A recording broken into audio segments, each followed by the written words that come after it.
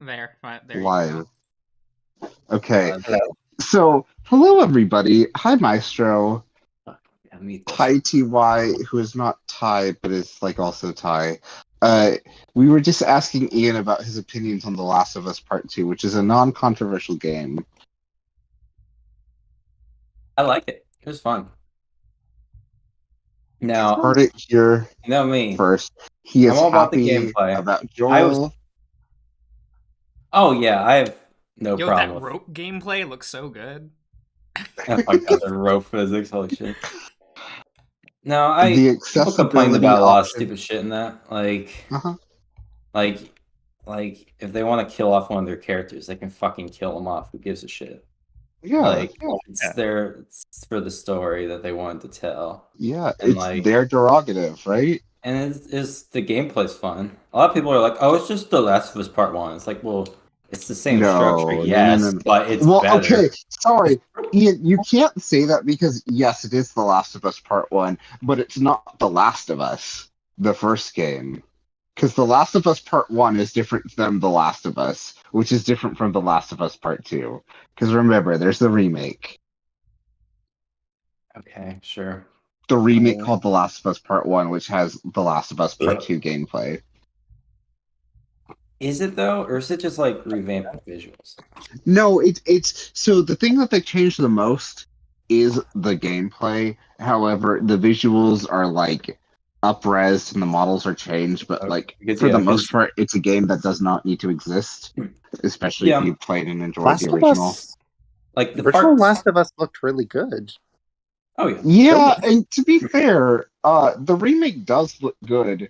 It's kind of a like, why do we need this sort of game, especially when they're charging full price for it? No, I know. Money. However, I will say, as much as I'm like, why do we need this? Horizon Zero Dawn remake is still funnier to me. It will forever be the funniest, like, oh, even though it hasn't even been announced, the fact that it was on the leak list of like, we're remaking this for like current like console generations, very fucking funny. Odd. Yeah, the it's been a while, Dragos, for sure. It's real good. It's fun. It's like way better than the first one. It's very fluent. It's not like a sticky. You're not like. It's not. You don't feel like a stick. Yeah, there you go. That's good. Yeah, that's good. The gameplay's good. I like the story. I understand. What they're going for. I liked Abby. I wasn't like, oh, I hate you because you did this. Why are you acting? Ian, and I was like, no, I like her. Ian, when you said I like Abby, you sounded like you were being held at gunpoint to say that. No, because and I just don't appreciate that, especially because, like, again, what do you mean so, socially he is? I mean, yes, I know this. Well, no, Josh, that's not true. I feel like your audience is more Redditors than not, and Redditors are like, are holding him at gunpoint to say like, you hate Abby, right? So, like, I feel like it's the opposite. Everyone hates her. That's what. But everyone who hates her has to voice that they hate her so much and how terrible she is. What do you feel about the Santa Barbara section? I've never met anyone in person that hates Abby. It's weird. I can kind of understand her motivation. Like, Joel murdered her father, so she murdered him, right? Like, yeah, makes sense. I mean, Josh, I would question who you surround yourself with. Which I mean by like, when I say who you surround yourself with, I'm not talking about online people. I'm saying anyone you meet in person is going to be like devoid of the internet. Like you could meet somebody in person who's like so consumed by the internet, but they're probably not going to talk to you. If you're talking to them, they're already not the demographic to hate Abby. You're right. I've met a lot of weird people. I remember meeting someone who thought that Detroit was one of the best written games. No stories that they had ever experienced. Was it Johnny? Okay, no. This was a classmate in college. Wait, the girl who took me to prom was like important. It's actually not important, but it's important to me. Wait, what was the question? Like, what pass did they get for Detroit Become Human? What passed? paths, because there's like ones where like certain protagonists can like die immediately. Oh, they and like they did the full game, multiple routes. Okay. They even I will showed the say game this. off to their family, and they liked it too. I will say every section with Connor and Mr. Krabs is like legitimately good, but that's also, as we've like found out later on, is in spite of David Cage, because they were like, "Fuck this, man! We're just gonna improvise whenever we can," and everyone like worked around it, even though David Cage was pissed off about that. So the true Detroit Become Human removes every single Connor section, and it's just the rest of the game, which is the same trite shit he's done every single time before. The Connor section is still pretty bad, but has moments of genuine, like, human connection. It's very weird for a David Cage game until you find out, oh, that's because the actors, like, rebelled.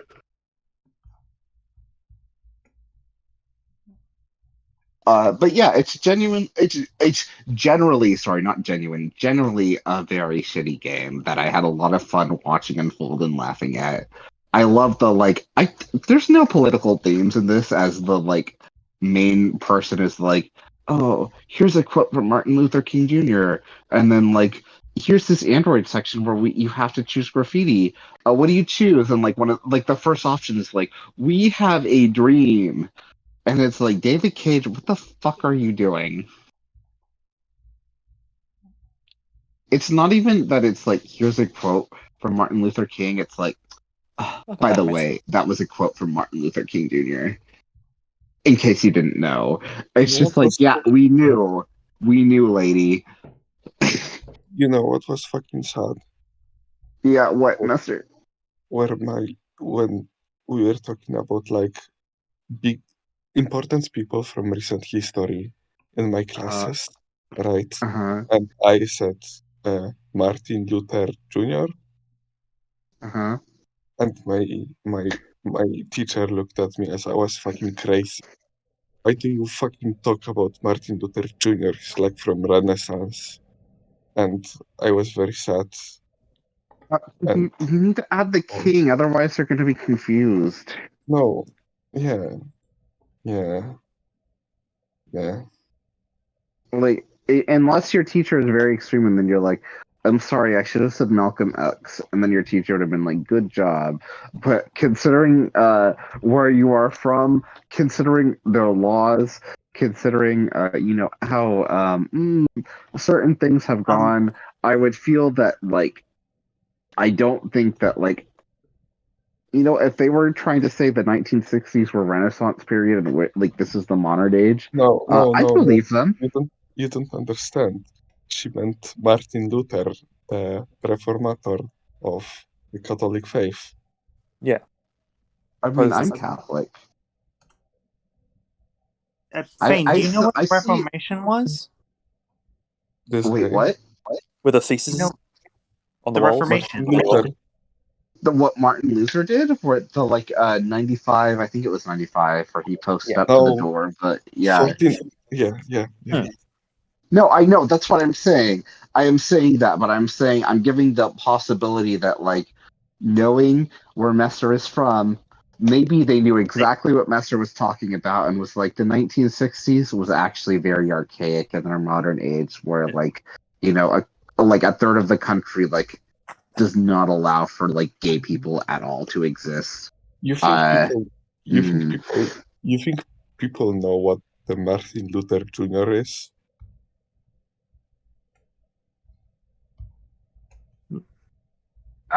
Martin Luther King Jr., Martin Luther. I don't know if there's a Martin Luther Jr. I'm sure there is in history, but like one of those. Yeah. I have also other point, but I forgot. Anyway, hello everyone. Hello. Hi, Mr. How are you doing today, Mister? Also, wow, this bulge on this drawing is very What? I'm just, you know what? I'm sorry I said that, YouTube. This drawing does not have a bulge, it just has a very thick diaper. Oh my god. Please.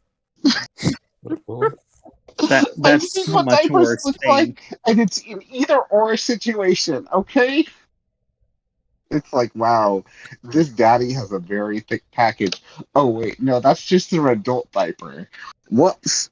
So you know what? We're just gonna say that this wolf man, very cute, has just a very thick diaper. YouTube is okay with that. He's also Elsa. Well, he can have, lack of colon. I feel like Tyson would just go commando before he'd wear a diaper. We're not talking about that, serious. We are talking about YouTube and the standards of YouTube, and YouTube is fine with adult people wearing adult diapers. That is, regardless of whether they need them. That's not fetish content. That's just practicality. Okay. I see why MrJosh decided to be mute today. He's not mute. He's just, No, he muted us for the first 10 minutes. Yeah, which I mean, for very good reason, because I was yelling at Ian, and I've changed everything since then. We changed from politics to The Last of Us Part 2. We changed to talking about something good. Oh, you never told me what you thought of the Santa Barbara sections of The Last of Us Part 2. When's that? They go to Lake California, and at some point they go to the Santa very Barbara. final sections. Oh, okay. Yeah. Oh, is that where it is? Okay. Oh, yeah, that's because I was like, because I want to play. Like, I'm not a big shooter person, and The Last of Us is again, the theme of violence just is it keeps on happening. I don't like that really. I get it, but it just feels so wow, you're so deep. However, Santa Barbara is the town that my ancestors built, so the fact that it's in a game makes me want to play it, so I can see how they interpreted it. So I feel obligated at some point, but that's the last portion of the game. I know that's the disappointing part. Because I've seen some sections and I'm like, oh yeah, I can see what they did here, where they combine multiple streets, but the general geography, it still feels authentic. And I just want to I just wish I could turn off all enemies and just walk around that section. I want a full-on walking sim version of this game. I mean, you can, which I realize is clear out all the enemies first. I think it's very. They don't respawn. Very easy. It's a baby game. I think it's very cute that they named it Part 2. The enemies because I don't think thanks to it, in the first game, so you should be fine. Oh, okay. Both Part 1 and Part 2 were a waste of time and effort. Why?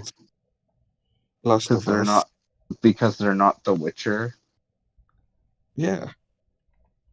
Not enough giraffes. They're not Gwent. They're not Gwent. There's no Gwent in The Last of Us.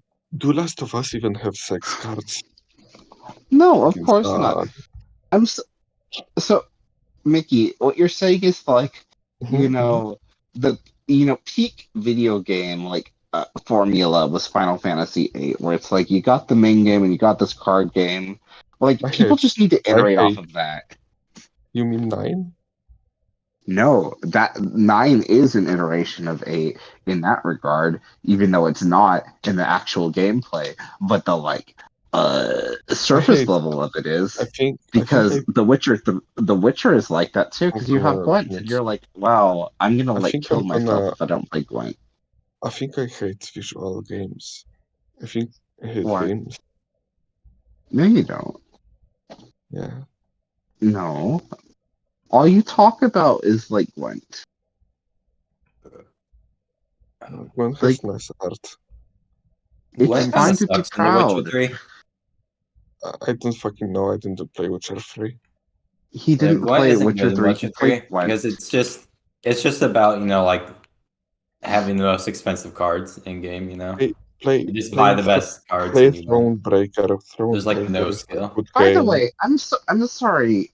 I know I haven't been here in a while. I'm sorry that I'm like overwhelming everything. I realize that I just have a lot to say, unrelated to everything.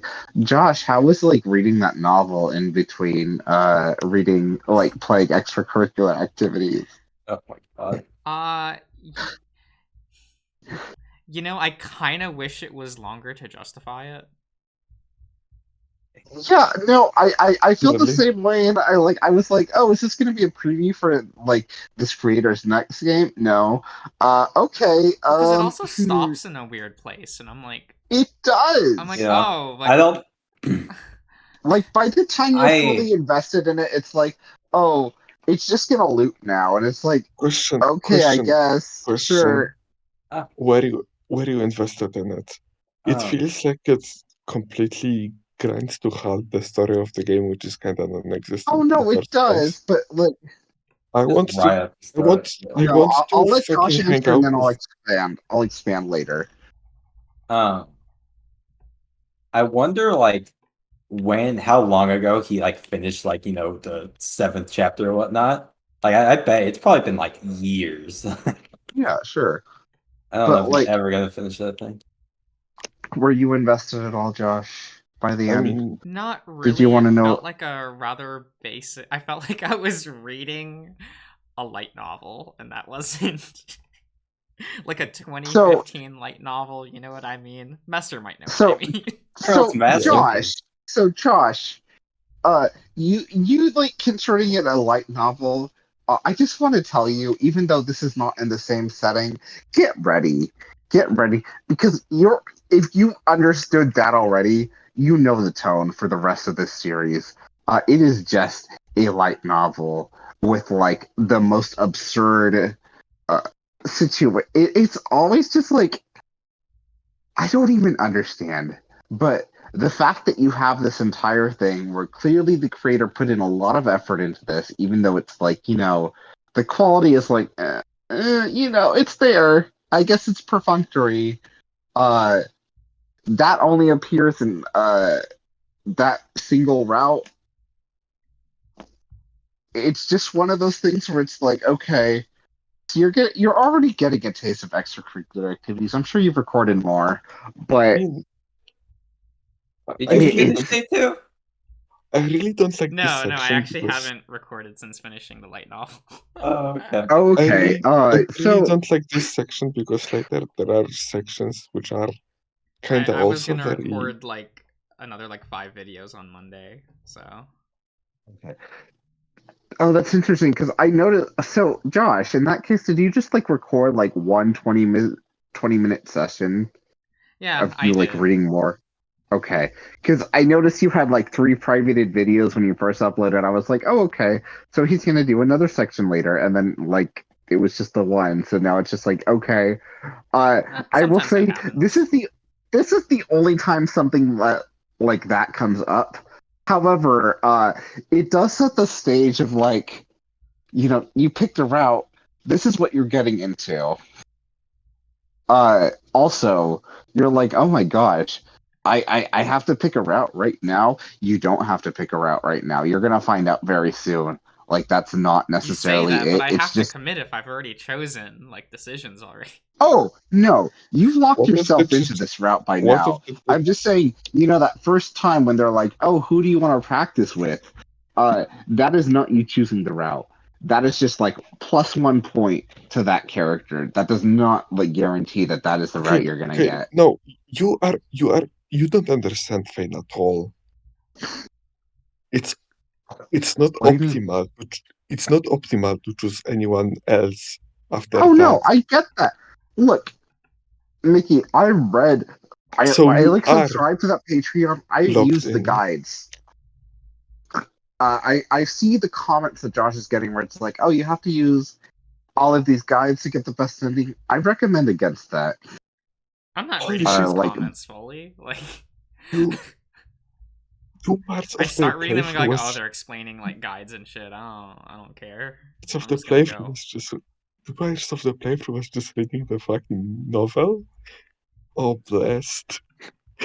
Oh no, he's already gonna get one of the best CGs in the game. because he read the novel, which I'm very happy about. But I didn't even use the guides. I just look into the source files of the novel to see what's the you little choices I shit, should make. you do that all the time, though. Yeah. Why read visual novels if I can just look at CGs? Did you finish Kilkins yet?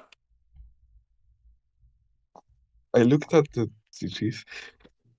He looked at the source files. Did you finish Hasn't even finished Minotaur Hotel, okay? I will never touch Minotaur Hotel. Oh, did you I finish know. it, Messer? Or did you stop? How far did you get? He fucking reads. Shut up! He will I click this. I'm sorry, shut Ian. up, I'm Finn. just telling Shut up, you. Finn. Can we He mute was him, fucking Ian? playing it. Shut up. Okay. I'm muting Finn, sorry. Fucking playing it. I read the point that you wanted me to read. What does that mean? Is I it know you wanted to talk about certain story beat in the game. I know what you're talking about, I think. It was still in the first It was still in the first city, right? It was when? What? It was still in the first city. No, it's after the city. Oh shit, okay, then I don't. It's when you reach the first Dreadstone. Michael, you could join us in chat right now. Yeah, it wouldn't help, but like I'm your en voice route would to be the great. Dreadstone. Okay, Michael is I'm here. muted. How far are you? Well, then talk. I'm in the route to the Dreadstone. Okay. Cool. Yeah. There's Okay, I'm sorry, Ty. Do not respect Messer for doing like the bare minimum, because it means he will never read certain things because he's like, I've already read the source code. He's been reading what am I missing Kilgans. out? Okay.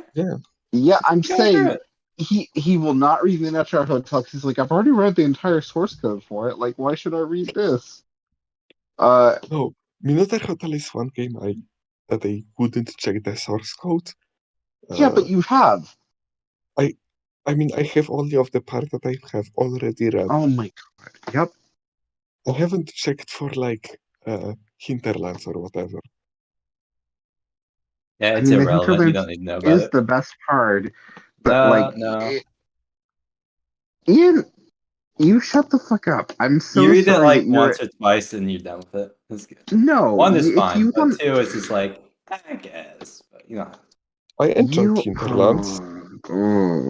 Ian, I disagree all about with that Asterion. so That's much. the best part of the game. Asterion fucking sucks. I'm sorry. He's like number 5 boy, maybe. But like Asterion's the best quality. As soon as they're like, oh, are we gonna continue the story and do a bunch of other stuff? They're like, oh, let's do other stuff. It's like, oh god damn it. Yeah, which is great because the other stuff is like the best part. But Ian, the best part of Asterion is, like I've mentioned before, he is the most likely to spread like COVID conspiracies online because somebody told him it was the truth and he was just be like, oh yeah, of course if you say that I have to believe you, and he's gonna spread like COVID vaxes like COVID. He's a COVID truther because of like somebody who ended up in his hotel, and like that's gonna be great. And I think that Asterion like best quality is that he is naive.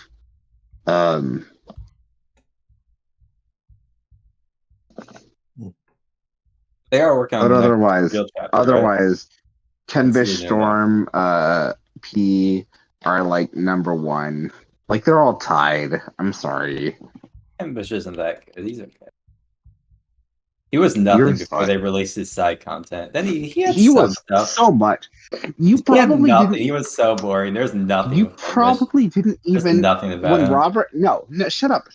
When Kenbish is like, oh, you can like, I'll make like dinner for one of your guests. I bet you only chose Asterion. You didn't choose every single option. Yeah. Yeah, which is a problem.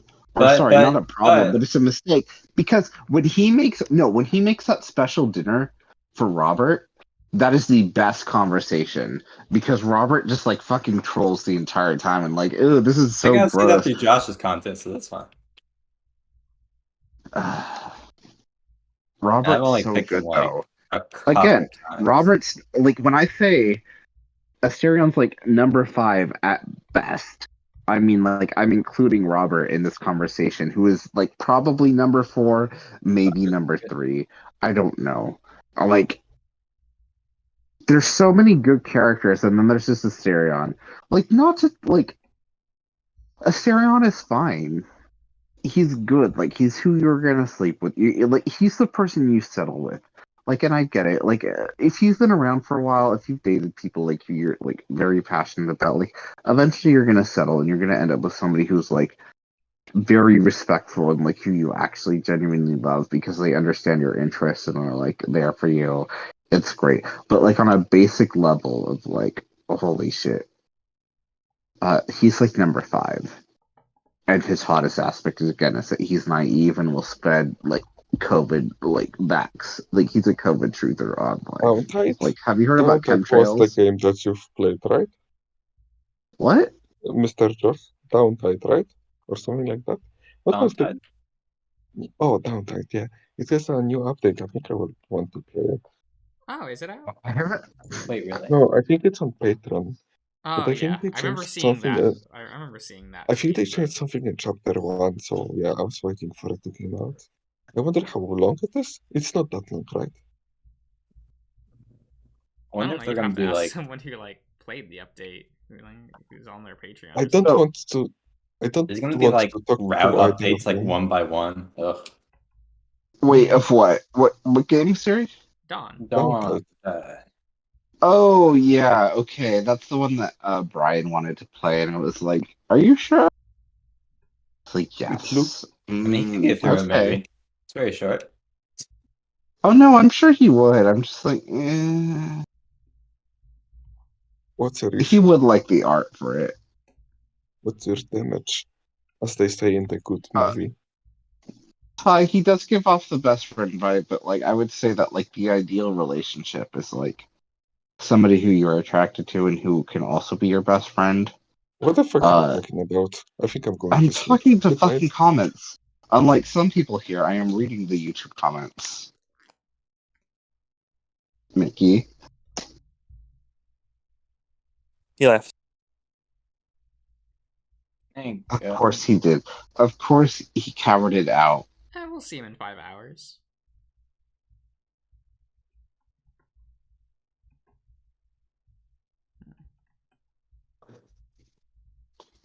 I really do want. Wait, Dawn Tide? Wait, I was thinking Dawn Chorus. Oh my god. Oh yeah, Dawn Tide. He with 1 build. Do you guys not like Dawn Chorus? Never touched it. I like do not, but I haven't played it. I just do not like the art for it. I'm not a fan of the art for it. Reminds me a lot of Tennis Ace, and I realize it's different styles, but it like gives off a similar vibe to me. If Dawn Tide has an update on Patreon, like fuck, I need a credit card so that I can actually get Patreon again, which should happen soon since now that I'm a supervisor and can actually afford to like split my pay. But I don't like that Dawn Chorus has like, it's not just the art, it's the fact that Dawn Chorus has like 8 different routes and like none of them are finished or even close to finished. It's, I really like the human heart because the human heart does that thing where it's like, oh yeah, we're just gonna do one story. Here's an update, but also like depending on how many points you get with the character, you get like a special bonus scene at the end of the game, at the end of the build, depending on like where you are with them. And it's like, oh, here's your romance. Like it's not part of the story. It's whatever. It just feels like, okay, this seems like a story that like it might take a while, but you can actually finish it. I don't trust that Dawn Chorus can be finished. Just based on they have quite a bit of shared scenes though. There's quite a lot of like. How long are they playing to make that game? Like, there are so many routes, and they keep. Yeah, I don't like that. Yeah, Michael, that's too much. Probably like a month to like 2 months. I think maybe like a month and a half. It's consistent. Human Heart is so I like good, the game. I just Michael. I hate how pretentious some of the characters are, but like it makes sense with like the college the fields they're in. But like sometimes they'll just start being all pretentious and stuff. I'm talking about like quotes and I don't know, just some bullshit. I'm like, oh my god. I'm sorry you can't. Oh no, I'm like I almost said something I was gonna regret because this is live and I'm not muted. So what I was gonna say is that I do not like the CGs in Dawn Chorus. That is part of the problem for me. But again, that is very much a me thing. It again there are better ones. However, they've changed the CG Dawn artists. Tide. Now Dawn really Tide. I like the fabulous, wonderful. I love it. The best. I like the one Dawn Chorus CG that was like the bear and the tiger. Yeah, no, they have his name like Bakemon. I don't even know how to say his name. They have like a new CG artist. It's not the old ones, and it's really I mean, I'll have to check and see it, but I don't really like it when it's super.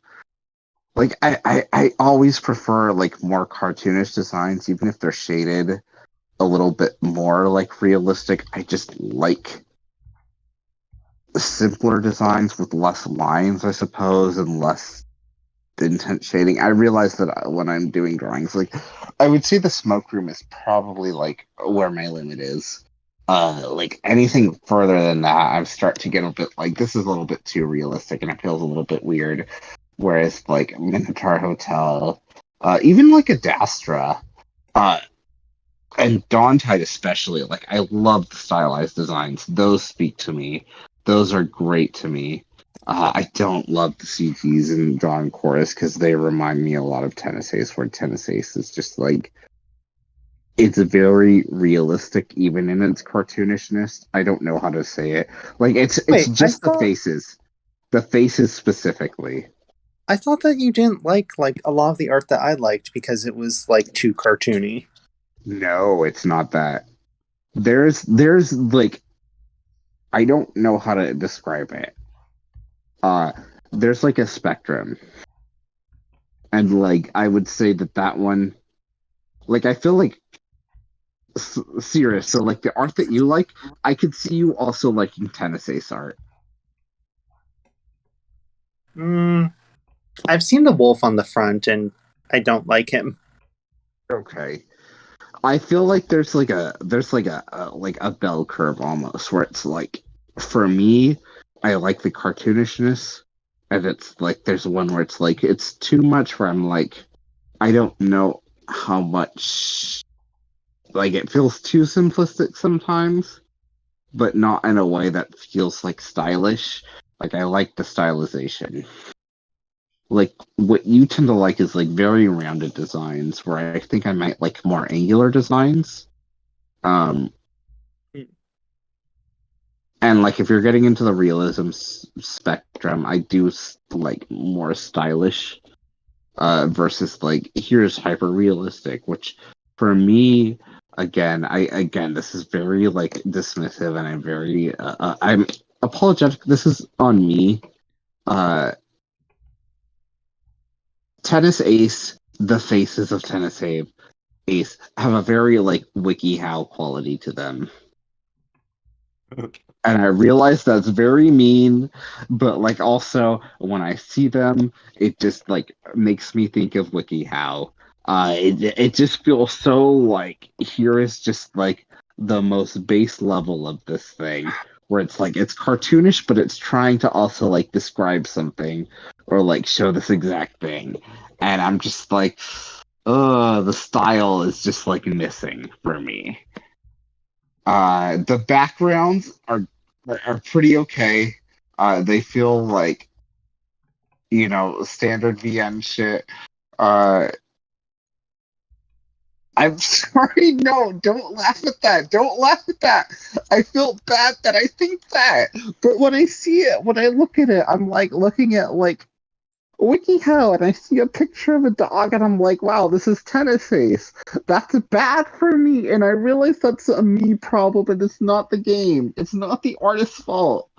But their eyes, their proportions, it just feels a little bit too real compared to like the rest of it. I don't know. I don't know how to describe it. For me, it's just off-putting.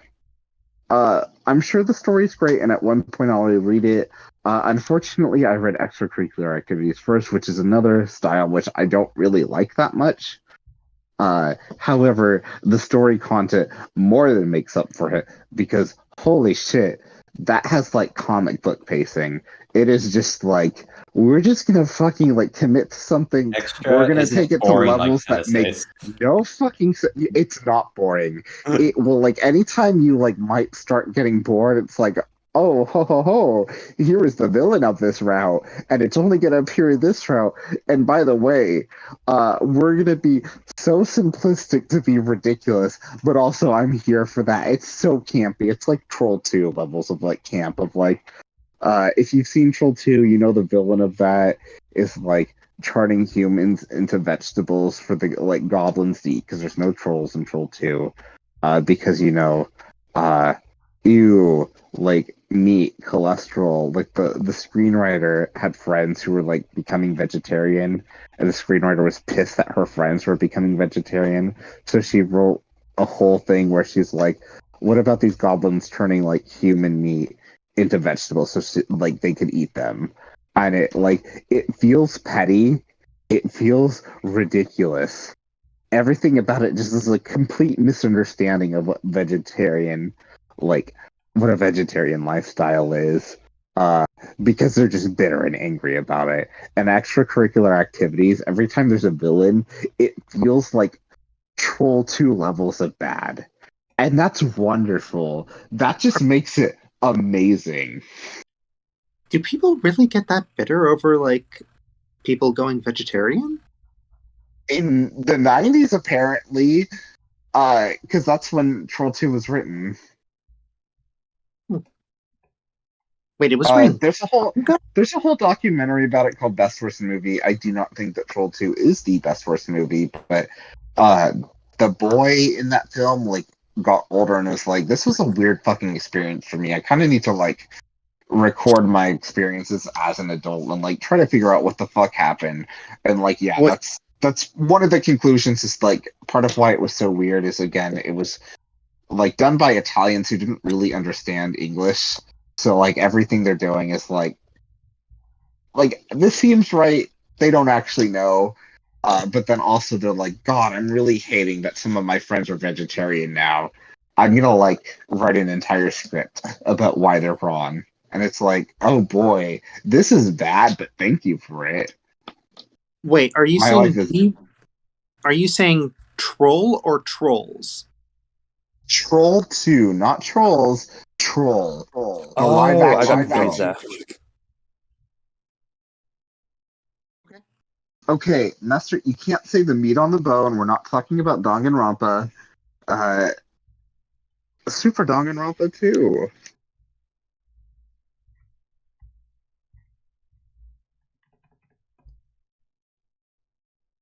The Haruki route. Do you know how to get I'd like to see that. Avril Lavigne is the best. It's fine. You can post that on April 1st. If Avril Lavigne showed up in extracurricular activities, I would say, yes, this makes sense. I realize you're making a Danganronpa reference and a joke, but like again, it is that level, like it's Skater Boy level of like writing, which is amazing and why it's one of my favorite VNs. It's a guilty pleasure, but also it's just like it's fucking hysterical and one of the best VNs that exists.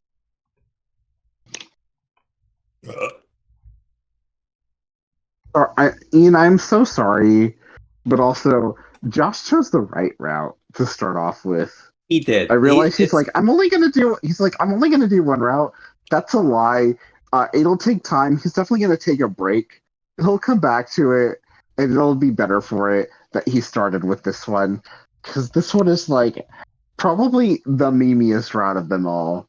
There's so much potential for bullshit. Yeah, and then like a year from now, I'll play Richard's route. You say that. When you eventually play Spencer's route and it's a completely different game and you're like, what the fuck? That's extracurricular activities where like the tone incredibly inconsistent. Every character is its own thing. None of the things like feel connected. It's not like Echo where you play every single route and you're like, oh, I understand the story more. No, you play every route. Every route is different. It doesn't help you understand the story more. It actively makes it like more confusing, but it's better because of that. There's no crossover. Welcome back, man. It's gonna be fun. It's gonna be real fun. I'm so he picked the fucking best route to start off with. I'm so happy. I was fully expecting him to go the Spencer route because the Spencer route is the one that has the most sports, the most like tennis attached to it. We've talked about this. This one, you're dating the teacher does not have the most tennis attached to it. You would never know about it, right? Because your first choice in the game is choosing which row you take. You don't even know nothing about the characters. You get like sentences, but like the thing, Messer, what you're saying is like you can still be like, I don't know, I don't feel like this is the right choice, and you can like choose other options. You're lying. You are. No, you can't. It's not optimal. Yes, you can. Yes, you can. It doesn't matter that it's not optimal. You can still choose other choices at that point. You can't. Yeah, if you're a quitter. Yeah, and so Josh is like, oh yeah, of course I'm going to choose the teacher because it's offering me the teacher. But also he was like, oh shit, this bear kind of hot. Was the vibe that I got from it, where he was like, I'm going to justify this as it being the teacher. It's like saying that, I don't know. Can we talk about dead babies? Yeah, sure. We're gay, of course we can talk about babies. It's like saying that throwing a baby into garbage is as efficient as an abortion after morning pill, right? Like, it's too late to get rid of a child in an efficient way. Sorry, this is the example. Sorry, Miko, what industry do you work in? Don't worry about it. Do you work in a? I just need to go. Do you work in a tech industry by any chance? Maybe. Do you work with computers? I always thought it was a movie, but because like your analogy makes sense for somebody who works in tech. Thanks. You're like, yeah. If I'm not like optimizing, I might as well just throw this baby into like a meat grinder, right? Yeah. And it's like, no, that's actually not normal. And you're like, of course it's normal. It's not optimized. It's just an example of a problem that gets. Okay, I actually don't know where I'm going with this. I'm confused. I know exactly where you're going, and I'm just like, wow, you really like Elon Musk. Anyway. What the fuck? It's my fucking dick. Sorry. I'm sorry. I know. Sorry. Also, I do know that he does work in tech. He's not going to say specifically what. That's fine. He has like guitars for some reason, like stapled onto his like walls, where he's like, what if I like didn't use this guitar with my hands? What if I like put my foot next to it? Like, that's what level of tech he is. He's a tech bro Mickey. I was using oh, hi, Billy Bob Joe. I'm sorry that Elon Musk summoned you. I have questions about that, but welcome. Hi. My goodness. It's me. Master, would you take Grimes?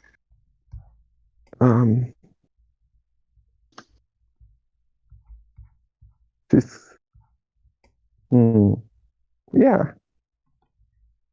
Yeah. She's cringe, but I like cringe. She's named Grimes because, like, she has the Grimes mask on her. Oh, yeah.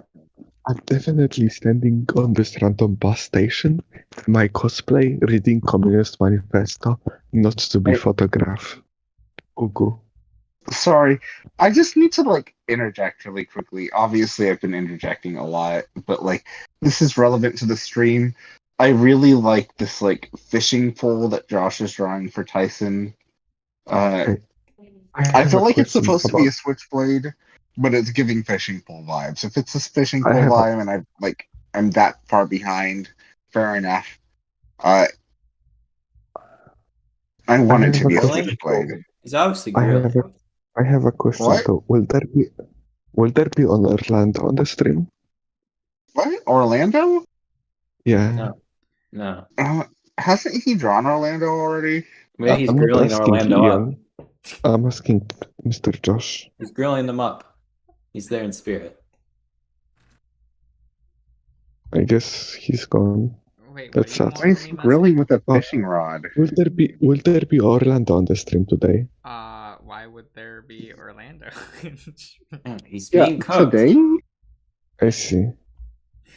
Oh, thank you for doing the Oh G my shots. god, I do appreciate it. okay, those lines, Josh. Those choices. This diaper is very thick. He's not throwing Orlando, just fake alarm. So I've clearly missed a lot. I haven't read like passwords since like February. I'm still on day 19. I want to read password, but fucking god damn it, this is fucking.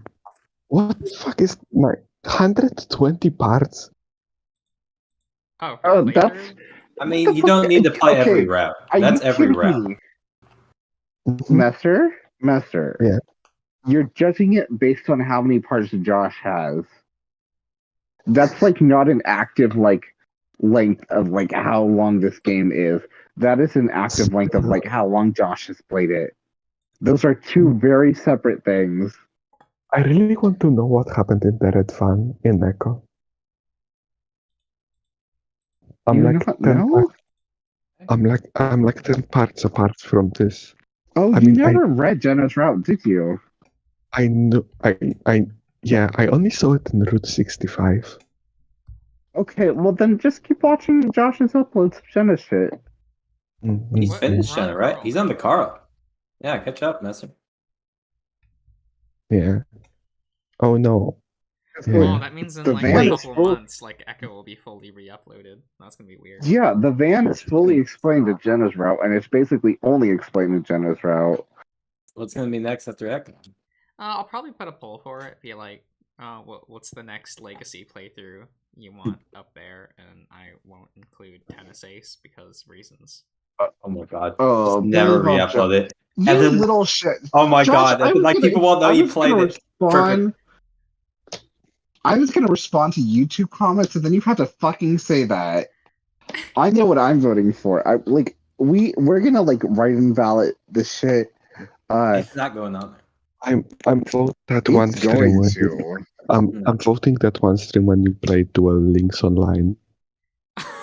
We only need one single part from Tennis Ace uploaded, and it's the part where he screams.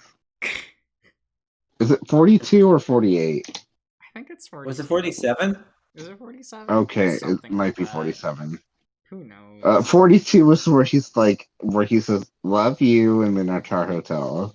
Oh, is that what that was? Yeah. Okay. I think so, yeah. Alright, I have to also not re-upload Minotaur Hotel because of that. Yeah. Shut the fuck up.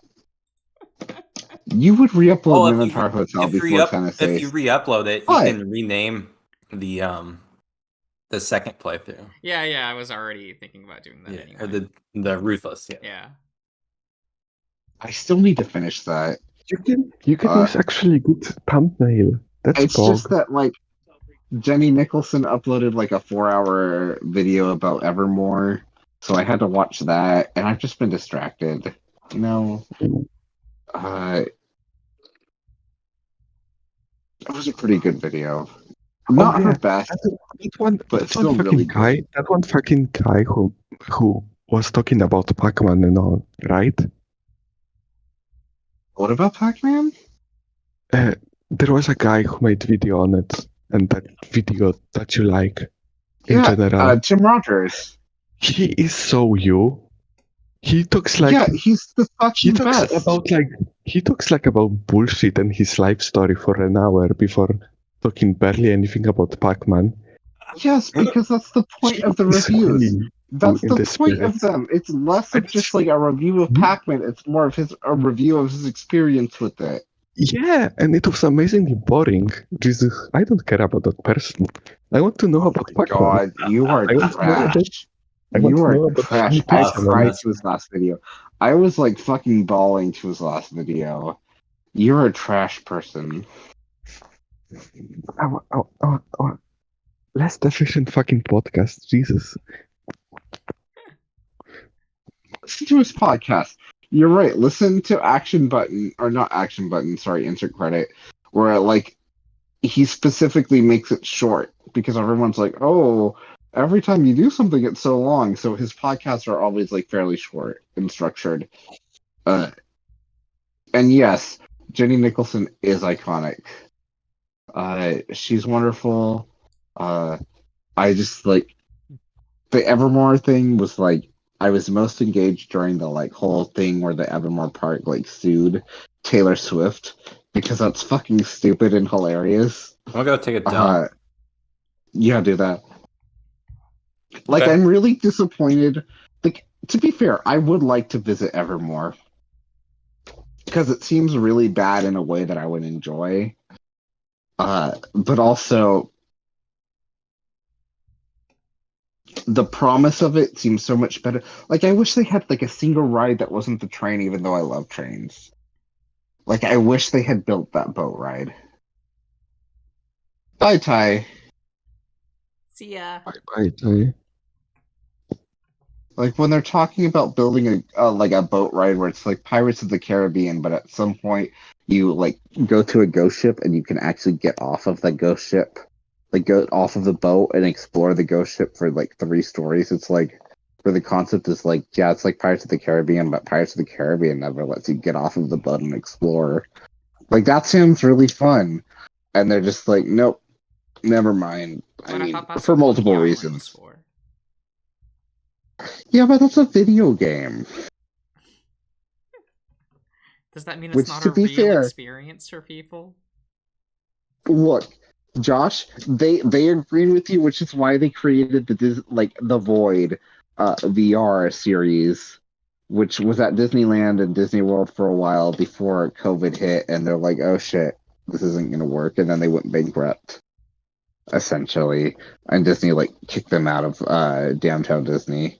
But you know, they heard you and they're like, yeah, video games are actually the future, but let's make them kind of tactile. They did not do a Monkey Island IP. They did not do a Return to Monkey Island, I'm sorry, like Microsoft is doing. Look, Ian, if you want to keep talking about The Last of Us Part 2, you can. But you can't say The Last of Us for 2 seconds. What's the point of Last of Us Part 2? I'm still upset that no one said we truly are The Last of Us. That's why I didn't buy 2. So that was all I asked. I know that's all you asked, but it's so dated, Josh. I don't care. It's either that or more giraffes, and I got neither. You got... Look. Yeah. Look, Selkie is all about that Julian from Echo Energy, all about that giraffe Julian.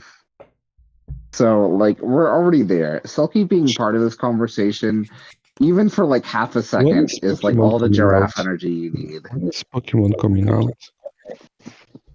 Like, you have Ellie, you have Joel, and they're like, oh, look at the giraffes, and it's just Julian from Echo wandering around. Have you guys seen Coin Pokemon? I saw it earlier. Yeah, I looked at it. Yeah. I am not looking up any more spoilers for Pokemon because I am the exact opposite of excited for this game. That's the point. You cannot look any spoilers because they're showing nothing, right? Which is why I've avoided it, because they keep showing Pokemon. And I'm like, this is so underwhelming, and I don't care. But, like, I want to. Josh, I get it, but like I've liked all the other games, and this one I just do not give a shit about. Fuck. What? You good? Everything okay? Yeah, I know. just. You talk. Sorry. Serious? Are you okay? Yeah, no, I'm fine. I'm just an idiot. Okay. You're like the exact opposite of an idiot. I had exactly the same reaction when I realized I'm an idiot.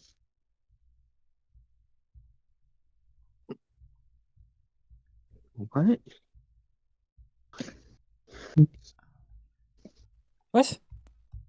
What? Yeah, correct. My only problem with Pokemon is that Sonic Frontiers is coming out a week earlier, which is like good because I'm going to be playing Sonic Frontiers. Why did Messer post a picture of his ball sack in the VC? Wait, what?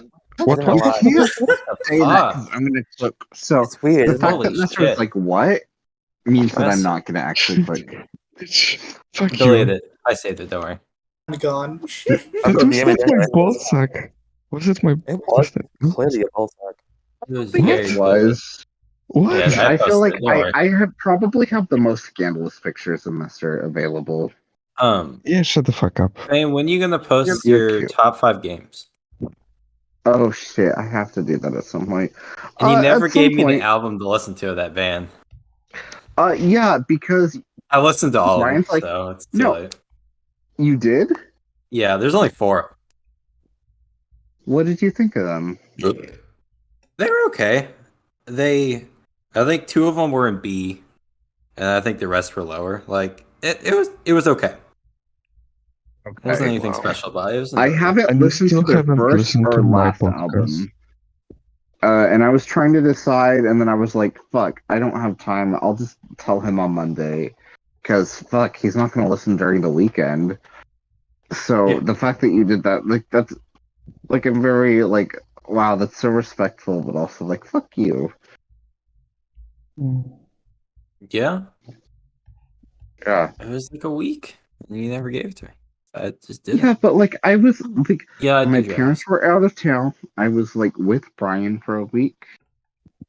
I was making him watch Tim Rogers, which Messer is, like, the worst person in the world. Which is fun, but we also watched Pretty Little Liars, which was great and one of the best things. Do you like I that did not Descendants bust my characters fucking are in balls. Pretty Little Liars now? Yeah, you did. Wait, what?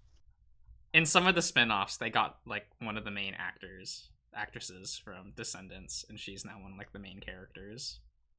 Is she in the spin-off from Shit, I don't like know the names. You'll have to ask the Original because Sin? he's watching it. Okay, I'll have to ask him about it because I didn't. Okay, so here's the thing: is I was like, wow, you know, I kind of like this new spin-off, the one that was like by the Riverdale creator, and then now that I'm rewatching the original series with Brian, I'm like, oh, the new series is actually kind of like really bad. Because like I realize that sometimes when you're like watching a new series, like for me, one of the best examples of this is Farscape season 1. Is kind of it felt like a mess the first time I was watching it. And then season 2 was so exciting because they were just experimenting so much, and I was just like, oh wow, this is all really good and exciting. On rewatches, season 1 is great because all the characters are very consistent with where they end up. Season 2, the first half of it is a fucking disaster, which was where I was most excited for the series originally, and now it's like almost unwatchable. And I feel fairly similar to Pretty Little Liars, except that like the later seasons are still watchable. It's just that season 1, which I wrote off, is actually just as good as later seasons. It's the cinematography is actually like legitimately fantastic and with meaning. To the point where I feel like the cinematographers that they got for it, not the directors necessarily, but whoever was filming, like had more ambitions than they were comfortable saying at that point. So like you would have like screenshots from it where I'm like, holy shit, this is not what you would get from typical TV. But they're going for it. They're just not saying anything. And then like Farscape, it's very similar in season 1, and then season 2 they change studios, and like it's really bad for a while, and then it becomes the best it's ever been. Early season 1 of Pretty Little Liars, really good. Fucking trash character like choices, but like that's the appeal of like of everything. Again, they choose to introduce the blind girl from episode 1 as like Jaws. Like every time she appears, she like is basically a shark. Like they treat her with the same cinematography as if she's like a shark gonna kill somebody. Fucking wonderful. Very problematic nowadays, but at the time, very fucking hysterical. It was actually problematic back then too, but very funny. Still respect it. Still one of the funniest portrayals of somebody who's blind ever. Just great shit. We stand it, or I stand it. Jenna's the best. Josh, why didn't you give him a Kiss the Cook apron? That'll be in the way of the good stuff. Is he cooking? Is he cooking hamburgers or sausages? Cooking Orlando. Orlando will not be cooked. Orlando is too like unless Dave was like, Orlando, I really need you to like become meat for me. Orlando would be like, yes, you are my treasure. Of course I will do that. Like, again, Orlando, Dave, OTP for me, even though I like Tyson more than any of those fucking bitches. But,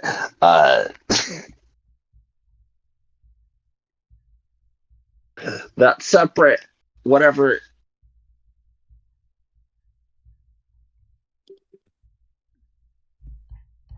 Well, Tyson's just really hot, and like, it's not like. Here's the problem with Password. The hottest character is Dean, and he has like no story prominence. And again, this might be very outdated at this point. I'm going based off of Day 19 shit. Like that's the latest I've gotten to. I have not read it in months because of work. So I could be very wrong. Suplex the villain. Okay, so you've decided that Dean is not the villain anymore, so that's good to know. Because I was like the like one chance for. Yeah, you're very far. Okay. Pretty much all the mysteries have been like uncovered. I should go back then, because you're not working off the like Patreon builds. You're working off of the public one, so yeah. I guess I should go back and read that shit. And I do know that like the last build I read was like, that's it. The romance is done. You need to fucking get over it. We're gonna like transition into mystery shit now. Well, that's disappointing then, because I really wanted Dean to be the villain, because I was like, well, at least maybe then he'd be interesting. No, the person with the least story relevance, as far as I've read, is still Haas. I mean, okay. Of the 6, 3 of them are not important anymore. Oh, I guess Sal hasn't been important. Yeah, he's one of them. Oh god, I forgot Sal was in the game for a moment. Yeah, Sal, Haas, and Dean, they're not important anymore. They don't matter. No, they're not. Okay, but that Sal makes perfect sense. Invisible. So here's the thing. Sal is somebody who's like a background character. He's literally the Brian of the game. He's like, wow, I really respect that you were like all of these other characters. Like he like notices that Dave is like all of these other traits, and I'm just like, that's really cute that you like that. It's very sweet. I realize you're not important, but like at least you're like compelling. You have Haas, who is also like sort of Brian, which is like, yo, I care about acting, but also I'm probably gonna get shot. Like I hate like school shootings. I'm very afraid of like getting shot. That's his character trait. Very good.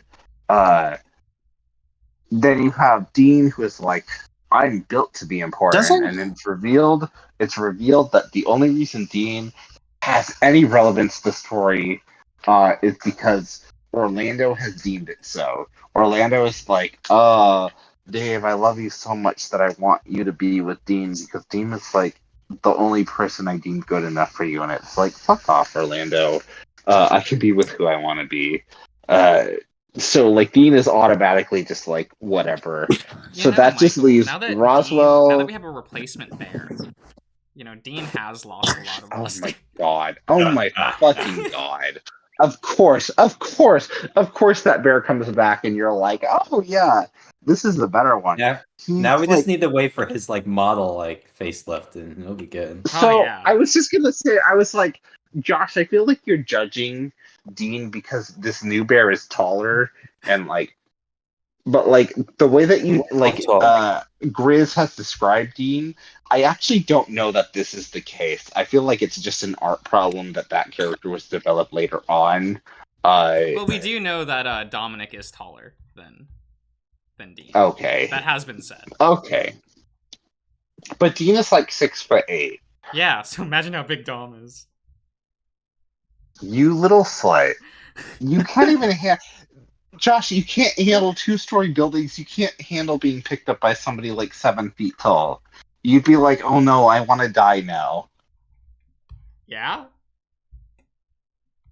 I guess who's going to be getting dominated, so it's fine. No, I was just going to say, I guess in some ways, dominating your fears and being like, I'm the top of this situation would be like, I am dominating my fears of height.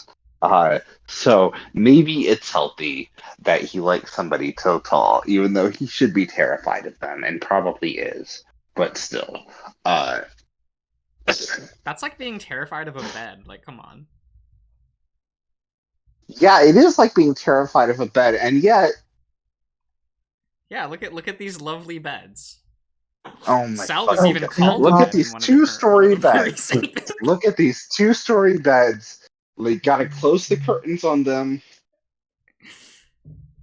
Well, yeah, I gotta keep them, Oh my god. Modest. But of course, Roswell, Orlando, and Tyson would be the only, like, story-relevant characters. Like, no shit. Like, if at that point, like, I know some people are probably... Does Orlando matter right now, too? Whether he does or not... There was, like, that one conversation where he's half relevant, and then he walks out of the room, and suddenly it's like, well, I guess we're down to just Dave and Oswin being relevant. Oh, so even Tyson and Roswell aren't relevant, even though, like, Roswell's apparently gonna be in, like, Password 2 without, like, any other characters. Tyson has a really good scene in Day 23. So he's relevant to my heart. Yeah. And it's basically shows, like, who the true rat is, so it's fine. No one else gets a scene like that in that day.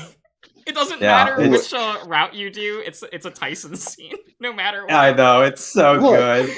Oh my god. For me, it's been clear, even though I haven't read past Day 19, the fact that there is, like, that, like, Dave is not a part of the sequel necessarily, and that, like, we got merch for Password, and it's literally just, like, Dave and Tyson, and Grizz was like, yeah, I do think there is a canon route for this, like, for Dave. It's like, okay, so Dave and Tyson are, like, actually canon. Yeah. He basically said so when he was in the stream before. Yeah, but I wasn't here, so... Well, now you know. Yeah. Yeah, but, like, that's so obvious. It makes sense. It's very cute, even though Brian hates it, and I tell Brian, like, fuck off. The Tyson way. It's good. Exen, hello.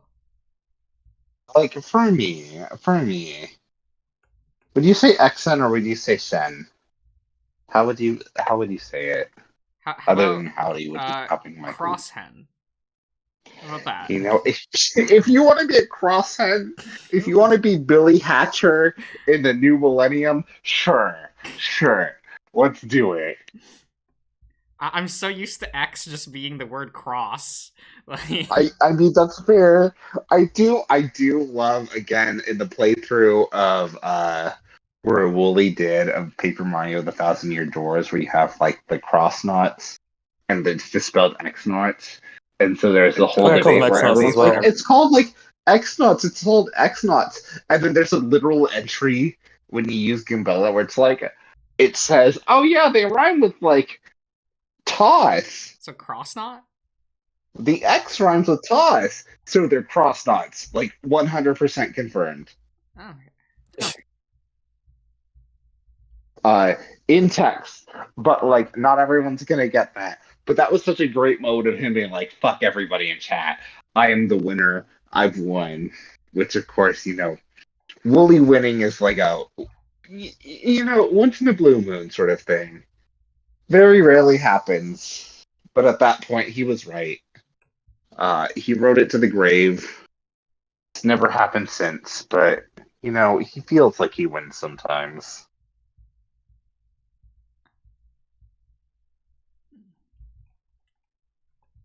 So Crosshen, it's not Shen, it's Crosshen. Okay. Good to know. And when I say Crosshen, do you mean we should say just Cross? Because I want to call you Shen. But I will say Cross or Crosshen, whichever you prefer. What? I'm reading YouTube comments, Ian. I'm so sorry. I'm so sorry. People say X is cross? The fuck? Yes. Why? Japan does it a lot. It's a Japan. Yeah, it's a Japanese thing. It's not uncommon. That's stupid. It really is. Okay. Look, it's not the Keyblade, it's the Crossblade. Some say the Kai. Some people say Kai. Yes. One of the stupidest fucking lines. I can't believe they're like, Leonard Nimoy, record this and then you can die. And he's like, okay, I guess I'll do this. And then he died. Like, thank God they got that out of him. Oh, yes, the Keyblade. Some call it the Kai Blade. Alright. The fact, Look, I still hate that. I hate it so much that they called the MacGuffin also that. No, it's great, Sirius. It's also great that everyone in the English voice cast who voices Xehanort, who eventually dies months later. Like, oh shit, Leonard Nimoy died, let's replace them. Oh shit, their replacement died, let's replace them. That's so good. So the Kingdom Hearts Remind DLC has a different voice actor is just amazing. I love that whoever voices Xehanort is just dead at that point. Do you really want this role? Yeah. Okay, well they're gonna die.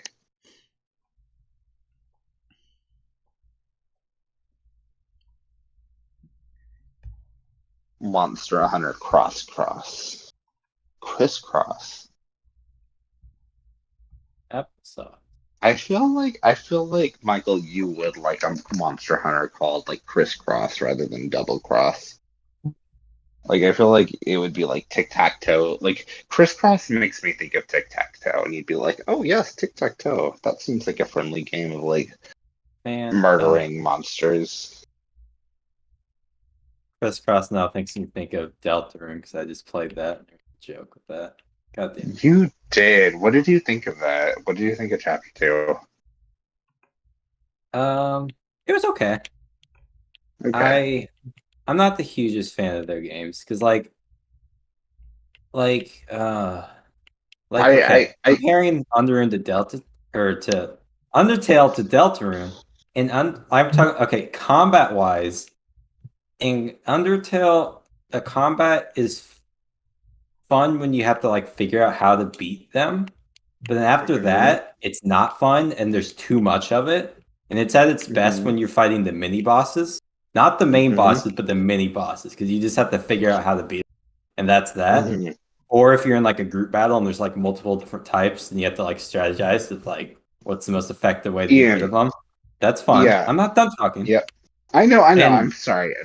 And then in Deltarune, the combat, I like the combat, but it didn't really have that puzzle factor. Instead, when you go to the act menu, it's just do this one thing and then maybe use your companions with it to do it faster.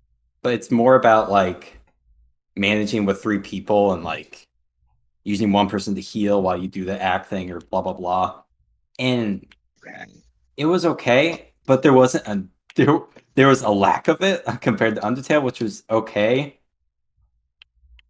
But and then oh god, the fighting makes no sense in Deltarune. The like when you attack people, they should just remove where you can like beat people up and like take them out and they run away. They should just make it to where like you just weaken them and then you can't just finish them off because it just makes the story not make sense. So I have a couple of things to say to you, Ian. Number one, the puzzle aspect exists in Deltarune Chapter 1 because at that point you're trying to figure out how to make Susie like not fucking kill the people you're like trying to talk to. I like that. I realize it's fairly repetitive, but it's there. Deltarune Chapter 2 introduces a thing where I'm assuming you beat Deltarune Chapter 2 and you didn't do the other route. I tried, but I apparently have to do a bunch of stuff and I didn't know. You do because you basically rather than you like killing everyone, you have to be like, no, it's not just freezing somebody. Yes, that is essentially what you're doing, but you are like taking a character and being like, no, you can trust me. This is the right thing to do. And you're killing people, and she's just like, I don't know if this is right. And you're like, no, it's okay. You can trust me. I know what I'm doing. And you're slowly just like fucking gaslighting this character who is like a very good character. And he was my least favorite character. Oh my god, she's so boring. What? I'm sure you think that. Oh, I have. Oh yeah, I got more opinions on the story. Deltarune Chapter 2 is like very talky, which means that I loved it. You should know that I love Deltarune Chapter 2 because it is much more talky than any other part of like Undertale or Deltarune. I'm okay with that. I don't like how it's just the one guy, right? Toby Fox, pretty much. No, actually, Deltarune Chapter 2 introduced more people. Well, I don't Chapter 1 was just Toby Fox. I don't like his writing style where he like tries to make stuff sincere and stuff and like have like wholesome moments like in Undertale at the very end when like the dude's shooting you with the laser and he's crying. I'm like laughing because it's like so stupid. But so I think he does comedy really well. I like the comedy. It should just be a pure comedy game. Fight me. I don't care. Like I don't like how he does the other stuff. I don't think it's good. Like Noelle is so annoying. I didn't care about her. I only like the funny. The only character that I like with like some emotional stuff was Susie. I thought she, but like everyone else is like, you're not funny. I don't care about you. Ian, and like some character like Noelle, she's not funny. She's really annoying. She's inserted in funny scenarios, but she's like not the funny one. And she's just kind of there. And she has to react. I have like 3 comments to that. Number 1, Susie is the most new character in the entire game. So you being like, Susie's the best is very funny. She's the best character. Number 2, fuck you for forgetting Birdly. Because Birdly is like, is one, very cute. And like his like whole thing about like mobile games. Very good. That was my favorite joke when she's like, "Oh, I only play mobile." That was the best joke. That's like it is legitimately the best joke in Deltarune Chapter 2. I think it's the funniest fucking shit.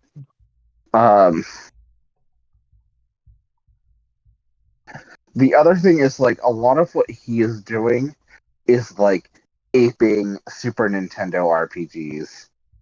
So I don't know how much of that is like connecting with you. And I realize that's not necessarily like it's fine if you don't connect with it.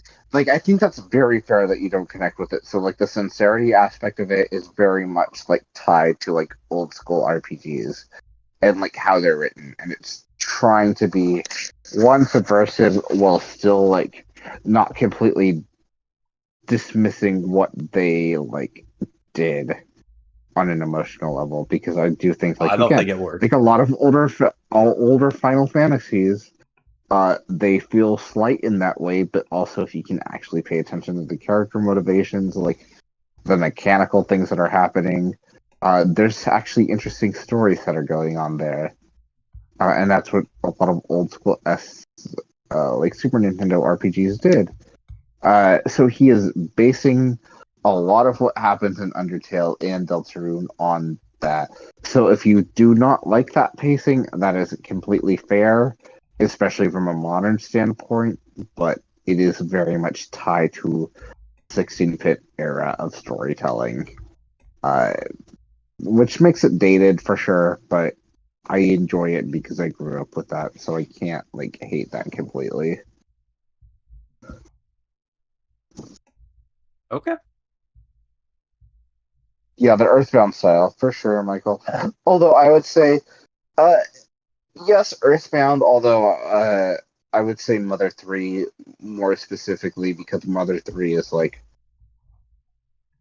honestly, Earthbound just seems so much like a prototype for what Mother 3 was able to accomplish, even though Earthbound is so much more open. Mother 3 is just one of the best paced storytelling in video games in general. Is that the one with no modern translation yet? Yeah. Well, no official one. That's what we're talking about. And it existed for a long time, to the point where Nintendo there's a was really nice fan translation. Yes, and it's by people who work in translations. Who I'm pretty sure one of them, the main person, Tomato, did the translation for Kingdom Hearts 2, the official one. So it's not a cheap just fan translation. This is as official as you're probably gonna get without the Nintendo guidance of let's change this, let's change that. And I think that's part of why Mother 3 is never gonna be localized, is because number one, they have that very that translation that is very much it's as not official as you can get, but as professional as you can get, without having to change things. But on top of that, anybody who would actually be interested in that product has probably already downloaded and played that, even though a lot of the people who have downloaded and played that would be very willing to support whatever release Nintendo actually came out with, even if it wasn't perfect, because of how impactful Mother 3 is. I feel like Mother 3 has just, it's one of those games the sequel to Rocky Horror Picture Show, Shock Treatment, which I realize that I'm very not this is not a normal take, whereas Mother 3 is a very normal take. It's just gotten better with age. It just feels more and more prescient to what's going on today than it did when it was originally released. That one came out in 2006. Mother 3 came out in 2006 for the Game Boy Advance. Shock Treatment came out in 1981, I believe. Both of them feel very prescient to modern times, and are very impactful still. So if you get a chance to play them, I would. Just legitimately, they're fucking fantastic. And there wasn't enough mini Mother bosses 3 in Deltarune either. That's another thing to say. Yeah. It's Undertale had a lot, but Deltarune did not. More mini bosses. Well, yeah, because Deltarune is very much incomplete. Yeah. But, I mean, what's there so far? It would be nice if there were, maybe fewer enemies, but each enemy was, more, engaging, or, had more parts to it. Yeah. The enemy amount, it was low. So, if they just were longer battles, you'd have to do more, instead of just, hitting act, and it's either you do this, or you use your companions to help you do it. There wasn't much puzzle aspect to it like Undertale. Ian, I hear what you're saying, but I feel like it has the opposite problem with Shelter. Whereas Shelter is every time Shelter releases a build, it's oh yeah, for anyone who's following, here's all these really cool prompts. But if you haven't been following and you're starting from scratch, there's so many things that you only get by playing multiple routes, and you only get it by playing multiple times, and it's just it's overwhelming how much content there is by doing things multiple times. Whereas Deltarune is very much like aware that like this is being released in chapters, it's not being released as a whole, so it's not going to make those things overwhelming. So if you just happen to pick it up, like if you play it part 1, part 2, like you're going to be able to recruit every enemy without it being like super incredibly overwhelming, because like, oh shit, you haven't been following the project from the very beginning? Oh, what do you mean? So like all of this extra stuff, like if you like Deltarune is not like, oh, you haven't been following us from the beginning, well, I guess you're just gonna have to deal with how much shit there is, where it's like, no, we're gonna pace this like per chapter, we're not gonna overwhelm you, we're gonna focus on other things. I mean, Whereas, as it like, progressed, for they me, introduced more stuff. I get that. They do, but like for me, Shelter is like I love Minotaur Hotel for how like it introduces things on like later playthroughs, and if you really commit to it, you can find secrets, but you don't need to. You don't need to find those secrets. Whereas with Shelter, I feel like it's kind of incredibly overwhelming, and there is almost an assumption that you've played other builds before. And so, like, when you're going through things, it just assumes you've had that. So, like, but the extra I content know isn't it's some. necessary in Shelter. I don't think it's overwhelming. You just play the game. I know you say that, but like, I played it from scratch, and you know, I just played it as I went. Yeah, but what build did you start with? I don't know. Pretty far in. I mean, you played it at least in like build 12, because I played it like the most recent one. And like, not the most recent one. I think I started with 23, and like, Josh, you say that, but like certain things that like when I went back, it was like, what the fuck? Why is this unlocked now? And like, the more you play it, the more you die, the more it's like, oh shit, now there's an extra dialogue option. Is it necessary to know the story of the route? Not necessarily to the story of the route, but the overall story that Shelter is trying to tell. Yes, it's just a lot of options. A lot. Yeah, but that's all like because not necessary. You can still like just like experiment. When I finished Shelter, the first one, so I knew you see like the logo for Shelter, the pause of it, like one of those pause that was blank previously filled in. And I think it's one of those ones where it expects you to play every single route to get the final route. And I think that like it expects you to play all of those variations to get the full experience of it, to get like what they are trying to do with this story. Whereas if you just play it once, you're not going to get that. And it may not be necessary, but you're going to be missing out on the themes that it's trying to tell. So like it will work on its own for one route, but it's going to be missing like a substantial amount. No. Sucky and like seriously stuff. You saw me like play through runes. Like after playing through it, you pretty much understood. Like it was very clear what it was going with. Were you starting? Sorry, Ian, were you starting from a fresh save file, or were you starting from your save file? It doesn't matter. You still get the same stuff. It does, because when I was playing Shelter, options would unlock based on like me having gone through certain options. Me failed certain options. Rune's route will be a little different if you don't get the eyeball and like it has change, but like it doesn't change like the content, the story content at the end. What they're like the story they're telling. What do you need to get the eyeball? I don't think you can get it in the first playthrough, because you cannot get it first. You have to do other shit. You have to do other shit to get it. Go through Max's but it just changes the scene. It doesn't change the story. It's because like it's meant you play through it once and you play through it again. You can get better versions of certain events, but you're still getting the main story. And like you can get optional lore stuff if you do some of the side stuff, yeah. But you still get the main thing. I feel like compared to Minotaur Hotel, which is what I'm comparing it to because of this one, you don't need to, for Minotaur Hotel, you don't need to play through it multiple times. You just need to make like certain options. Whereas Shelter, you need to play through it multiple times to get certain options available to you. Yeah. Which I do not like. Okay. Whereas I guess that's my major qualm with it, is that like I think a fun way to play Shelter is you go till you die, and then you just start again, and you just pick other options, and you just keep doing that. Yes, you would start from the beginning, but a lot of people aren't going to do that. They're going to start from where they died in their last save file. That's fine.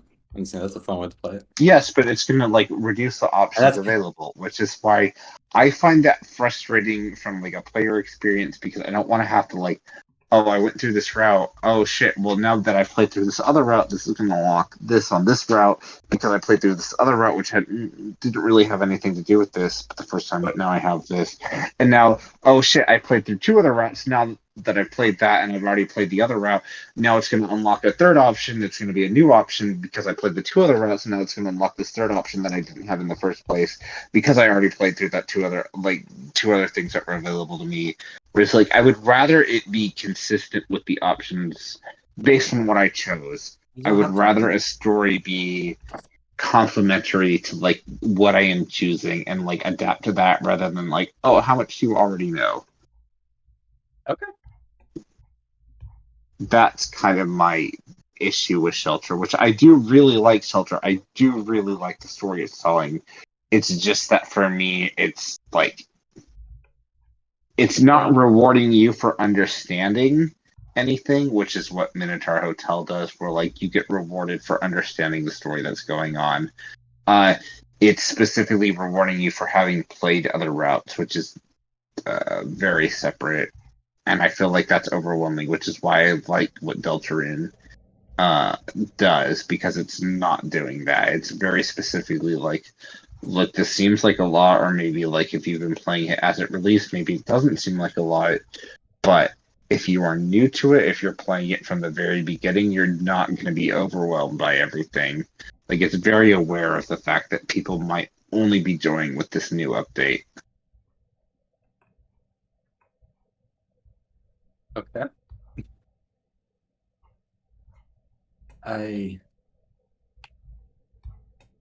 What would be overwhelming, Delta? Like, if you suddenly have like, so like, they slowly introduced like stuff in combat and stuff. I thought that was fine how they did that. I'm just saying and that was a new thing for encounters could be better. You just said like it was just repetitive, but like that was the point, because they really only introduced like, if you're doing it from scratch, you need to recruit a certain amount of like the same enemy before you've unlocked it. And if all of a sudden you were introducing like all the enemies from chapter 1 that maybe you didn't do, that would get overwhelming very fast. Because you'd have all doesn't even matter right now, so I don't think that it doesn't matter right now, but it's very clearly that it will. And if you don't have to go out of your way, you get them all if you just spare it or you like do the battle. So that's not really but you have to figure out how to spare them. Not really. It's not hard. You don't. There's not that figure out aspect like in Under. It's you hit act and I would say there is. I would say there is. Like changing the colors for certain ones of them, you have to. Well, not change, yet like, though. This is on chapter 2. So you're not allowed to criticize anything until the whole game is out. Then, like, no, you're allowed to criticize. No, you are. I just feel like the fact that it seems like it's aware of the fact that like, hey, there's 7 chapters. This is chapter 2 of chapter 7. It seems very like well thought out in a way that like for me. I keep responding to Shelter because Shelter does not seem to like be very welcome to people who are starting from scratch. Like, it's there for sure. You can completely get like a story starting from scratch, but you're going to be missing out on a lot of certain things if you have not played the game, failed, tried again, tried again, tried again, tried again, tried again, tried again, tried again. And I realize that's built into like what Shelter is doing, but you can also just like kind of luck your way into or choosing the right options into getting like the best option, and then you might never see those like extended versions of things. Or if you're a player who's like, oh yeah, if I choose the same options, I can just skip through this text. You might choose the same options to skip through that text. So is it the perceived loss of experience that you don't like about Shelter system? No, it's the fact that it feels like I'm getting a lesser version because I haven't played the other routes, which are incomplete at this time. I don't know if that's like exactly what you said. I hear what you said, but I don't know if that is necessarily the same thing. Yeah, well, I said it in a broader way. The perceived loss of experience. But like, I don't know if it's necessarily perceived. Like, I do feel like there is like an actual loss of experience. You're getting the main story. It's just not like the best variation of the story. So that phrasing doesn't mean God damn it. It just means that your fear, it's that fear that I'm talking about. Not whether you are or are not missing experience, but the fear of it. I guess the thing is that, like, when I played Shelter, I did not go into it, like, knowing this was even a thing. The only reason that I understood that this was an option was because, like, I died at a certain point when I was talking to Alon, and when I went back to that scene, suddenly I had different options. And so this was just based on, like, what I was playing within the game itself, not on any external factors. So yes, if you want to talk about perceived, sure, but I feel like that perceived like loss is part of the game. Like it's inherently built into it if you play I'm it not talking and about if the you game fail systems. it. I'm talking about your interaction with it. That's what the perceived yes, but I am saying, is. but I get that, but I'm saying the perceived loss is part of the game systems because of how it works. Because if you don't necessarily fail, you might not ever like see that like, oh shit, I missed out on something. But if you do fuck up, you might see, oh, why do I suddenly have this option? Oh, it's because I died here. And because I already had this text before, it unlocked a different option. And this was because of my experience, not because of talking with anybody. I went into Shelter very blind on what to expect. And when I failed, I went back and suddenly I had a bunch of different options. Ian, does the game unlocked. tell you at any point? It doesn't matter if it tells you. Either within the game itself or on like the download page. It has the Barkness page. I mean, when you fail, die, it gives you the to-do list, and it just tells you how to get all the content. Yeah. Then it just says like, oh, still informs you then. It does, but that just makes you be like, okay, well, do I need to do this before I proceed, or do I need to like, what's the point of this? Well, like, no, you don't. It's just extra content if you want it. And then it has like a blue highlighted route for like the main stuff if you just want to do that. Because it's like, here's a checklist of things to do, but it's not trying to talk about it as like a completionist thing. It's like, here's if you want, like, it's not okay. So like, I would think of it as like a completionist thing is like very irrelevant. I think of it as like a platformer thing because again, I grew up on platformers where it's like, oh yeah, you did some shit, but it doesn't actually affect the story. Whereas the shit that you unlock with that does affect the story. It does change like how characters receive to the point where like we talk to you about doing the Alon content where you like have the whole section where Alon is fighting. Yeah. If you had never gone back to that, you would have missed that entirely. And which for you might have been fine. I don't think that changes the game though. I think that it presents, like, at least as far as mystery goes, it presents a lot of, like, information. Yeah, and the game told me that information's there if I want it. It didn't tell you that until you later on, like, some of this stuff matters for future stuff. When I finished Burry's route, it told me that content was there. Did it? Yeah. I didn't see that. And I guess because I played that first, I didn't see that because I haven't watched your playthrough specifically all the way through. When you finish your route, Luke, that's the protagonist's name, right? Asks asks Alon a bunch of questions, and he's like, "Oh, I guess you'll have to try again." I mean, that definitely happened with me, but like, is the game? They tell the game you that wants all the information's there, but only if you want it. Like the game's meant that you can play through each route. It's just it wants you to play through times. You don't have to, but like you just get different variants. Yeah, but I feel like that's a significant variant. Where it's it is significant, but that's the point. I guess do you not want as much variation in routes? Do you not like that? No, I definitely do. And to be fair, I don't want to go too far into that because that is one where you could get it on your first playthrough. I don't like it where you're locked out of variations like that based on whether you've played it before or not. So like that is something specifically that if you had chose to like follow the signal, if you're like, oh shit, somebody is like upset, like do I trust this? Yes, you can actually get all of the content on your first playthrough. There are certain things that are locked behind multiple playthroughs, and I don't like that. Okay. Then that's that. That's yeah. You do not like that fact about the game. There you go. Yes. Yeah, I mean, but like you're criticizing me about that. When did I do that? Because when I was explaining that, like, this is separate from other games where you need, like specifically, it does not tell you this information as part of the game. For, like, to unlock it. Where, like, oh, so, like, that specific thing, that specific variation is told to you in the Barkness shit. However, it is treated the same as if, like, oh, maybe if you made a different choice. Whereas, like, it's not that if you made a different choice, because you could have made that different choice originally and that option would have never appeared in certain routes. Because you didn't play a certain route, because you didn't play a certain thing, because you didn't do that. Like, I'm not necessarily fully against that. It's just that, like... Then what's your suggestion? I feel like that diminishes the like, by not making that, like, necessary... by choosing certain options, by like knowing the game. You just want what you would prefer is if every option is there at all times. Yeah, sure. Okay then. That's a personal taste thing. That's fine. Yeah.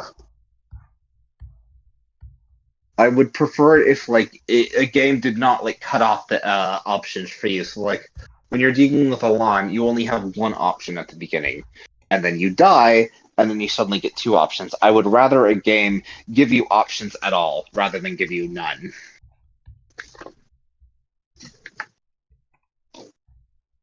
Okay.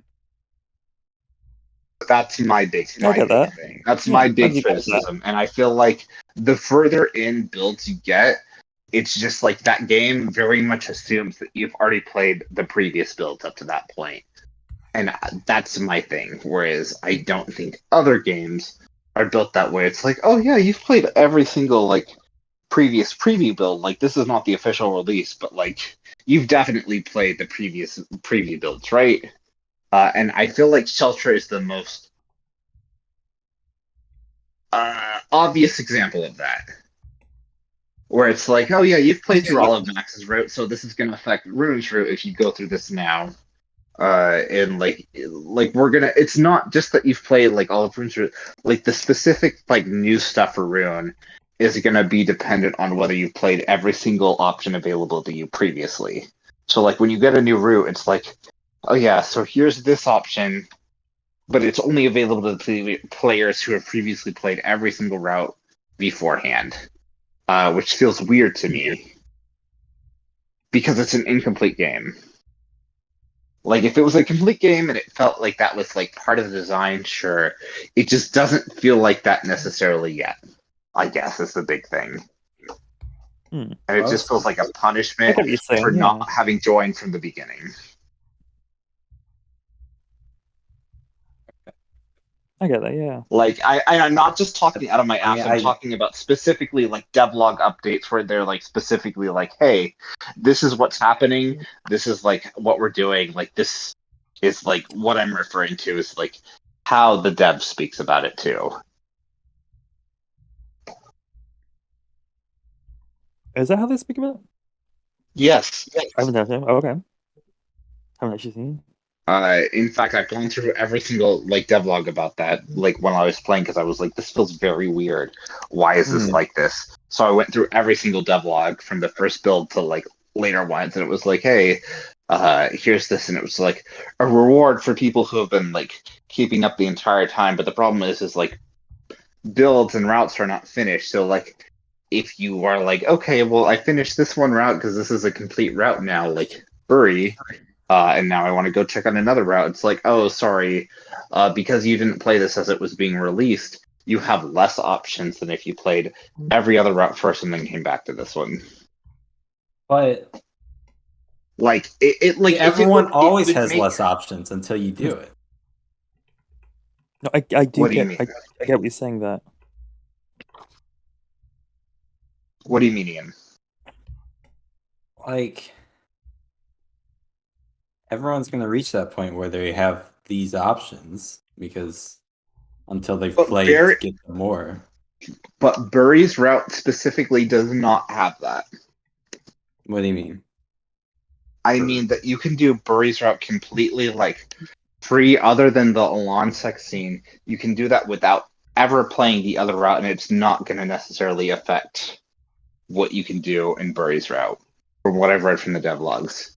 Whereas if you played Burry's route and you've gotten certain things, then you can unlock certain things in Runes and Max's route, which then can unlock certain things in, like, I think it's Rune's route specifically, based on that. Which is like, again, you can perfect Burry's route on your first playthrough. I don't think that's possible. But the only thing that really affects another route that matters is the eyeball right now. Well, it's not even just like it's all just perfecting a route, but it's just like, here's like a bunch of shit. Like, you can't like. It's to encourage you to play like Max's route. Like, you're not gonna like learn about the other characters unless you do Max's route first. But Max's route is incomplete, so you have to do Max's route first. So like, what do you learn about other characters in this shit with route, like with Rune? But then if you want to do like Max's route perfectly, you have to do Rune's route first, so that you can like perfectly like understand the weapons that you have in Max's route. So you have to do Rune's route first. But the only reason that you would have done Rune's route first, which is incomplete, is because you had been playing it because it was released incomplete already, so you've been following the builds. And that's like game design that I criticize. If that was like the intentional design, sure.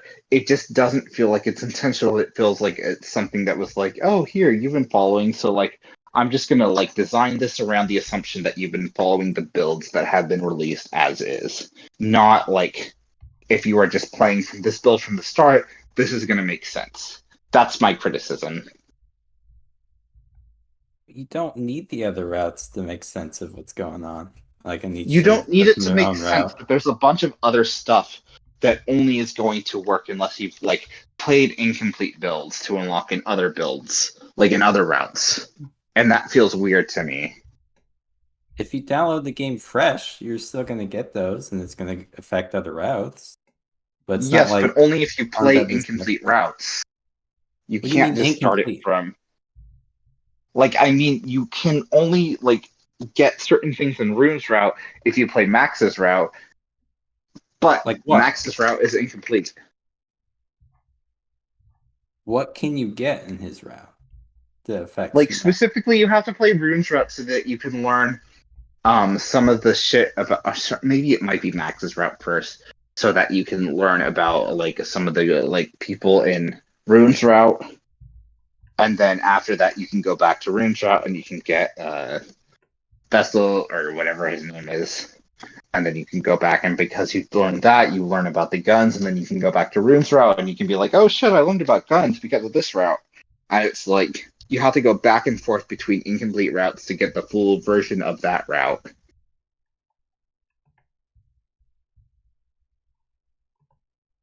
But I get if you were down like, but like I know, and optional lore stuff, or it's just optional lore stuff, just more stuff like, for people who want more. Yes, it's not but affecting like, the main story or what happened.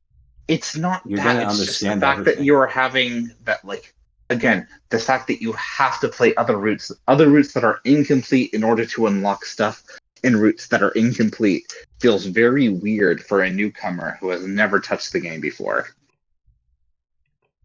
I don't think it does. I mean, it didn't feel weird. But like, how much of that is because you care, and how much of that is because you're like jerking off to the characters?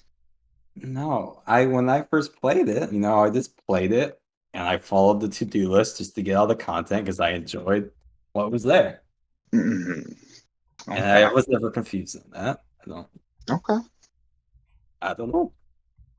I guess I just do not like that because not my problem. The way that it didn't affect me. the way that it has written, like the way that it was written in the like devlogs itself, felt very much like, hey, if you played this far, here's this extra piece, but you have to play this part to get this piece in this route, and that has continued to be like how they're developing the game, and it feels very like overwhelming if you read the devlogs of like, how the fuck am I going to do this? Like, what route should I do next after I finish the one? That's not the game. Those are just. It's not, but it's been what's officially released. Like, I do have problems with the game. Official releases from the dev. Like, you can't just say like, oh yeah, but like that's not. They're just. That's not the game though.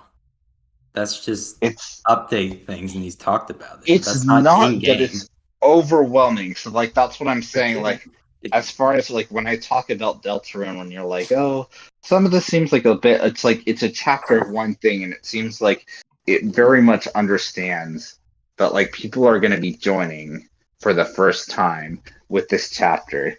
They may not have played anything before. Well, yeah, because Undertale released this one complete thing.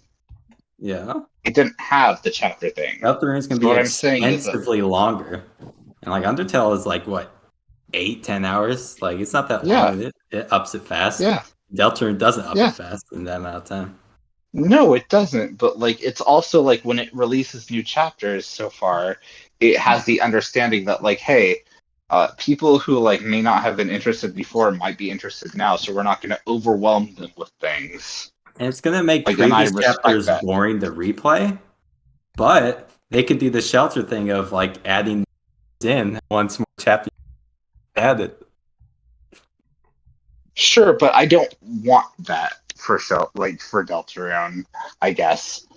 Where like you just constantly are adding things. It's like, hey, if you've been following along, here's this. Where it's like, I'd rather just have like a complete story rather than like we're building a story for super fans. Because every time you're building a story for super fans, it feels like it's gonna fall apart. Like Westworld, that's what where they're that's what Deltarune's season 1 was great for Westworld, and then they discovered Reddit, and it was like, oh shit, people like knew what we're doing. Yeah, we can say about Deltarune more. I'm just talking a lot. Go ahead, Serious.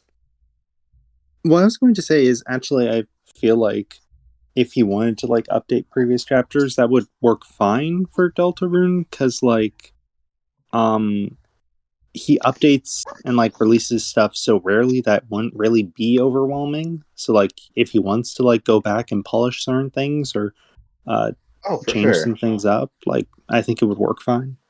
No, serious. So, like, yes, you're correct.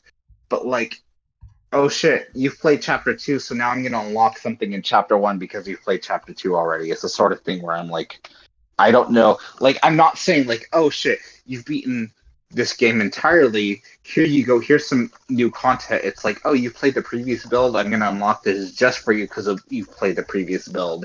I don't think that would work. That wouldn't work with Deltarune. But like that's what Shelter's at the end, so you can just skip through all previous dialogue. So that it's not going to be like you don't have to play through like the whole chapter.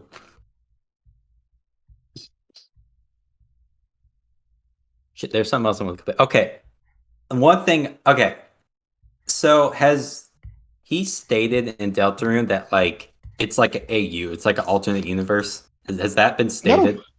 Yeah, he hasn't. Yes, he has. He has or hasn't? He says it's something different from Undertale. He's not stated it's an AU.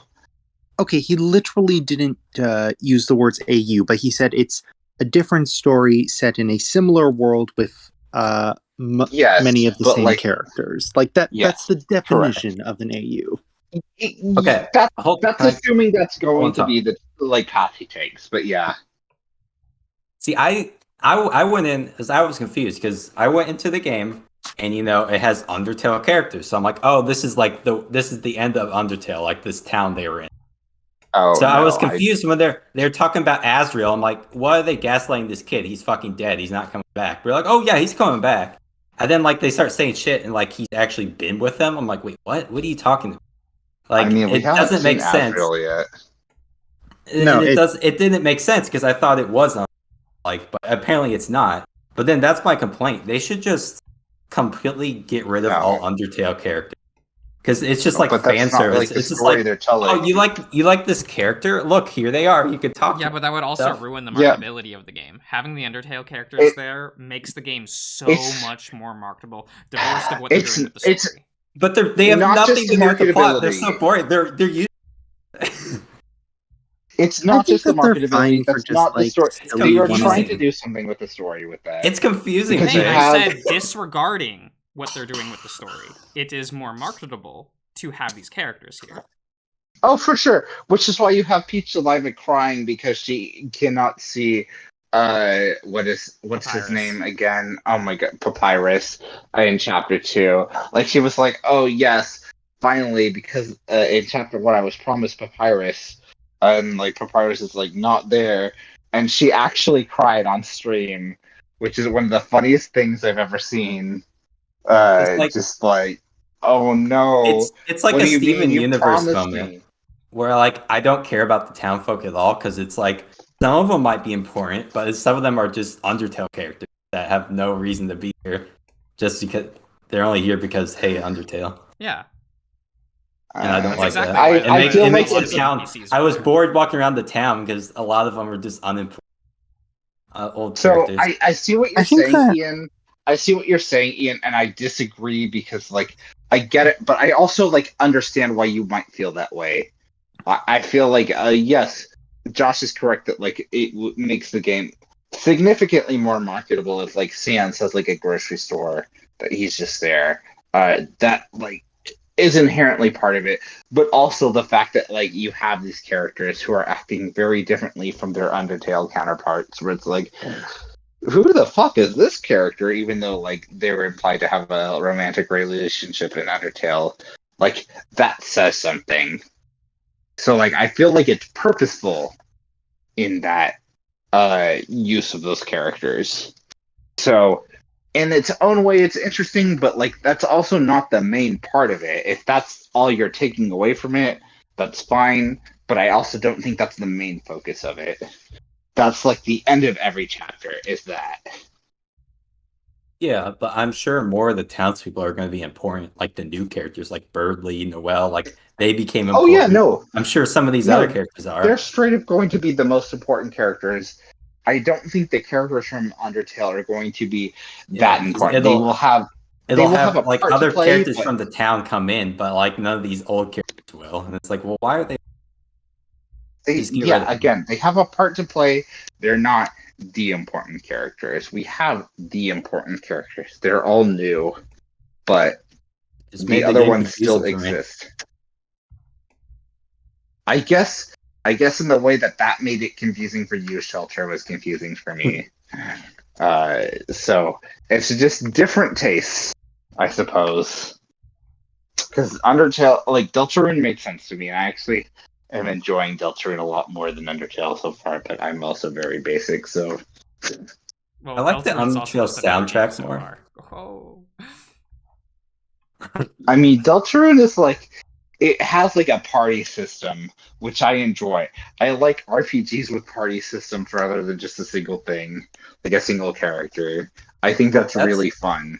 That's one thing I like about But I realize that Ian is like, oh god, I hate that. I hate the one thing I like about the combat is how, like, the tactical where, like, you know, you can do an action and then if you know it's gonna, like, do this, you can use the other character to spare or whatnot. Like, I like that aspect of that. There were good parts about the party combat. It just needed more. No, it makes it faster. It's just that you also just complexity. Like, you just also just like that it's a party system because then all of a sudden you have to. I'm okay. I feel like I had no issues with that. And made it easier. Oh no, it does make it easier, but I feel like that's part of your complaints, right? No, I'm okay with the bullet hells being easier. Okay. Undertale was hard. I was bad at Undertale. I know. Undertale is specifically hard. It is from a specific point of view, which Deltarune is not. Undertale is very much like a front point of view, whereas Deltarune is like 16-bit RPG, where it's like, here's a side portrait of each character, in the enemies.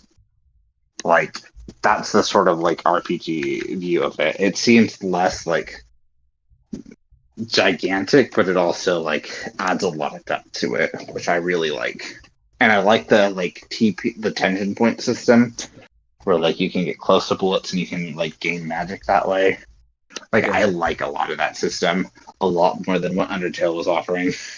Yeah. Even though Undertale is still good. Again, I think Undertale is a complete game. I think Undertale is fantastic. I don't want to diminish Undertale, what it was doing, because it's really good. It's just not necessarily my thing. I just don't think the Deltarune combat, or like, is. It reached the peak of Undertale combat yet. Like, did you grow? Okay, Ian, do you have experience with Super Nintendo RPGs? No. Okay, because like what I want to say from Deltarune Chapter 1, it makes it very clear that it's aping Super Nintendo RPGs, and I say that because of the text font is like, wow, look at, we can do gradients now. Everything about it is like very much directly like inspired by Super Nintendo into the NES. That's cool. The text font is just the most obvious version of it, and I adore that. I adore how much it's like, wow, look at what we can do with gradients now. Even though, like, obviously it's a modern game and they could always do that. It's just very charming in that regard. It just reminds me of, like, shit that I've gone through. But again, I value nostalgia in ways others don't. So... yeah. I think the boss battles were better in Deltarune, though. Because I didn't like in Undertale, a lot of the boss battles were just, like, not the mini bosses, the main bosses. You were just stuck to hitting spare the entire time until... or you didn't do that and you had to do something else. And Deltarune, there was, like, you knew what you were doing each battle. You knew what you were doing. Go ahead, I'll let Sears go first. Go ahead, Sears. Thank you, Vane. I love how in the queen fight it was really fun with like you wiggling to get Birdly free. That was really cool. Yeah. And also just the attacks are really neat in that game. Yeah, the attacks they're way more unique than Undertale. Like they're fun. Like it moves the box in times and just all that stuff. Got style. Ian, what I'm gonna say to you, it's gonna make sense, and you're also gonna be like, I don't know, but also like, yeah. So the thing with Deltarune Chapter 2, it fully leans into, and like Deltarune in general, it fully leans into like the Super Nintendo sort of RPG. But like, in order to beat the like bosses, like you need to read the text boxes. Like Undertale, you could just kind of like wing it. Deltarune, you need to actually understand what the fuck is happening. You need to read. And like I realize that for you, that's like not what you want to do in a video game. You're like, fuck reading. No, I just want to play the game. There was no confusion. You read what the thing does, and you do. Right, but I feel like you Undertale was harder to figure out what. I feel like you even reading is like a mark against a game. No. What are you talking about? Like in an RPG, not in a video. I read everything. I read the moves. I know you did. I read the combat dialogue. I was reading. I know how you are. Shut up. Serious, go ahead. I was just gonna say, maybe Fane, that came across maybe a little bit like an insult. Just a bit. That's fine. Well, yeah, that was the point. I don't like reading. If I'm doing, it depends on what type of game I'm playing. Look, but that game's all reading, so I'll read this. Josh constantly insults me in my comprehension of things, which is fine. I get it. But I disagree a lot of the time, which is fine. So I'm gonna do the same thing with Ian, and he gets to, because I know what type of games he likes, and he also grew up in different games. Like I feel like if he was like, "Yo, I grew up on like the Xbox Connect," I would believe it. Oh God! Like I he never got that. He has like Xbox Connect vibes. He's like, I didn't play the Wii. I played the Xbox Connect. Like that's what I did play the Wii, and I did not like the Wii. I know. I know. But I enjoyed Deltarune. I enjoyed it. And my opinion is combat needs more complexity like Undertale. And it should just be pure comedy focused, which it's not going to be, of course. Because I don't like how they do the Ian? nice moments. I don't know. Ian, I just want to tell you right now, you are so heated you missed the fact that Josh took a piss break and you didn't comment on it. That's fine. It's not fine. You are a piss baby and you're just like, I'm just going to let him take a piss in peace. That's actually disgusting. I'm being respectful. That's okay. You and respectful. I can't even handle you anymore. Who even That's are how you? things have been for a while. I wouldn't know.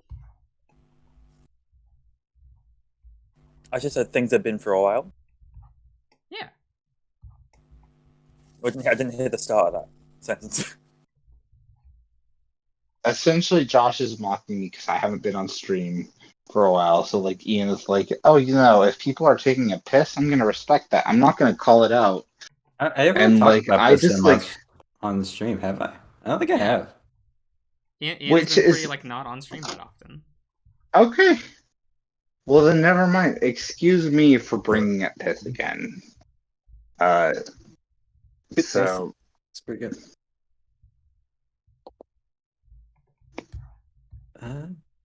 Yeah, I don't think I have Imbroglio. I liked it. Hello. I'm assuming I'm saying your name correctly. Hello. Oh, I could complain again more about how attacking. Okay, what's your opinion on like attacking enemies? I don't think it works. I don't attack enemies.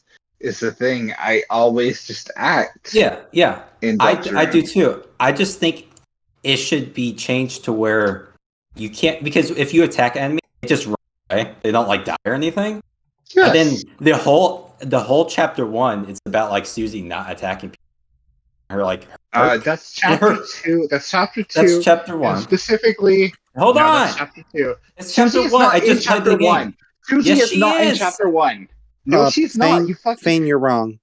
She's the entire thing. She's in chapter 1. She's not playable in chapter 1. She's not playable in chapter 1. She's there. She's not playable. She's playable for like you can't choose attack.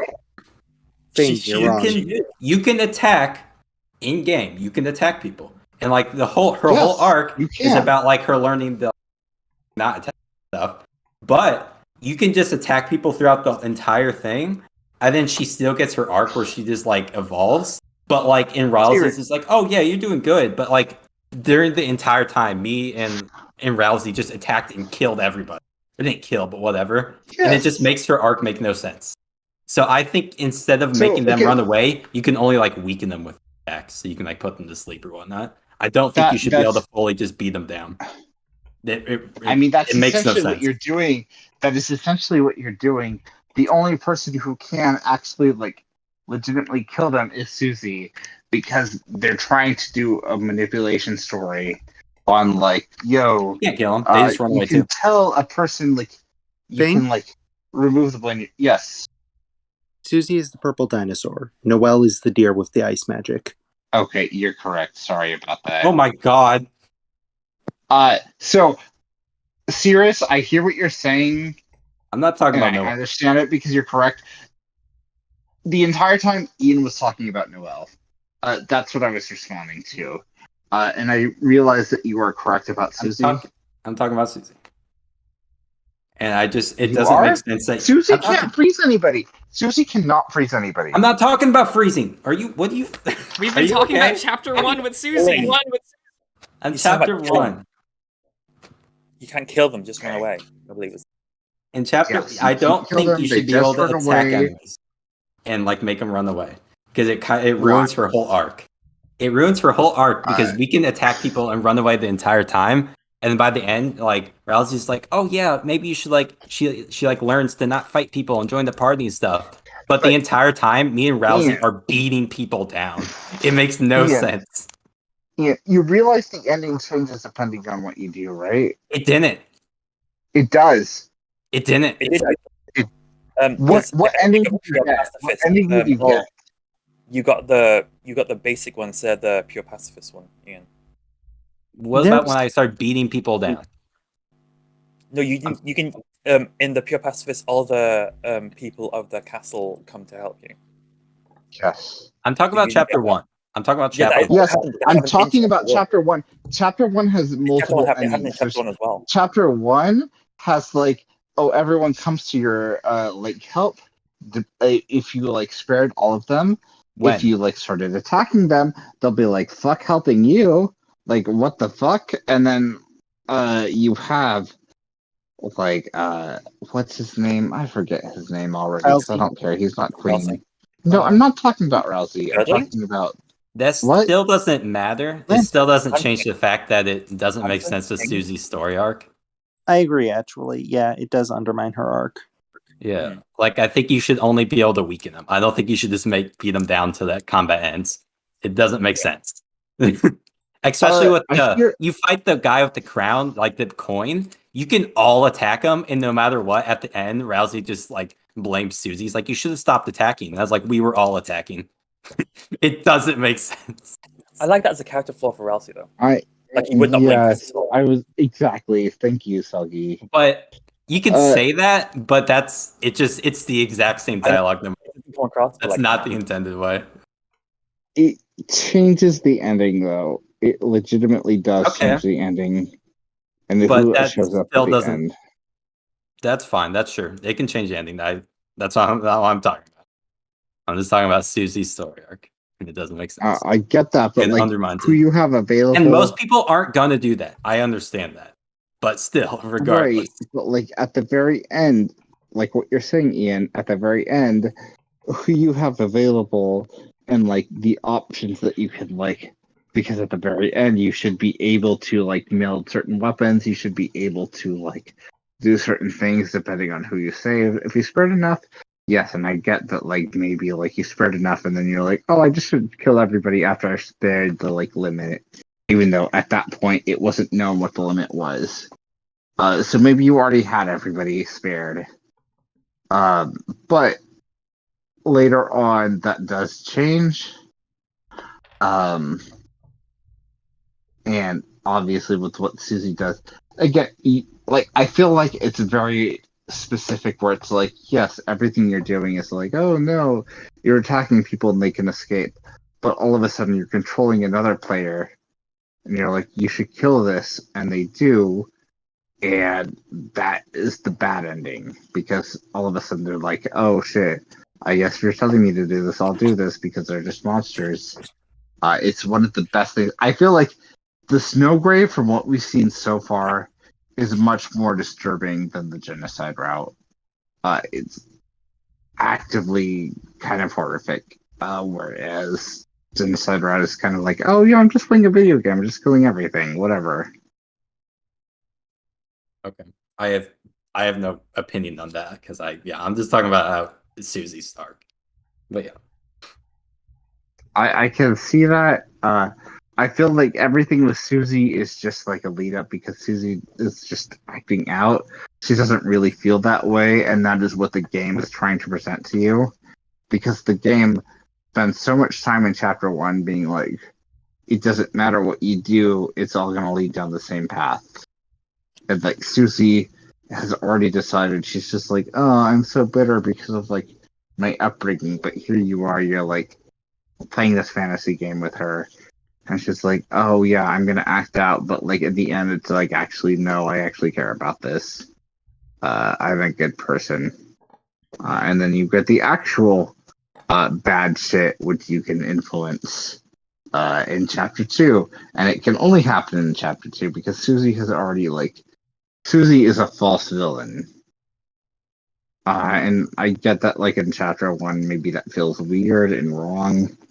But I do like that, and I do like that it changes the ending. but it's very much within character that she's just like putting on a show, like, oh no, I'm gonna be evil, blah blah blah, and then like by the end it's just like, no, I'm actually a hero. What are you talking about? I've always been a hero. And it's like, Susie, what are you talking about? She's like, no, I have.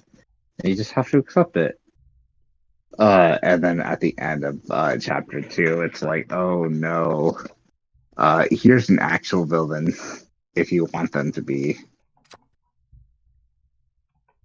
Which you have to go out of your way to make that happen, but yeah.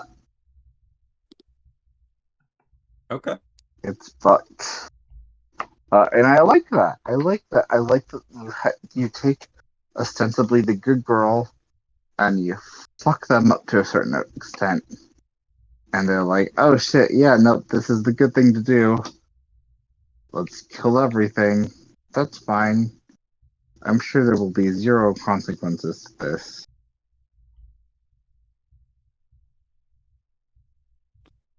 Which I don't know. I don't know how far you've gotten the Snowboard Route. I know you said you didn't finish it, but like, I didn't know you had to do something special. I was just beating stuff. I beat the game. I'm not gonna play it again. I don't want to. It's very different. I'm not gonna play it like 3 times. Okay. No, I'll watch someone do it. I'm not gonna play it. You can, but I'm just telling you, like, it's very the second that like Noelle can join your party. All you need to do is go left rather than right. That's all you need to do to set things in motions. And at that point, things get really fucky. There's like, eventually the end of that route is you fight the secret boss, but you have to fight them by yourself. So like, if you want the challenge, there you go. Oh, I fought the secret boss in first chapter. That was enough. Fuck that. That was awful. Yeah, but like, if you were like, hey, I want a challenge. Right? Oh yeah, you just snapped him. Yeah.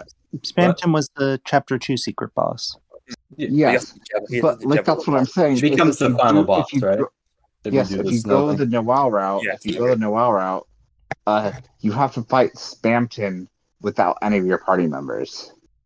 So if you want the classic Undertale like experience, you can. He wasn't too bad. No, I know, but that's what I'm saying. So. Yes, but I'm not talking about difficulty, but yeah. If you remove your party members, where you like all of a sudden, if you die, that's it, game over, because you don't have party members to revive you. Because that's what happens in the Snowgrave route. That's what you have to deal with. If you want that Undertale difficulty, you have to do the Snowgrave route where you convince Noelle to start killing everybody, and like, oh, this is good, and she starts feeling powerful because she's like, ha ha ha. Of course, killing everything is like the right thing to do because that makes me powerful, that makes me comfortable.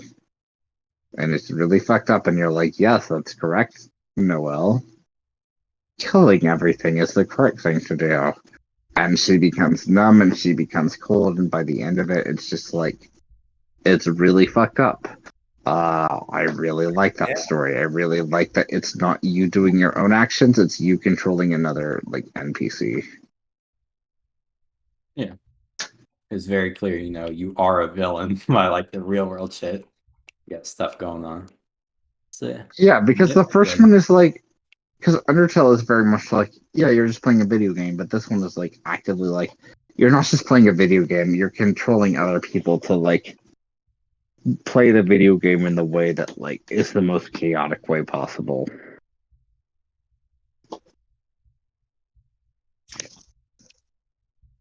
And you kill Birdley, and Birdley at the end is just like dead, which is very sad. I don't recommend it because like Birdley is hot and fun.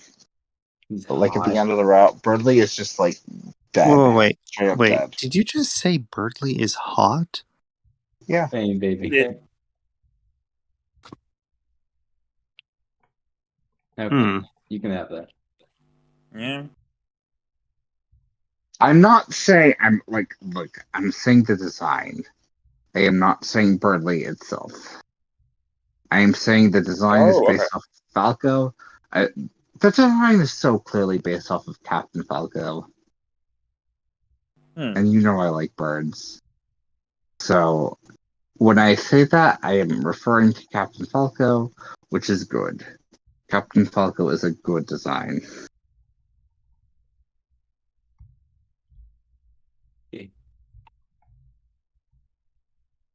Like, if you want to tell me, I didn't realize he was Falco, like, designed till near the end. I was like, oh. It's okay. Yeah, he's based on that, isn't he? Fair. I guess that's fair. But like, I did realize it took a while. Very much what his design is based off of. Oh. Yeah, of course, Imbroglio. Falco Lombardi is great. We don't talk about Crystal here. I'm sure that Selkie is like Crystal is the best. Exactly. But you know, we don't mention that because Crystal doesn't count. What are your opinions on the music in Deltarune? Oh, it's fucking fantastic. I will say that, like, again, Undertale has the better overall like soundtrack. However, I don't think that's fair because that's a complete game compared to like Chapter 2 of Chapter 7. Like, again, the fact that this is 2/7 and it's already so good. I like Undertale better. It was a lot of the things they just feel more iconic, like each location. Like Deltarune, it's not bad. It's good. But it doesn't have that Undertale like feel to it. I don't know. No, it's like Undertale. Each like you go to like the first town, the snow place, snowed in. You're like that. You're like all the soundtrack is like so much. I hear what you're saying, Ian. I would say that like Deltarune also has iconic moments, but a lot of it is tied to like the secret bosses because like Big Shot is fucking amazing. But you it's kind of very already much get it. Like you don't get the full version, but you get some of it. You know. Well, you do until you actually fight the secret boss. Like you play through the game, and you get like a bit of it. You get the full version when you do the secret boss, and it's like, oh shit, this is so good. And I actually do like a lot of the game, like soundtrack in the game. Yeah, I just Undertale as I didn't notice a lot of it. Undertale as a complete piece is very hard to beat, but so it's not completely. It's very hard to compare it. Actually done. Again, yeah, exactly. This is Chapter 2 out of 7. It's very hard to be like, yes, this is just like better. And I'm like, right now, not yet, but I think it has the potential to be. I know you're gonna bring up the era it was trying to mimic, but one thing that annoyed me with the soundtrack was with like some songs were like for like some of the bosses, they'd start and they'd have like a slow start, and then they'd kick in, but then once it reaches the end, it loops, so it just goes back to like this slow moment, and then it kicks back in again. Which bosses are you talking about? I think like the Lancer's dad. I think his song had like this like 10-minute segment or 10-second segment that was slow, and then it kicks in. So I feel like it should have the intro segment and then the middle segment, and it just loops. And then once you beat it, it transitions into like the final segment. Because like the song would be like quiet, it kick in, and then it like end, and it'd be quiet, and it was inconsistent. Undertale's like that too. But I think they could. But I hear what you're saying, but like I feel like they could have better looping. I get it, but also at the same time, like I know the genre and like all that. Toriel is the boss thing. It's kind of like, okay, this is nice, but like then you find Asgore, and it's like, oh, here's Toriel's theme, but like in the version it should have been from the beginning. And I feel like because again that was Chapter 1, we just haven't ever gotten that full theme yet.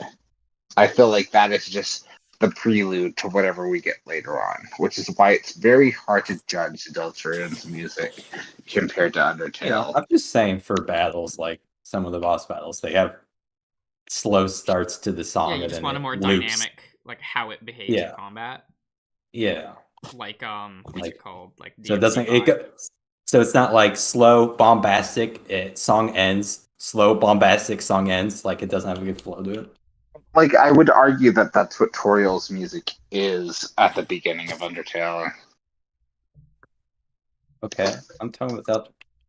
Undertale. No, I get what you're saying. I get what you're saying about Undertale. I'm just saying that like Deltarune, what you're judging, you're specifically talking about like Lancer's dad, but that's like the music from that was is the one I chapter remember 1 of that did it.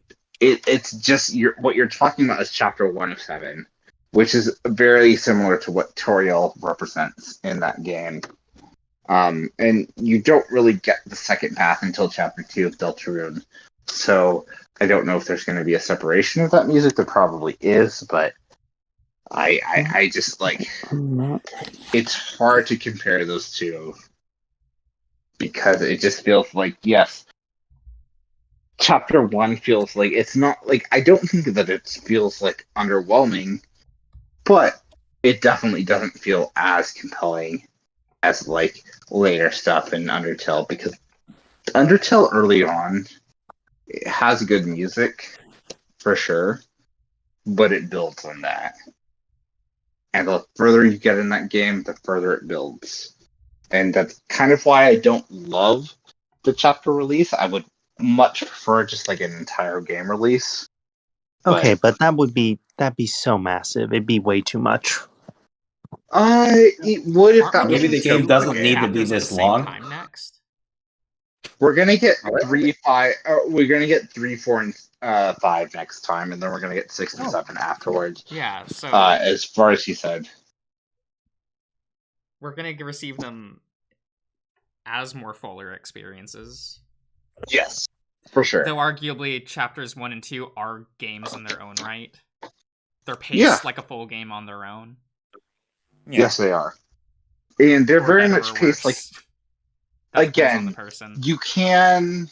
Yeah, no, I see what you're saying, Josh, because you can do like the full like Deltarune 1 and 2, and it's probably longer than just doing a single route in Undertale. Deltarune is very much trying to be like an old school RPG, and that like it's not necessarily being deconstructive of the genre. It's just kind of being the genre itself. Which I don't mind. I could still say I have problems with it. Even if they're trying to do for that. sure. For sure. Also, welcome back, Ty. You didn't miss much. We're having the same conversation as when you left, I think. It's fine. So you say that, Ty, but Undertale's still relevant. I feel like if it was any developer other than Toby Fox, I would understand your argument more, but it's Toby Fox, and Undertale has yet to diminish its relevance. So, like, yeah, it might be relevant for a short period of time, but it's Toby Fox. Like, Toby had said so in an interview. Oh, yeah, no, his health is diminishing. Because, like, part of what he's doing is, like, overworking himself to the point of, like, what was the reason? Damaging his own health. He I'm glad he's getting the full game in one go because it would have taken too long. So he developed a chapter release so that people could at least get something every couple of years. Yeah, and like, but like what I'm saying too is like what he's talked about is that like I like the chapter previously with games he's done everything himself, music, design, game, and he's like I can't do that anymore because like my health is taking a downturn, and I tried to do that with Deltarune Chapter 1. That was kind of my last ditch effort, and now I'm gonna hire people. And Deltarune Chapter 2 was made with the team that he hired to help him. And I think Deltarune Chapter 2 is significantly better than Chapter 1. Like, by a wide margin.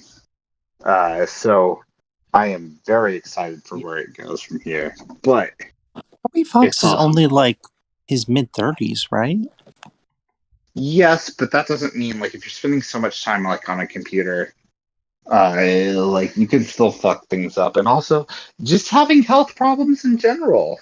I have a friend who has like a lot of like fibromyalgia issues and is just constantly in a state of like, oh, my fingers are like fucking gigantic and nobody knows why. There's no like medical record of why this is happening to me. So I guess I just have to deal with it.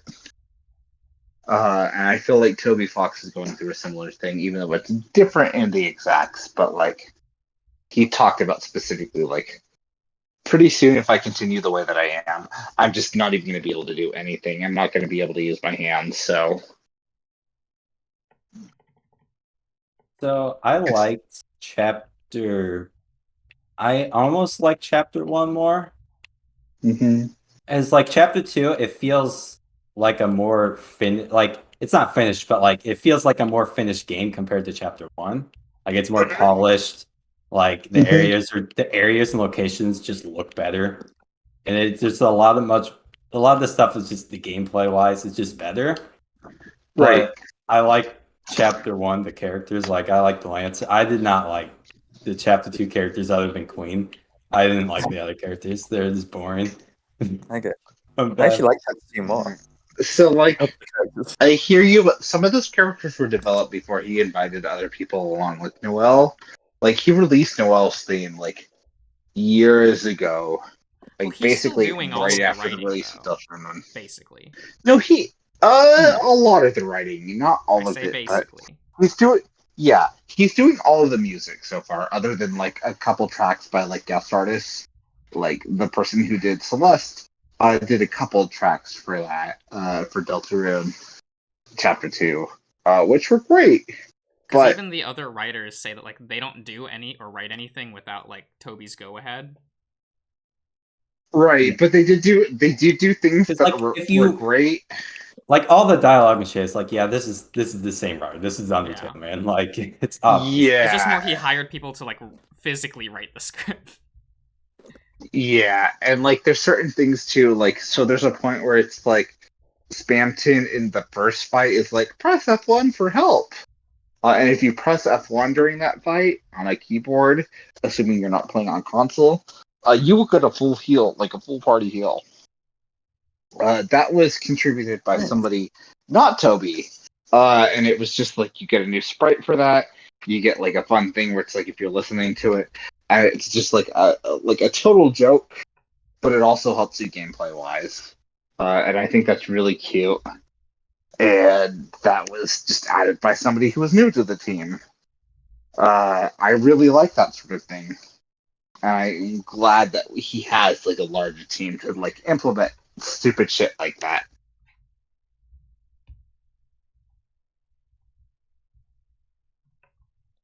Yeah.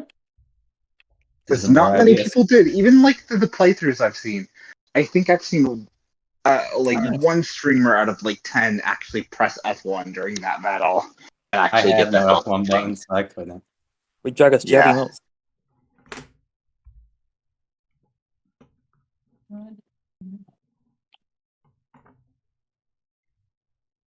Oh shit, my phone's gonna die. Goodbye. I'll be back, but like goodbye. Maybe I won't.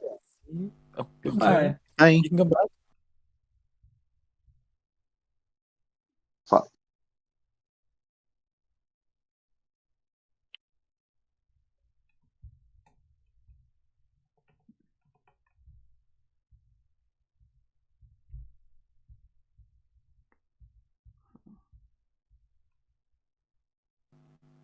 Now I've got Spamton's theme in my head. No, Dragos. I'm not a mechanical designer.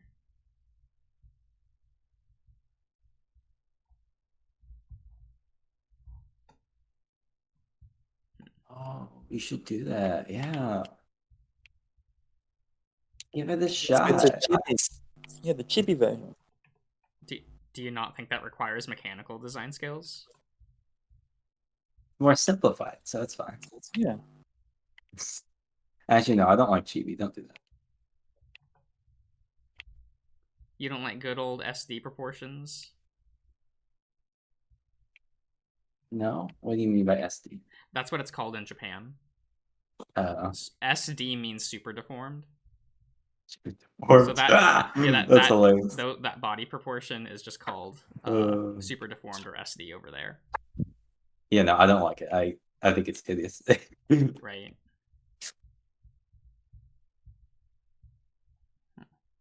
What was that one? The World of Final Fantasy where it was like a chibi looking game? Oh my god! Oh my god! Looks like shit. That was hilarious. It plays like shit too. It Didn't put even as much finish it. time into the gameplay as the art. I like tried to sit down and play it, and then like, it's still just sitting on my shelf.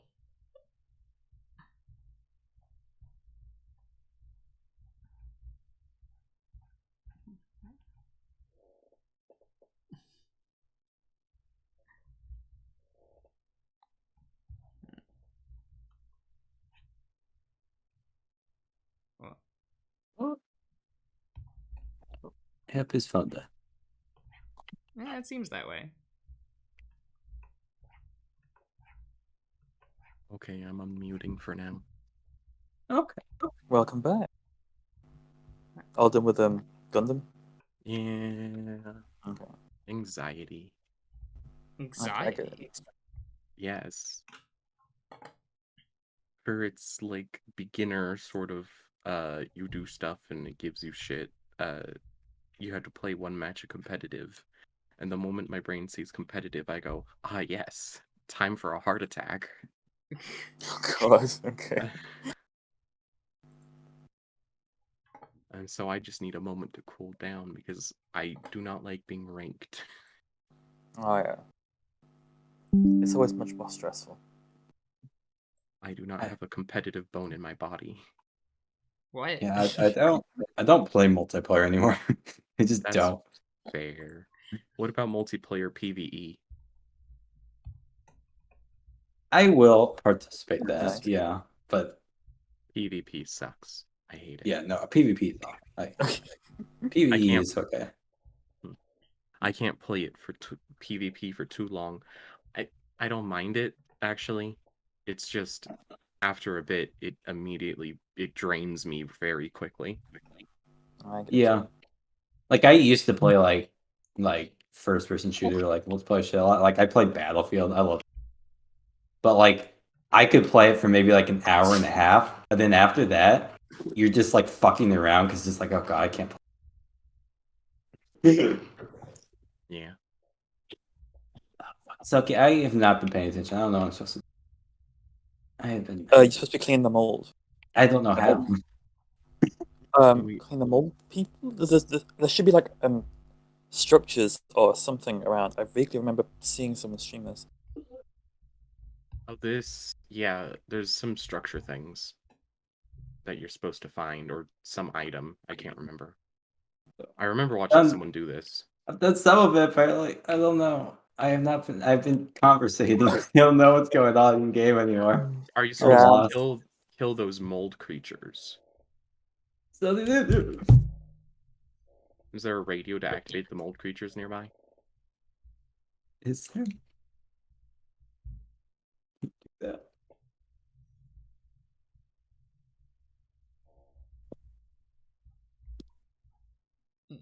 So lost. At one point, I like ate like mold, or I wanted to eat mold. No, it was moss in Deltarune. Yeah. No, in this game. No, she wants to eat mold in this. She got like a pill. Oh, was it moss and Demon Souls, or was it like? Oh, what was? Was it just healing grass? Yeah, I think it was grass. Okay, it was like a little mold thing I saw. What is with video games and wanting people to eat? What's the name of it? What is it called? Mold and moss and lichen and stuff like that. Yeah. Well, they're trying to turn everyone into vegetarians, right? So eat your greens. And if you play Resident Evil, they want you to smoke weed. Yep. They want you to roll your weed. They're teaching you. Yep. They're getting the kids done right. Okay, I see. This is all.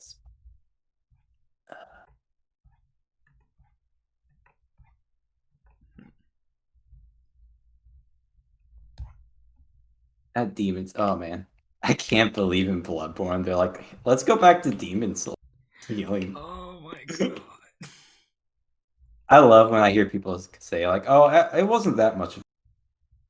My like later playthroughs, not my first playthrough, it fucking sucked. Playing through it again, yeah, it wasn't that big of like very first issue, it's an issue. Yeah. I am not good at those games. Because I play Blood Tinge in Bloodborne, I do hate sitting there at the beginning of the game farming for because you're gonna be using so much more. Yeah, and it's like, oh my god, this is an awful system. Yeah, that's not good. It should just be you get 20 on respawn. Yeah. Like there shouldn't be like. Yeah, it's not like Dark Souls like 1 where like you're limited and you can increase if you need to, and it's kind of built that way. Yeah. It's like Bloodborne, you die so fucking quick. It's built to have like 20. Right. Well, also, I mean, like, half the time the mount doesn't even matter because you're just gonna die. Bullets shouldn't be consumable, or at least like in the inventory. Like I think you should get 20 bullets on respawn. It just refills you. Yeah, that too. Bullets are fucking pain, yes. They should have had lesser bullets and greater bullets, and the lesser bullets just were very weak, just so that you could use them. Use the guns. Because the guns leave you very vulnerable when you're shooting them. What? That's not true. They lead to the most powerful attacks. Only the ballista leaves you open. Okay. Oh, hello, Vicky. I was full pistol all day, every day. And then crossbow, or bow and arrow. Oh, yeah. The bow and arrow is such a fun playstyle in Bloodborne. It's a shame you have to play like over half the game. Yeah, I've never done it because you have to get to the fucking DLC to do it. Yeah, you have to basically play 2/3 of the game, and by that point, it's like you don't get to enjoy the weapon. Yeah. Oh my god, that's what pissed me off in Elden Ring. Like some of the like good shit was at the very end, like Melania, the boss everyone loves. Like the last boss her like rune ability is the Bloodborne rally system, pretty much. Yeah. But when you start a new game, you lose all boss runes, so you can't even play the game with it. Oh my so god. dumb. It's like, you can do PvP with it, but like, what if we want to play the game with that? And the best rune you get is it's so awful. I kind of hate how much they're just like, oh, well, you'll do New Game Plus. And I'm like, fuck you, I'm not doing New Game Plus. The New Game Pluses are all bad except for Dark Souls 2. That's a bad game, so they're never going to do it. Yeah, it's like, oh, that's annoying. Like, I still, like, the first time I played Bloodborne, which is pre-DLC, I really just always hated the rapier was like, what, 2/3 of the way through as well? Oh god, that's the way of doing it. Well, yeah, because there's only one rapier in the game, and it's at Castle Canehurst. Oh, okay. Yeah, it's a blood tinge version. Yeah. Yeah. Okay. Yeah, I hate how if you want to do a blood tinge or arcane build, you don't get good stuff till the end of the game to actually do your build. I did an arcane strength build once, and I like never used the hunter tools because I just never got used to using them. You get them so late that I'm like, I don't want to work it into my muscle memory. Yeah, all the abilities to actually do stuff are at the end of the game. And then it's like, oh well, if you can do arcane scaling by putting the gem on, but like you're not doing anything different, you're scaling still. That's not like that's a all build. It feels like, because I was using the fucking electric mace in that playthrough, and it's like, oh well, I'm just using like a one-handed strength build. I don't feel like I'm playing arcane. Yeah, you're not casting spells or anything like that. At least in Elden Ring, like if you choose a spell-based build, you do get some spells right off the bat. Oh yeah, no, and Dark Souls like 1, 2, and 3, and Elden Ring, like if you do spells, you get spells. Yeah, it was really only in Bloodborne where it's like, oh, did you like using spells? Fuck you. Yeah, like arcane shouldn't even have been a thing. Like no, like because spells weren't a thing, so like they should have just not put it in. It's kind of like, oh yeah, well, arcane build, spell build, but not really. Yeah, because I think the first hunter's tool you get is in the forest, which is the beast roar. Oh, okay. So isn't that just like force push? Yeah, it's just whatever this. Fuck no. Which is it is funny. That was probably the easiest time I had killing the Shadows of Yharnam, because it does work on them. Oh my god, so you just knock them down Yeah, you knock them down, and I just, like, smacked them with the mace, and just kept looping that, and I'm like, wow, this is, Beautiful. I don't know how to feel about this. Oh, that game had issues. As much as the Bloodborne community doesn't want to admit it. I don't. I mean, I want to say I don't see what people see in that game, but I do. Like, yeah, no, like, I get why people love that game, and it's like, yeah, but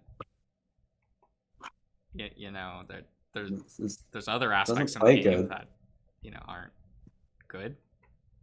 We're just gonna pretend those aren't there? Are we gonna pretend that one of the late game bosses you can beat by using 99 throwing knives? Which one is that? The crazy guy with the mirrors. Oh, that asshole. The head guy? Yeah, so there's a point where he drops down into a hole, and you're meant to jump down. Throw poison daggers if you at him. stop there and just throw, like, poison daggers at him, he won't move. And he'll just take it all, and you can just kill him without ever actually having to physically interact with him. Oh, that's amazing. Thank God, because he's awful. Oh, that boss fight's terrible, yeah. Yeah. So let's implement a puzzle boss battle. It's like, no. Oh god, yeah. Stop. Oh, alright, Michael, see ya. You either make the boss battle a puzzle, but you don't make a fight within a puzzle, you know? Yeah. Yeah. Yeah, because you can beat that boss without ever getting near him. The mirror guy. Yeah. Because even, like, when he goes into the small room and you're meant to, like, fight him in the small room, you can stand just outside of the room and throw stuff at him, and he will not aggro. Nice. He does not actually like, once you go in, I think he, like, closes you in. Yeah, that's what the boss is supposed to do, but you can just stand outside of the doorway and throw stuff at him. Nice. I don't know if that was intentional, if that was an oversight. I assume that was an oversight. I always hate when people say, like, oh, I love the hunter battles in that game, because they're so bad. Oh, you mean dodge shoot? Like, fucking hell, like, you get, like, the gank squad, like, how it's impossible to fight 3 hunters at once. And you just have to, you can only beat them by cheesing them. And you know how, like, they always have infinite pistol mode. So bad. And then, you know, in, like, all the Souls games, the best boss fights are always just the one-on-one, like, person, like, combatant. And then Bloodborne is just, like, huge shit. Oh, this is so fun. Right. Oh, you can't see their whole body.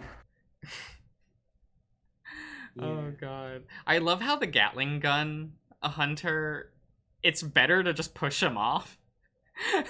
Oh, yeah. So you never have to fight him, and you just quit out to steal his shit.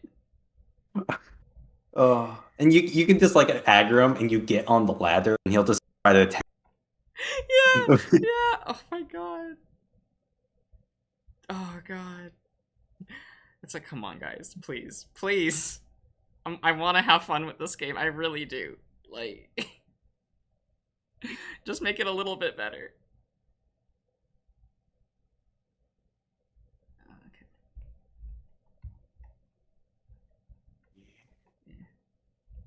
I feel like most Soulsborne, whatever the fuck to call them now. Oh, the Dark Demon Blood. Dark Demon Blood Souls of the Ring. Yeah. What was the subheading for Sekiro? Yeah, those die twice. Okay. Yeah. But wait, what were you saying? The Dragos? I feel like that they're all, like, broken to some degree. Just yeah. Partially due to the fact that the fans like finding that shit in those games. So they purposefully leave it at least somewhat broken just so people can. Sadly, we know that's not true. I don't think they do it on purpose. Because it's a Japanese company, which means they don't listen to player feedback. That's fair. And we actually know that about the Souls games, that they do not even look at player feedback. Fair enough. Lovely.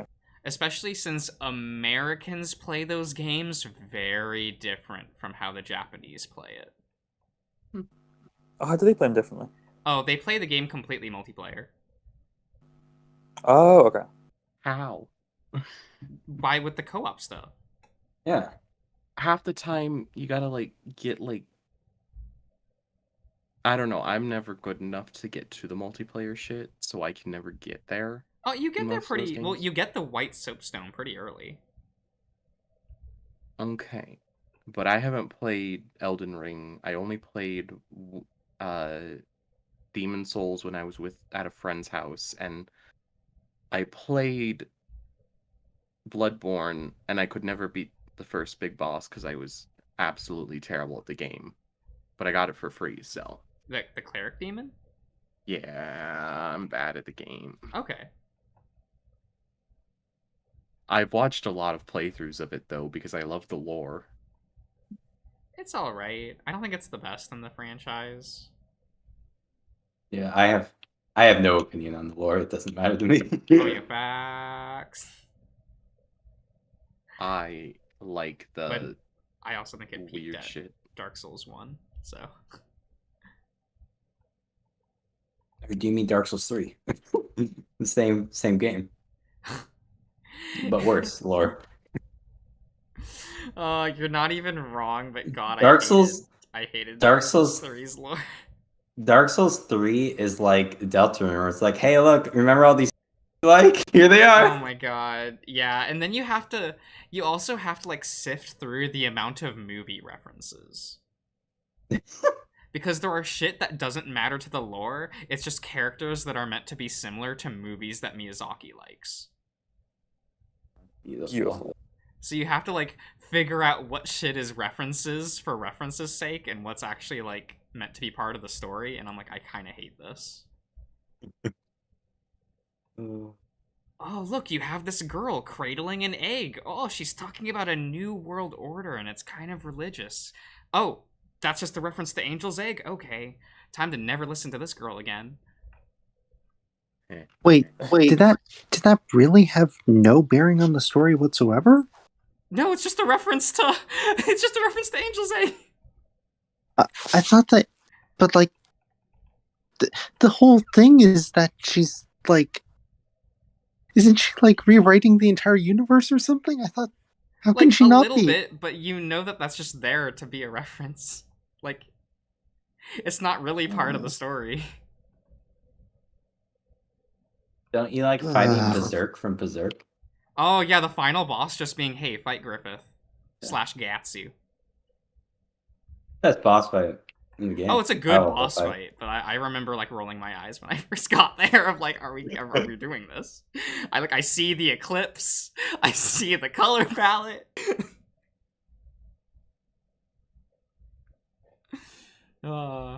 That's the infuriating part about Miyazaki's games, is like actually sorting through what's story that he's made and what's just copy pasted from like, oh, but I liked this thing.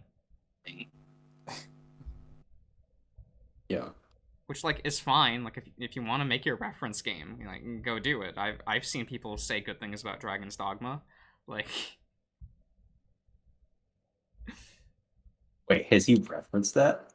No, but Dragon's Dogma is a game that like they've said they want it to be a Berserk game. That's why there's a bunch of Berserk references in it. Okay. Yeah. So at least I like Dragon's Dogma. I've played it, but I don't know Berserk. Yeah, it's like that. Story's trash in the game anyway, but yeah. Yeah.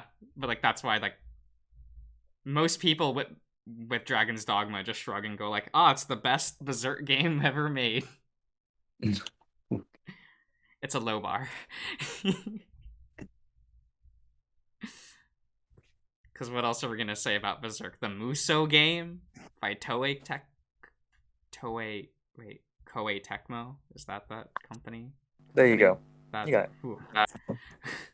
I really hope does like not another Sekiro, but like another game in that style where they actually like change up their gameplay. They actually do something new. Yeah. I would like that. Because like it's the most different than like all the other Souls games. Right. All their shit. And I've met a lot of people that are it's the best game they've made. I've met a lot of people that like they would also like to see a new Armor Core. I don't know what that is. It was their sci-fi franchise that they used to make. And then their fantasy games took off, and so they stopped making their sci-fi titles. Beautiful. It was also a mecha combat game, so. Oh shit! You need to play it. I've never played one. I don't know. Love mecha. I do indeed. Or I try to, anyway. It makes it hard. The world makes it very difficult to like that. Mainly because they don't make good mecha anymore, but yeah, that's neither here or there. Then you start making good mecha. You've already seen all the good mecha there is. Yeah, it feels that way. Like actually. You're trying to Orlando. I think the only one that I haven't watched that like people always say is a must watch is Legend of the Galactic Heroes. Why not? It's like nearly 200 episodes. And is just a political drama. I watched like the first 2 episodes a while back, and I was like, oh, I can't keep up with this. Isn't that what mecha is, though? Yeah, but it's like more so. Because Okay. it's like, here, have 100 main characters, they all matter to the story, and you will learn each and every bit of their political like standing and where they are in the war. Oh god. And I'm like, I'm having trouble keeping track. Take out your notepad. You can take notes every episode. Like it's praised as being like one of the best like political dramas ever in Japanese fiction, and I get why, but I'm also like, I'm too stupid. Like you can have that title, sure, that's fine. Like, yep. I hope to one day be smart enough to watch this. But definitely at the time, I could not. They were selling military things that I couldn't comprehend. I'm like, wait, who's what again? Yeah, fuck that. I don't know where I was going with this. I can't even comprehend shit if I'm like multitasking. You have to put Orlando in a kiss the cook apron. Nope. What do you mean no? Nope. What's wrong with kiss the cook apron? No. What do you mean no? What do you mean no? Yeah. Why don't you like a kiss the cook apron? Nobody should kiss him. Oh, that's kind of facts. Oh my god. Look. Just have somebody who isn't supposed to be kissed either kissing him. Like me. I was about to say, like, what, Roswell? Like... Yeah, like Roswell. Why are you not supposed to be kissed? What the fuck? I don't know. Y'all just said he's not supposed to be kissed. What? Well, yeah, it's Orlando. Yeah. Orlando's fine. Is he? He is, yes. No, yeah, no, you're right. He's just fine. Oh my god. Oh god. He's no David, that's for sure. Oh. We can't compare him to David. That's not fair. Yeah, I can. David's David. He's no Tyson. He's no Dave. Dave's. Yeah, you know what? Dave shot up getting portraits. Oh my god, his portraits. Oh my god, I love his portraits because like he's so dumb. Like he looks like he's like really trying. He's like, oh, I'm thinking real hard. It's like the gears turning in his head. It's like, oh no, Dave. Yeah, you can see the gears. Oh.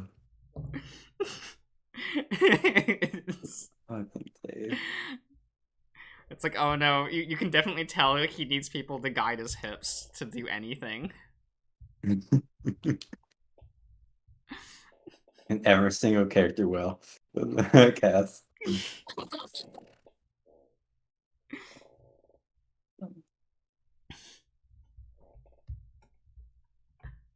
Oh no. I do kind of wish he was wearing his orange hoodie instead of the white shirt. But... yeah, it is explained. Yeah, I know. Yeah, but I still feel it. I'm like, oh, but the orange hoodie's so cute though. Yeah, because like when he first showed up, that was my first thing. Like, where's this? Yeah, like, wait, he's just wearing a white shirt. What the fuck, Dave? I guess it's the morning. I guess he doesn't always put it on.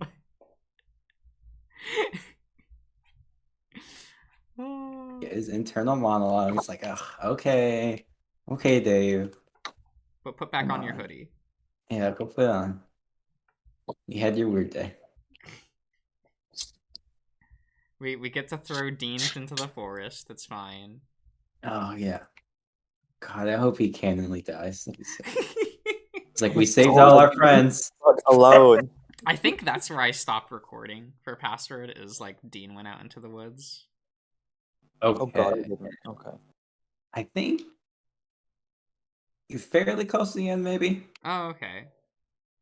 I don't remember how it ends. Yeah, I don't remember. You're getting there. Yeah. That's a good update. It's like, I know. It's like 2 full days, pretty much. Pretty good. Yeah. Again. Yeah, I was like, oh yeah, let's go day 23 for the 3rd time. We haven't done that since when was the day that Benson died? Was that? I don't know the days. Yeah, I think that was like the last one that was like you had to play that day like 3 times. Oh yeah, because the first password doesn't actually save them. Oh. Yeah, the first password doesn't save them, and you get 2 passwords. Yeah, it's so weird. I think 3 passwords work in that, but 2 of them are false. Yeah. Oh, okay. It's so weird how they did. I don't get that. I don't know why he did that. I guess just to have more false things. Just throw you off. Yeah. I'm kind of scared if entering actual passwords comes back. Oh yeah, I'm not paying attention to dialogue anymore. I know. Like, keywords. Like if you're gonna bring it back, like you better give like a warning beforehand from like Thanos, going like, "Oh, today's the password day," but he's not gonna know. Like, so it's like on day 17. Yeah. It's like, okay. There's a password this day. Fuck you, there's a password this day. Yeah. You're gonna go talk to these guys, there's a password. It's like, okay. Okay, I see what you're doing. Video game.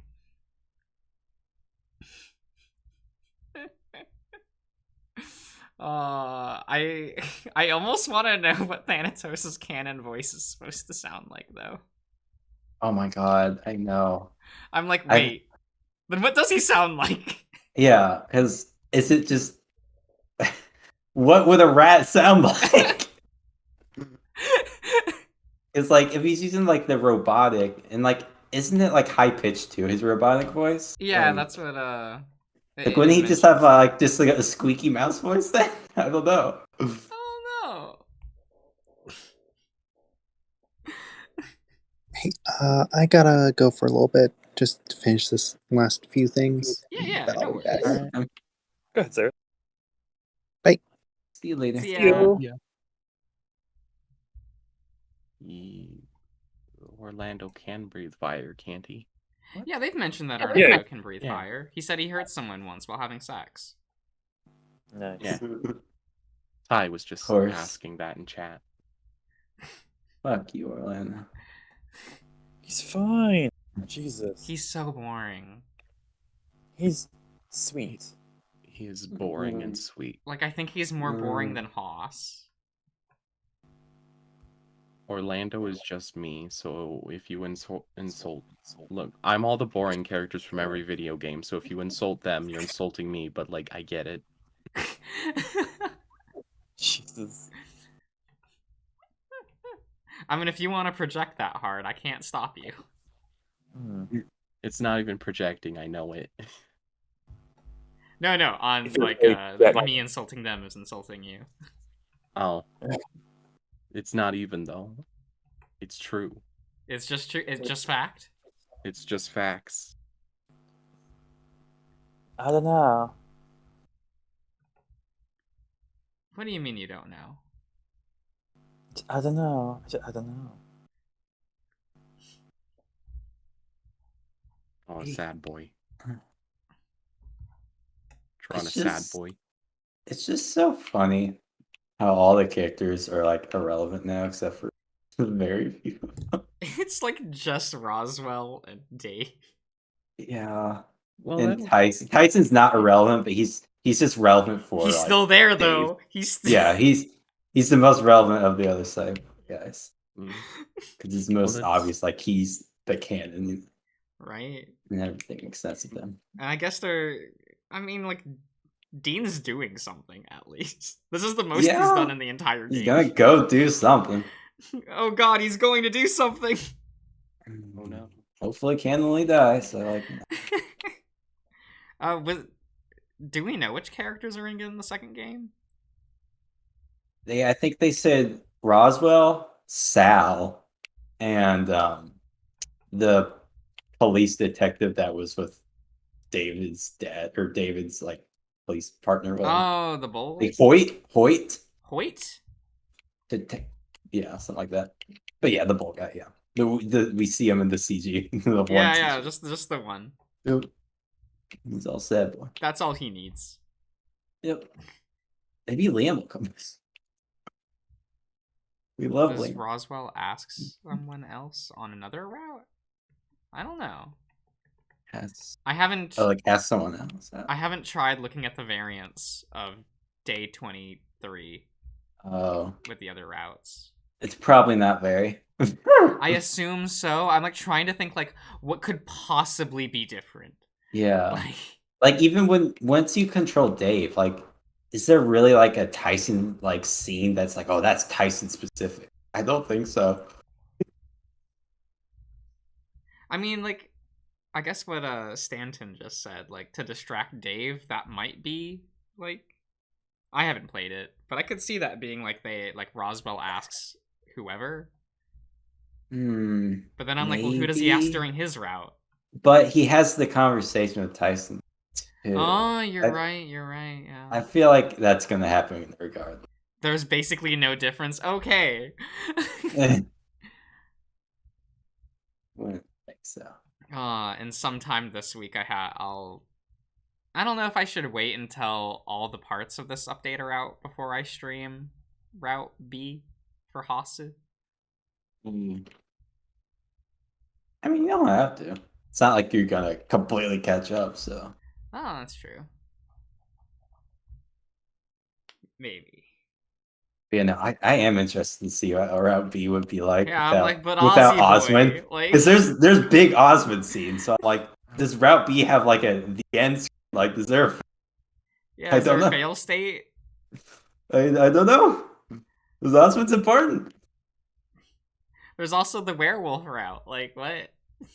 Oh yeah. I don't know if that one's finished yet. Probably not. Curious. But I couldn't handle the werewolf route. Because like it, like. What do you mean? As he attacks our lovely boy, fucking dragon dude, whatever, Orlando, and they go out there and they're like, oh no, what happened? Like Tyson on, and then Benson comes out and they're like, no, Benson, it was okay.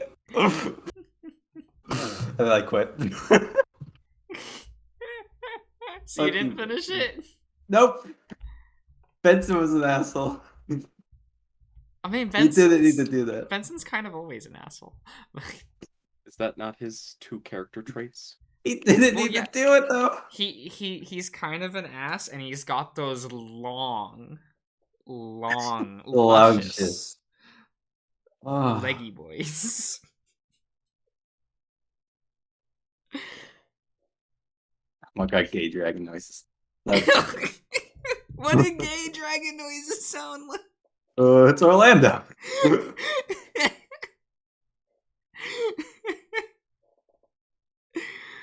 Oh my god. I can't. Man, I kind of died. Oh god, was it Michael or Chase? I think it was Chase that posted it earlier. That my my tweet was posted in the Echo Discord. Oh my god, yeah. You TJ and Sydney Pick. And fucking McSkinny replies to it like, what?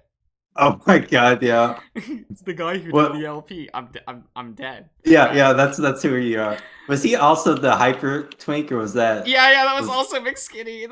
Okay, beautiful. You're the hyper twink and the guy. You're the hyper twink that did the Echo Let's Play. I can't. That's a good legacy. Is it? Is the guy who did the Let's Play of Echo. I mean, there's not a lot of people who have, so like it's you're the guy. What? I can't be like. There's got to be other people who have done like a full playthrough of Echo. It's hard to find. It's really hard to find. Fuck. Like people have like a full like smoke room. You're like, oh cool, did they play Echo? And there's like no Echo. He's like, well, what the fuck? It's the better game.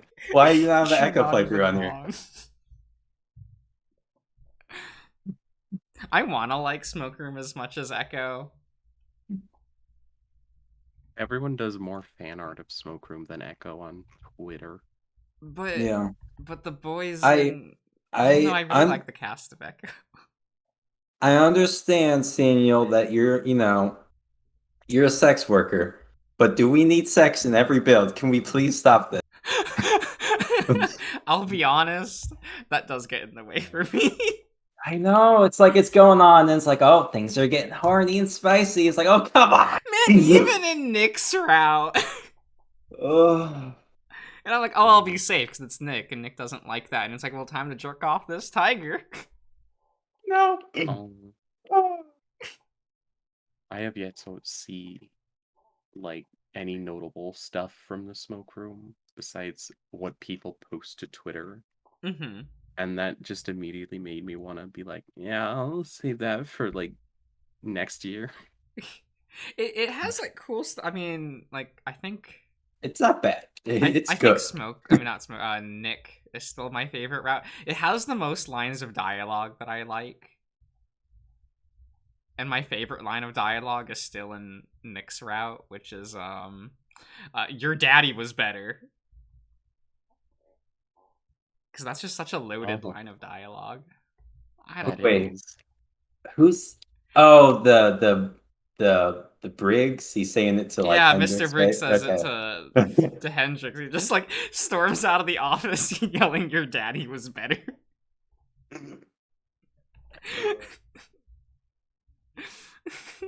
And now, while... Please explain. While Cliff is definitely not my favorite route character, I like his route a lot.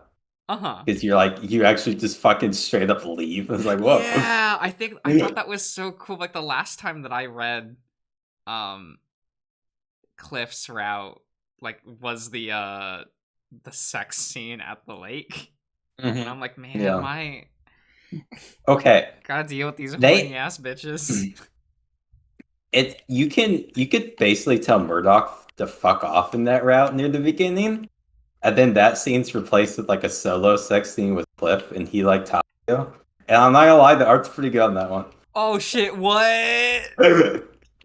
All you have to do is reject Murdoch. Yeah. Now wait. It's pretty good. Wait a minute. If Darian and I play Smoke Room, I'm gonna be the one making the decisions. Oh yeah. Fuck yeah. It's so funny too. Murdoch gets so sad. He's like, okay. But yeah, it's a very nice looking CG. Because I thought I was gonna like Cliff at first, and then I saw how horny he was, and I'm like, oh okay, he's the horny twink. Yep. Is everyone horny here? Is literally Todd can't be horny, right? Oh god damn it, Todd. They're all horny all the time. They lived in a time when cameras weren't around all the time. They could be horny. You're not going to be playing Williams route anytime soon, are you? Well, I've stopped playing the updates until like I start over the with Darien stuff. Yeah. Mm-hmm. There might be horny Todd moments. There might be some horny Todd moments. Real horny. But the Samuel top. Kind of. Samuel's the dominant one. Because if I get the self-insert fucking Todd, like, you know, maybe it's fine. Maybe I'm fine with this. It's a good CG. Oh, okay. But I'll let it slide because it's, you know, it's Todd. Yeah. Todd deserves it. Yeah.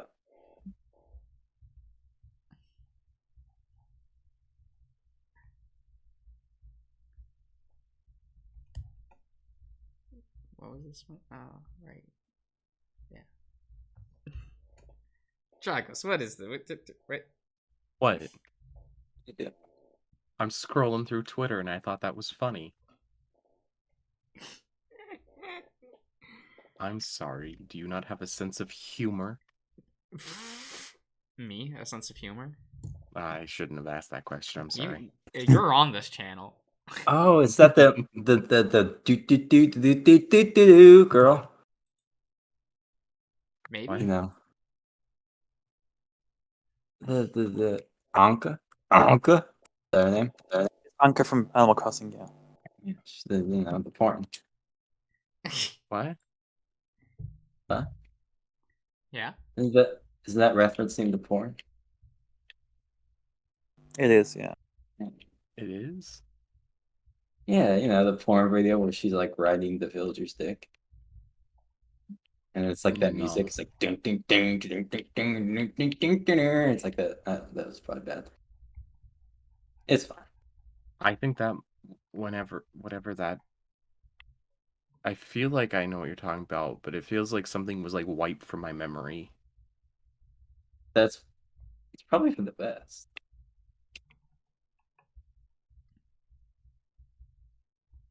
Sophie, I'm sorry if you're watching me. I'm just like running places. I don't know what I'm doing. No. I'm not. Well, we're all just hanging out. It's fine. Yeah. Being what is known as a vibe. Is that what that's called? Is vibe like still pops. a word? Vibe. I like pops. Vibe became a word, yes, but it's kind of different from how it used to be used. Sophie, post the "It's not the vibe." It's never have it. What? Find it. It's probably on YouTube.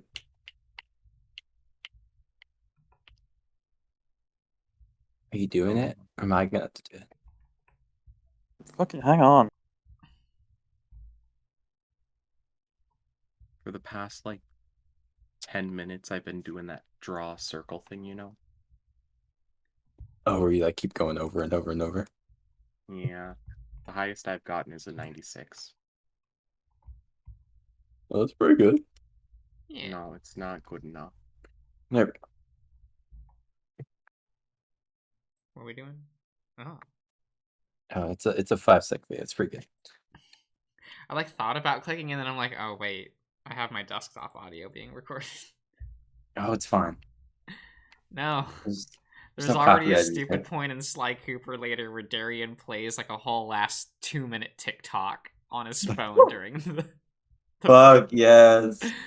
Oh. Oh. That's good. I promise there isn't a full part where we're discussing the barrel.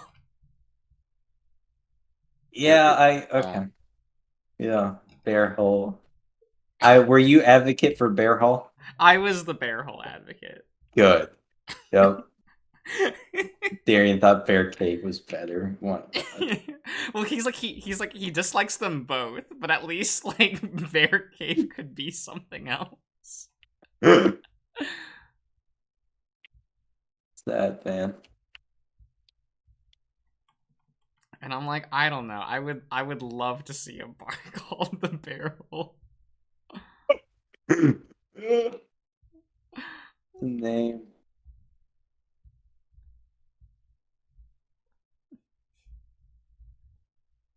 Bear.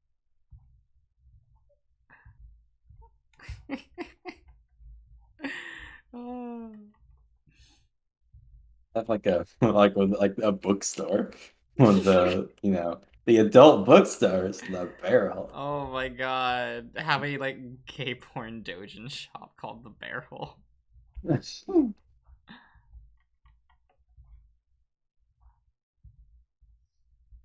I want to know what started that conversation. You'll have to wait a little while. If you're that's if you're even watching the Sly playthrough. I am. How dare kind you? of. I've watched like every other episode somehow because I've watched it before, so I know what's going on. But also personalities, but also I don't have enough time to watch every episode. But also what times 2 speed? Come on. I already am. Yeah, I don't watch them as fast as the other episodes because I actually like watch them. I don't just listen to them. Well, I watched them at 1.5 times, but still. Yeah. Yeah. Yeah. I have not gotten to the My Little Pony. I know Sears clipped the My Little Pony thing. Or maybe no, I didn't get. Did I get it? Yeah, no, I didn't. there was like a full 10 minutes where we're sitting there talking about friendship is magic, and we're both kind of like, that's embarrassing. It's like, oh god, we have opinions on this show.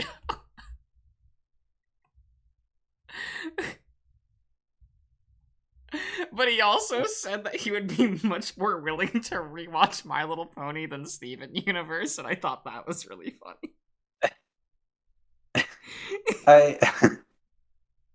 I've never watched My Little Pony.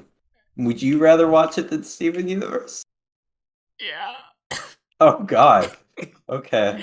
Like, no matter how bad My Little Pony got, it never angered me in the way Steven Universe did. Okay. Like, the worst MLP ever got was just be boring.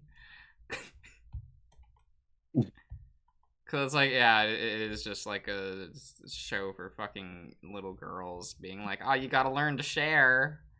We're gonna have an entire episode about this. Like, I used to hear the arguments like, oh, well, it's got like references and stuff. I'm like, yeah, that's just a reference though. Yeah, it's just a, no. What does that matter?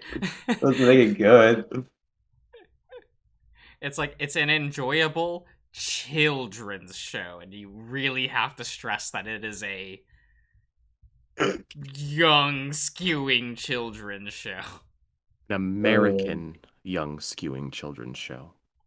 And even then, the only aspects I liked were stuff that was brought in by Lauren Faust, and she left after season 1. So season 1 the best? Yep. It never gets better. Good. And it's not even that great to begin with.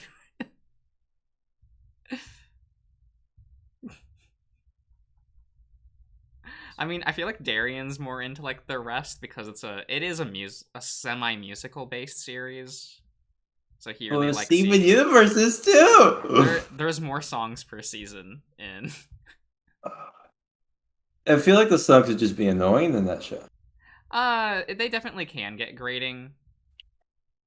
And I know that people that are in the life as like a musician really like that aspect of My Little Pony. I could take it or leave it. Okay. I don't think it detracts from the show, and sometimes I like the songs. It's like, oh, it's cute, fun thing. Okay. This is not a glowing like review. Like, don't watch it. I'm not gonna. Yeah. I've never wanted to. Don't do it. Don't make the same mistake I did. I've already watched Steven Universe. Okay. Right. I'm not subjecting myself anymore. Now the pro-communism episode, that was pretty good though. Oh my god. I don't know if that's what they intended. But there definitely is an episode that's accidentally like... You know, I hope it was on purpose. I hope so too. There was a flag and everything.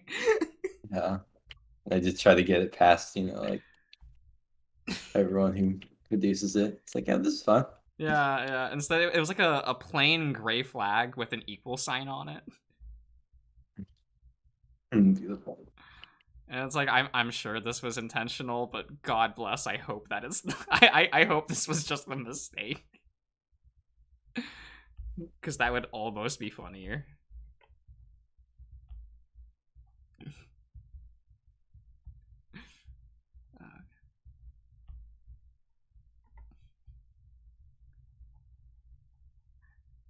Because we were deciding between either putting on MLP or watching She-Hulk, and that's why that stream happened. Yeah, I saw you streaming, and it was like She-Hulk watch along. I'm like, I think I'll pass today. Yep, no worries. I'm good. It was mostly like Darian and I talking across a room from one another while making churros.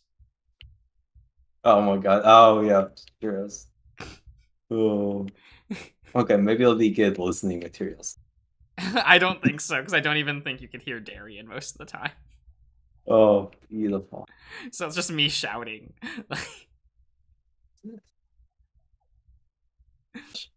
Maybe for a second. Oh, okay. Look, my wireless still isn't great. I mean, it's not buffering every 20 seconds. Yeah. I mean, definitely your internet's not going to be fixed, but at least it's not. Yeah, at least it's not like a computer issue. Yeah. I haven't had any computer issues with the new thing. I like this friend. Oh, yeah, I'd hope. Very good. It is big box that sits on small table. Very good. You could be like, you can be like a true PC gamer. Is it strong? It's pretty strong. I have like, I know that it's one of the more recent graphics cards. I don't know the specs off the top of my head. My sister is the hardware knowledge gamer. Okay. Like she's really into like the speccing out a computer, going like, oh, the best graphics card, oh, this motherboard works great with this processor, blah blah blah blah. And she did explain it to me, and I just kind of nodded and went, so where do I plug the cord in? Yeah, I've never got into PC because, like, number one, like, it's expensive, of course, but like, I just don't want to have to research and do shit like that. Yeah, I'm surprised how easy it was to put together. Okay. Because it was just like, open up booklet for the tower, and it says just like, insert X piece of machinery here, and there's a slot, and it's numbered, and it's like, okay, stick. Oh, with the internet thing, did you like misdo something, or no? So it just turns out that the antennas that this motherboard came with the range is just really short. Okay, so you had to move closer to the router then? Yeah. Okay. So the router is now like right next to the computer. Is your Wi-Fi connection, is that better now as well? No. Okay. That's why I still disconnect on occasion, because that's just my internet disconnecting for a second. Okay. Because sometimes I know old laptops can just make the internet really shitty just by being on it. Yeah. No, it's just it's a smaller, more redneck town, so like the service is just really mediocre. That's my entire state, but like not as bad as you, but still my entire state. Yeah, no, because we have like one of those things where you're just not gonna get better. Yeah, it's it's like like it's yeah. And there's so many hills and mountains here that it's like, yeah, I'm sure the internet just can't get better. Yeah. Yep. Oh well. And like in my town, like Google Fiber and stuff's going around. It's like, oh, cool, really. Like every place I've lived here. Yeah, no, we don't have that. Fuck you. I want it. But I want the goodest of internets. Then you gotta move to Tech Valley, Silicon Valley. They got like really fucking good internet. Yeah, but I hate moving. It is a terrible thing to do. Yeah. Especially because like then you gotta worry about like economics in that specific place, doing the whole house stuff. Right. Things you own going other places. That's for most people, where you're born is where you stay. That sucks. That's just how it is. Like moving, getting all stuff, having like enough money, and then having the job when you get there. Like fuck that. That's too much. I luckily I haven't had to move in quite some time, which is like thankful for me because I used to move every year. Oh, like, when I was like in like school, I like basically moved every year. That's awful. Never moved once in my life. I almost think that's probably preferred. As a child, we moved 3 blocks down the street. Oh, lit. Yeah, because that's the reason why I went to 5 different elementary schools, is because we moved every year of elementary school for me. Oh my god. Oh, it did wonders for my ability to socialize. Yeah, it made you who you are today. Right? It's like, oh man, there's no rules. I'll never see these fools again in a year. Yep. Empathy for others gone. 100%. I'm pretty sure that's what happened.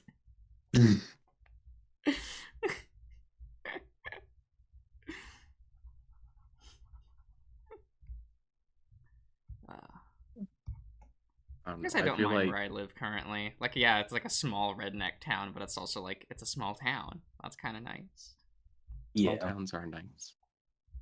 My entire state, even the big cities, feel like small towns, just for the fact that, like, damn, we have, for 60,000 people, being the second largest city in our state, we have, like, 2 things that are not, like, oppressively white. And one of them is just a random Asian restaurant. Aw, lit. Is it good? I've never gone because no one will go with me, and I don't want to go by myself because I'm a picky eater and I don't want to be rude. If it's a generalized Asian restaurant, they will typically have like the most boring meatball dishes on the menu for picky eaters like me. I know for certain it's not. That's why I won't go by myself. Is it like more genuine? It's specifically Thai, and like a more genuine Thai. Okay. Not incredibly, but more than white Chase, you weren't supposed to be here for me while I was doing this. Oh shit! No, god damn it! Oh heck! You don't see this. This is not happening. He's hanging from me up.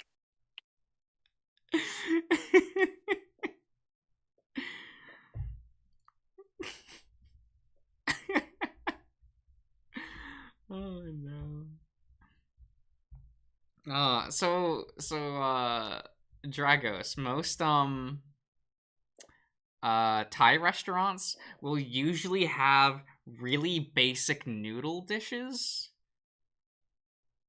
And you can look for those, and they typically don't have a lot of stuff in them. If it the specific Thai dish I always order at Thai restaurants is called pad see ew, and that is just fried noodles with your choice of protein, carrots, and broccoli. Okay. In like a garlic ginger sauce.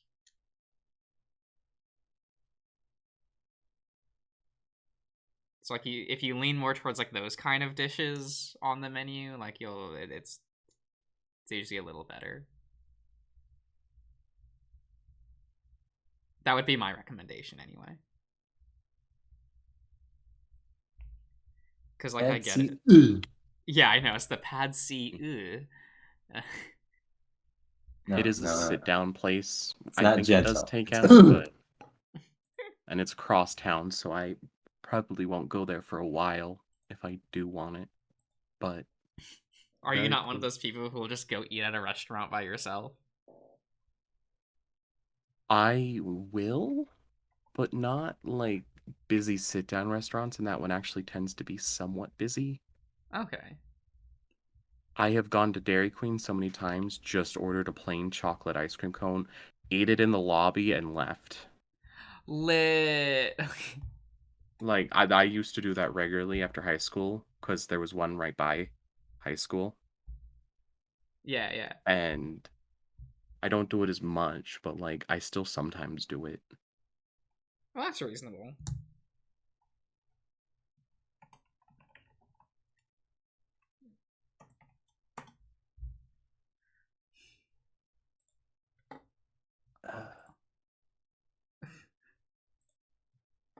Let's see here. Man, I miss Dairy Queen. I used to eat. That was like my like pre-Taco Bell like lunch food. Oh, okay. But then they increased their prices, and I'm like, nah, fuck that. I see. Yeah, I get that. Our KFC used to have a Long John Silver's with it, so it was a KFC Long John Silver's duo restaurant. You know how people are like combination Taco Bell, Pizza Hut. It was that. I've never. But KFC and Long John Silver's. Okay. And they had these, and they have hush puppies for Long John Silver's, and they're so fucking good. And then the Long John Silver's got closed because we are a fucking landlocked state, so getting fish is annoying. I didn't post anything. Don't worry about it. And so now they don't have hush puppies, and I never know what to get as a side there anymore, because damn, no hush puppies. Wait, what's a hush puppy? It's fried bread. Yeah, fried bread. Okay. More of a savory type bread.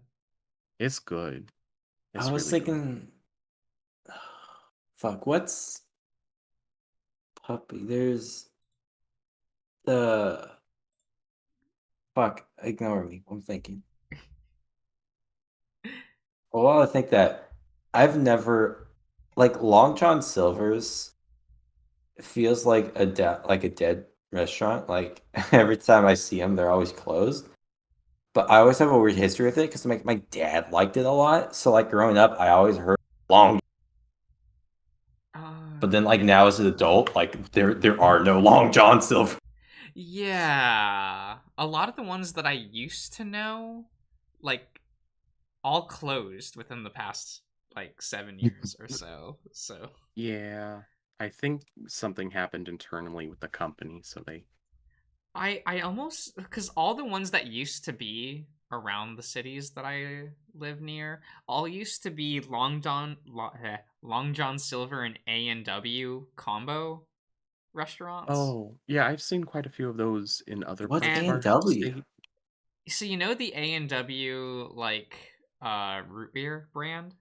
Yeah. Yeah, they had a fast food chain. It's still open What? in a few places, but a I lot of never them knew closed that. down. Yeah, so Yeah. like I think it was more the A&W side that got it to die. Oh, Yeah. that's weird. Okay. Yeah. Yeah. I have seen quite a few Long John Silver's A&W combos, because in every other major city in our state, they have those, but for some reason, ours was a Long John Silver's KFC combo. Okay. We did have an A&W, but it was, like, by itself. Oh, okay. Then it closed down, like, 6 years ago. No, I it never was, like, actually 10. ordered food from the A&W. Anytime I went to one, I would just get the root beer float and then be on my merry way. Not even a French fry? The French fries were okay. I just want my ice cream. That's fair. That's fair. I probably would do Okay. that now, but like, you know, when I'm like 10. Oh, yeah. When you were saying hush puppy, I was thinking of puppy chow. No. Puppy chow? It's Why like would I it's be like ordering- Chex that has like powdered sugar, like peanut butter, and like just a bunch. That's a mud puppy. No, they're called hush puppies too, I think. Or no, not hush. They're what did I say? What did I call it? Puppy chow? Puppy chow. Yeah. Yeah. There's a lot of names. Yeah. There's a lot of names for a lot of things. I just have such a limited Oh, yeah. vocabulary. Puppy chow, also known as monkey munch, muddy buddies, muddy munch, reindeer chow, or donkey bag. What? Wait, what is... I didn't even have the thing you said, Dragons. I think I meant to say muddy buddy, not muddy Okay. puppy. Okay. Monkey munch. I'm calling it monkey munch now.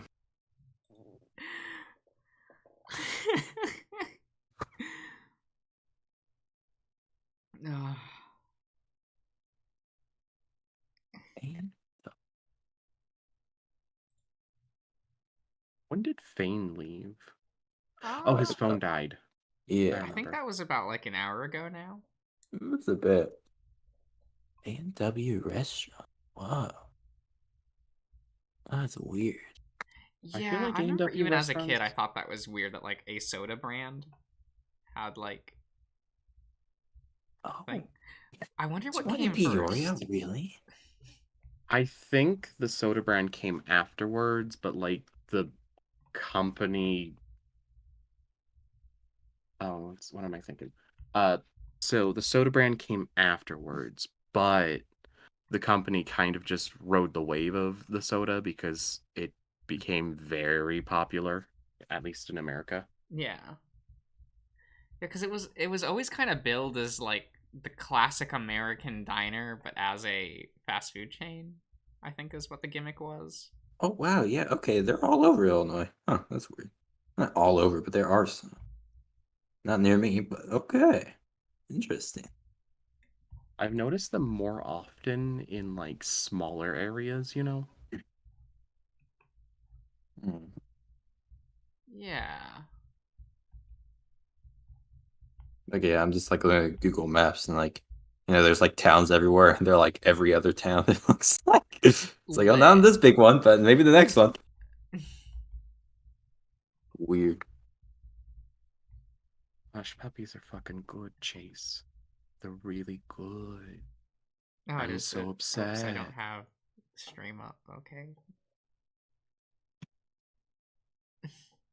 Why does your stream keep pausing for me for no reason? What is this image? Chase. Okay. Oh, I remember you sending you. That's incredible. We got NW fan here. Oh, lit. The A&W fandom going strong with Chase. Right. That was obviously a draw over, right? You were there.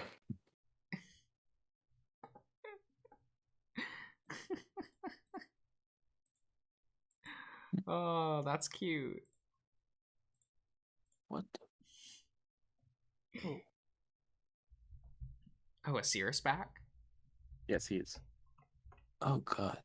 Well, at least he's in VC now. On their main website, there's like the categories, and they have hot dogs, but like they did not have a good picture of the hot dog. It's like a what is it? Coney dog. It looks like a chili cheese X. I don't know. It looks like shit on the hot dog. Is what I'm saying. Yeah. They do have a lot of like chili dogs and stuff like that because it's easy to make them, and then the image just doesn't look good. Right. That's wait, Chase. When you say chicken, do you mean like fried chicken, like bone-in fried chicken? Is that a thing A&W does? I don't remember. On their Legitimately, website, they have like chicken tenders. Yeah, all I remember and chicken was sliders. Was the ice cream. I remember they have weird hot dogs. That's all I remember.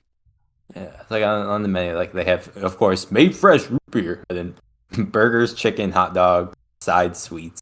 That's about it. Okay. And like chicken is just like chicken tenders and stuff. Is this chicky tendies? Good. Chicky tendies are good. Don't get me wrong.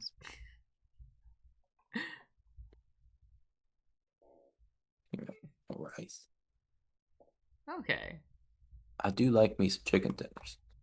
Right. It really depends on like the breading for the chicken tenders, because like Dairy Queen's chicken tenders, their breading is kind of meh. Like it's all right, but oh yeah, like their chicken tenders are just okay. Yeah, but it doesn't matter because you dip them. Oh yeah. Like anytime I go to Dairy Queen, I'm ordering the chicky tendies. Like Yeah. Whoever orders the hamburgers from there. I have. Not often, though. Yeah, I've never had one of the burgers at Dairy Queen. I got, like, the flamethrower burger, whatever it's called. Mm-hmm. If I did. I used to go to Wendy's quite a bit, and then they upped their prices, and I'm like, I'm not. Do they have the $4 deal still? No. Chase, what? You have fish tenders, aka fish and chips. You're good. At least the ones near me, the 4 for $4 is gone. Oh, that sucks. It's been replaced with the Biggie Bag. That's hilarious. Oh, I went to their website. Biggie Bag is the first thing that. Yeah, the $5 Biggie Bag. Yeah. Oh, yeah. I've only gone there and got the 4. That's it. Yeah, now it's all 5. And I'm like, I do hate going to McDonald's, and now the price of the meal I used to get is like $9 now, and I'm like, I guess I'm not going to McDonald's unless I am weak and craving chicky tendies. Yeah. Or chicken nuggets. Yeah. Chicken nuggies. Get my nuggies. The chicken tenders from Wendy's were so good. I haven't had the chicken tenders. I only had their nuggies. So TY, I don't go to Chick-fil-A, and it's because I refuse to wait in that line. It does like I don't like them because it's expensive, right? It's like $9 to get nuggies there, and I'm like, it's uber expensive. Yeah, I've never gone there because it's just expensive for like no reason. Yeah. And even then, like the line is always gigantic. It's never. Yeah, we have one of those, Culver's, and Hot Bellies or Portillo's. Those 3 restaurants, the lines are so fucking long. It's ridiculous. Like they wrap around. Sometimes they go out into the street. It's like no. Oh my god. No. I hate that like a bunch of Chick-fil-A's around me now have double drive-thrus. Oh my god. And they still stretch out of the parking lot. Like I can't. Yeah, because I'm the kind of guy where like I'll go to like it's like, oh, I want to go get to this place. I'll like drive up and I see the line. I'm like, nope, goodbye. Yeah, that's our Wendy's. Everyone fucking loves Wendy's in our town. Oh my god. Like when it was drive-through only, it would go wrap around the building like 2 to 3 times. Nice. Meanwhile, like a restaurant across the street, fucking empty. People fucking love Wendy's for some reason, and I don't know why. Their new fries suck. They do have some of the better from my experience, right? I don't have a lot of experience with fast food places, but like of the ones I've ate at, I think Wendy's has some of the better burgers. But their burgers they've decreased in quality, but it might be because I've eaten there too often recently. Mm-hmm. But yeah, their fries, they got new fries. They suck now. They're not like terrible, but like damn, their old fries were really good. Like of what I've had at Wendy's, they're not like insanely. They're okay. It's just okay, but it's just cheap. So that's like why I'd go there. Right, yeah. Yeah, their ice cream was good, Chase. It still is. And dipping your fries in their ice cream, like it felt like the fries were made for the ice cream, and now the fries aren't. And I used to go there just get a fry and a Frosty. And now I never do that because damn, it sucks. I never get like ice cream type things at places. Fair enough. Because I always feel like it's too overpriced to where I'm like I'm not gonna buy a cone or whatever at this place. But I could make food myself too, so yeah. I usually just get ice cream at places if I'm sitting down already and I really want something cold and sweet. But like otherwise, yeah. Eh. I have a small tummy too, so like if I like already eat my food, it's like I can't find any more. No way. Fair enough. Man, like despite how little I eat, I feel like I have like the largest stomach because I will just keep eating if I want to. Like, I never feel full when I'm eating. Not anymore. I can eat snacks forever, but like actual meals. Ugh. I really don't like snacky foods because the way my brain works when I'm eating, I have 2 older brothers who would like steal my food and shit. So I kind of like engulf food sometimes. I'm trying to get rid of that since they don't live where I live anymore. Yeah. But I did for a long time have this thing where because I went from like eating rather slowly to like middle and high school, they started doing that whole steal my food and shit. For a while, my brain would just like shut off my ability to eat. Just straight up, I'm like midway through like eating, have food in my mouth. My brain just says, can't swallow this food. You're full. You're done. Even if I still felt hungry. It was weird.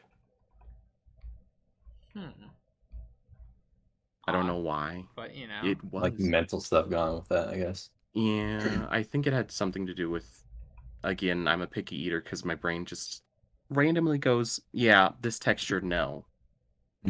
But like it was a different mental feeling, it's hard to explain. But yeah, I'm over that now. Still not over being a picky eater, but I'm trying. I try foods. I've given up being like a not picky eater and have just succumbed to the picky eater life.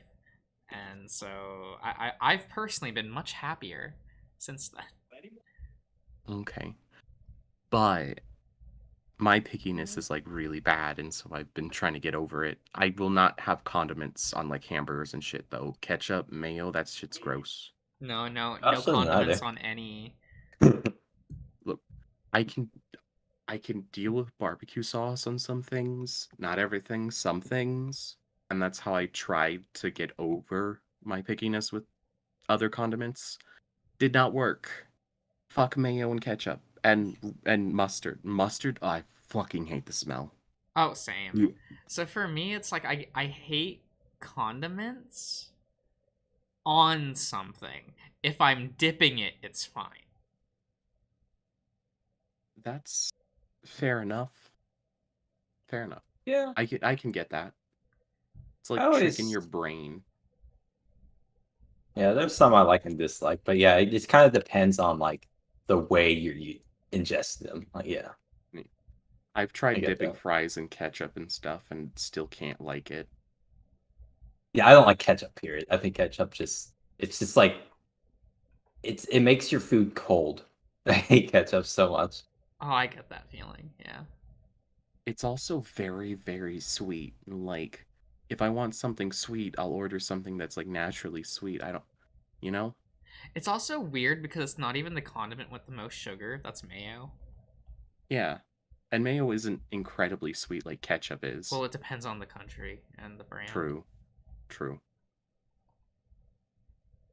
Because I don't know what's up with, like, Japanese mayo actually tastes like there's a gallon of sugar in, like, a bottle.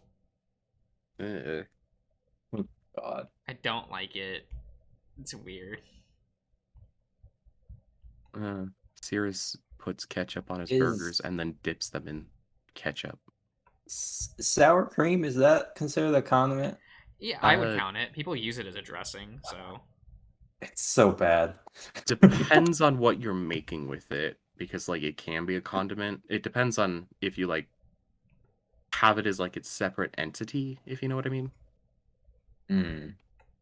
Like, ketchup can be an ingredient or a condiment, but most people call it condiment because 90% of the stuff it's used with, it's just poured on top of or, like, as a side.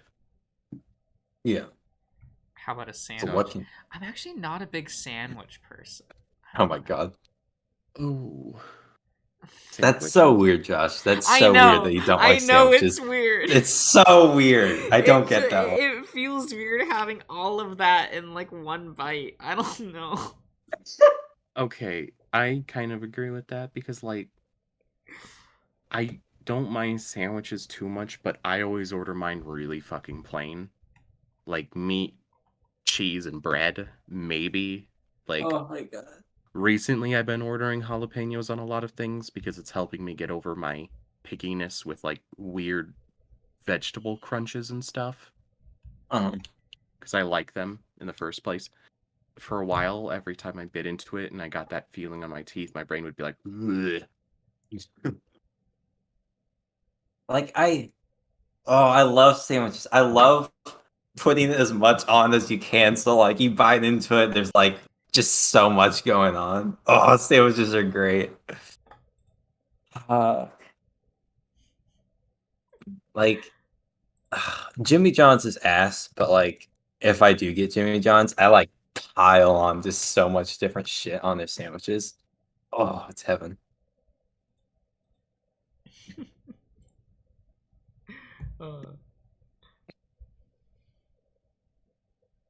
Wait, 2.2. Well. You delete it? Yeah, I'm like, what are these numbers? Is Cirrus trying to communicate with numbers from beyond? It's all 2.8. What is... Cirrus, what does it mean?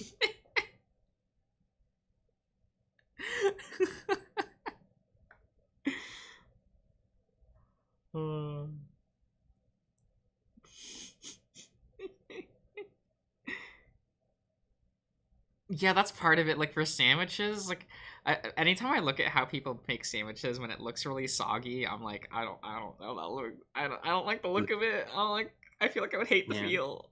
I can't. We have a Jersey Mike's that has, like, really good bread, and so it doesn't get soggy. But again, I don't order a lot of my sandwiches, so It's what percent mass magnesium you are.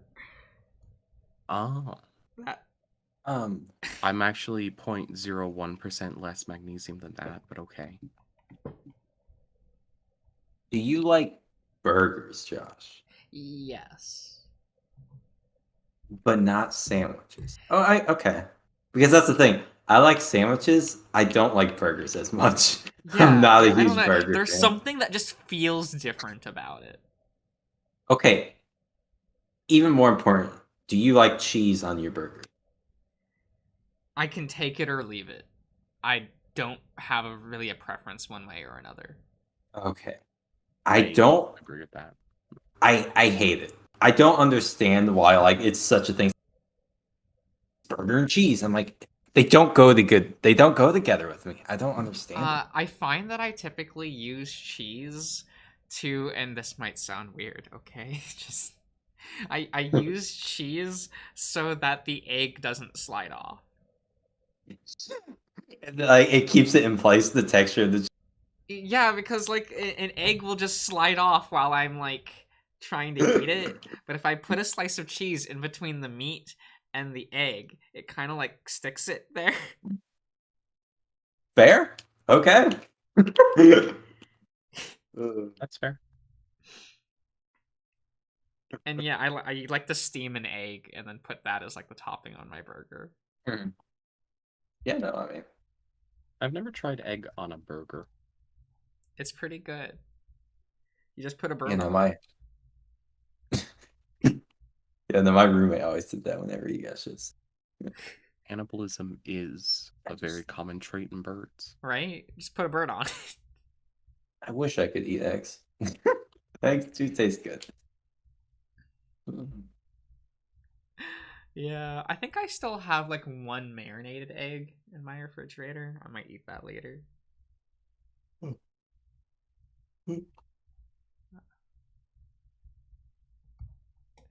Marinated egg? What's that?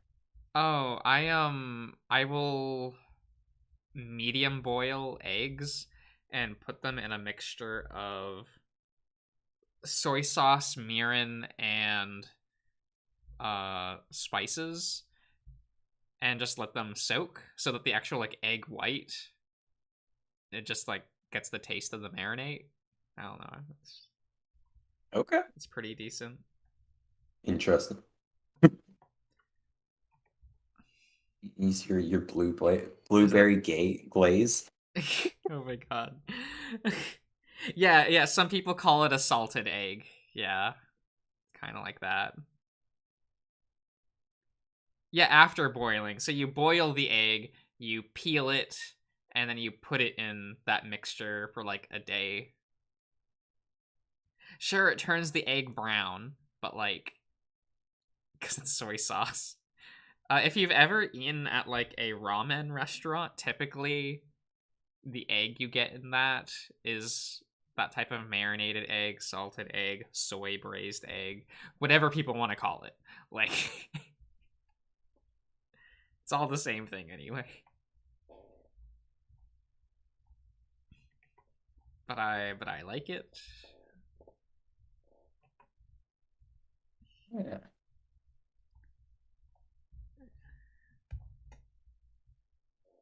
Those are the best, aren't they? They're pretty good.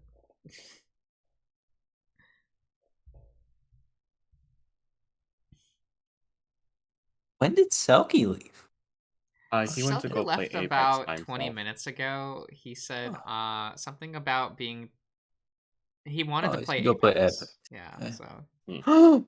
Oh shit! The time thing happened. Back in time. Wait, what? Fuck yeah! Wait, what? Oh. How long have I been streaming? You started at like 9 and it's now. It would be an hour ahead for you, like normally. 2. We lost. Yeah, I'm You've like, been wait a streaming minute. for a long I was like time. looking at my thing and I'm like, oh, I've only been streaming for like what, 3 hours? Start at like what, 10 your time? Yeah, like 10:30 my time. Yeah. And it's been, let's see, 4 hours 15 minutes. Okay, yeah, so the time change did happen. Yeah. Wow. Because I was confused. I looked at that Selkie message and it was like 9 o'clock, 1:04. I'm like, well, hold on. What's going on? We get an extra hour of sleep, right? Is that how that works? Yeah. Ooh. Oh. But I was so confused because Selkie was talking about this and he was just like, oh man, now change the time of like when I like show up to like your streams and stuff. The time changes for everyone. And I was confused because I thought he was saying it doesn't change for him, but apparently it changes like in a week. It doesn't change right now. So like he's still on the normal time, but like a why is it not universal? Yeah, I was confused. Like, it's really dumb.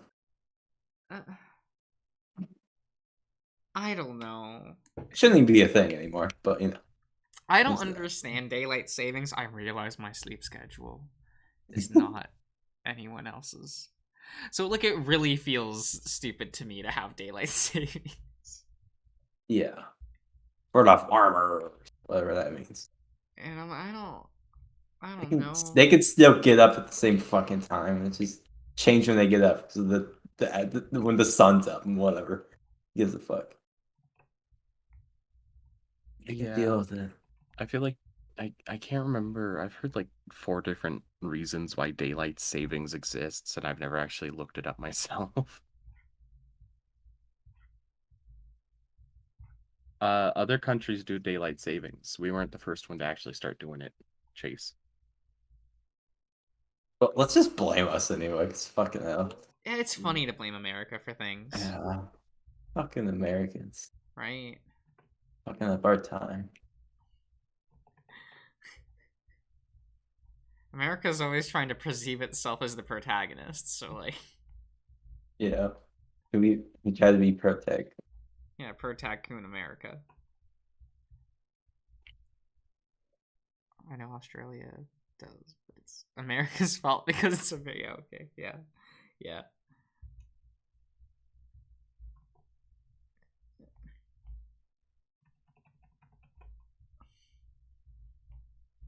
Man, sometimes I want to draw lewd drawings, and then I'm like, no, I can't. If I start... You can't stop. Yeah. I mean, it doesn't work. You end up doing it quite often. I know. Do you really think that drawing was too spicy for you?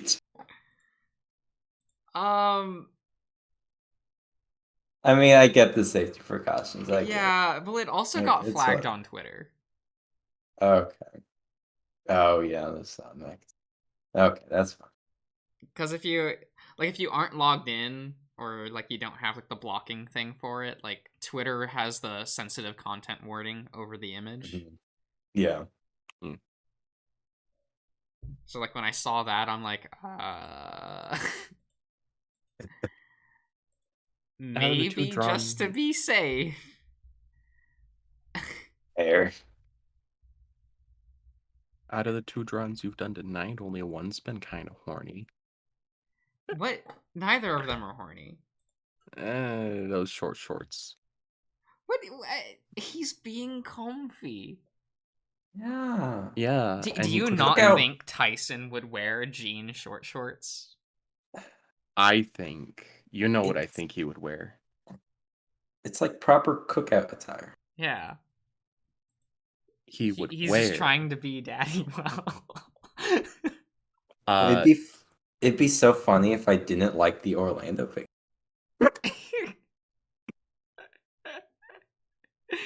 I mean, it is Orlando. An apron that says "Kiss the Cook." No. And just an apron. Shorts. Yeah, like if he's wearing the apron, then you can't see the shorts. They're important. Who's saying he's wearing shorts under that? I mean, I think it's cuter for them to be wearing just like shorts than only an apron. That is much cuter. Because the apron covers their chest. Come on, like. best aspect. Fair.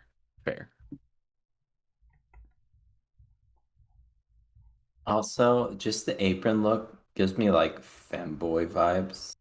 Yeah, I'm not that into it. That's fair.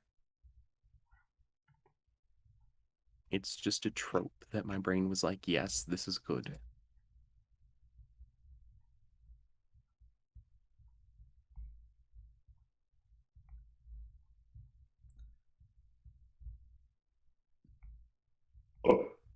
Why are so many people I'm following on Twitter being so fucking horny right now?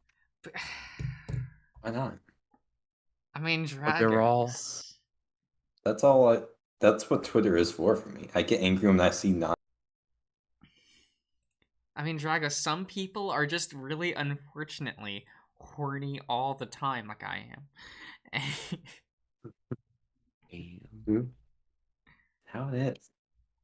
It's like, are they restroom breaks or are they restroom breaks? Like, it's. Oh my.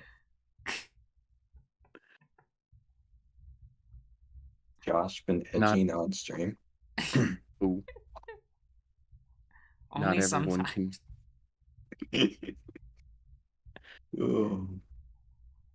Not everyone can be. Whatever I'm saying. We're horny for you. And you're dead. Okay.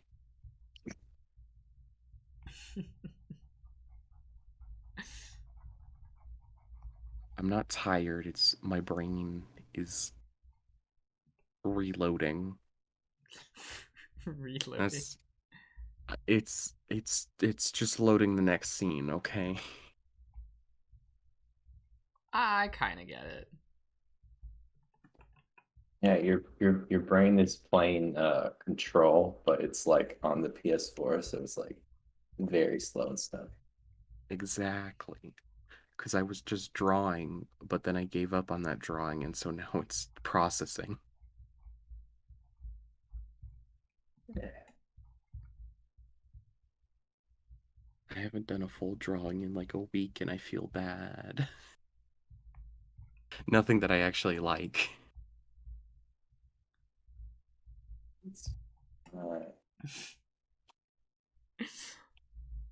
I mean, I feel bad that, like, the drawing of this past week is the Sydney one. And I don't think I was even here for that one because I was sick. Right? What? No, that was just 2 days ago. That was 2 days ago. Oh, yeah. That was Thursday's stream. Oh, yeah. Wait. Which one did I miss when I was sick? Was it Chase who recommended it? I got you to do it? Yeah, Chase was like, draw this. Okay. Nice. Oh, yeah. Like, draw these two together, and I'm like, I don't know how I feel about that. You fucking did it. And you made it so horny.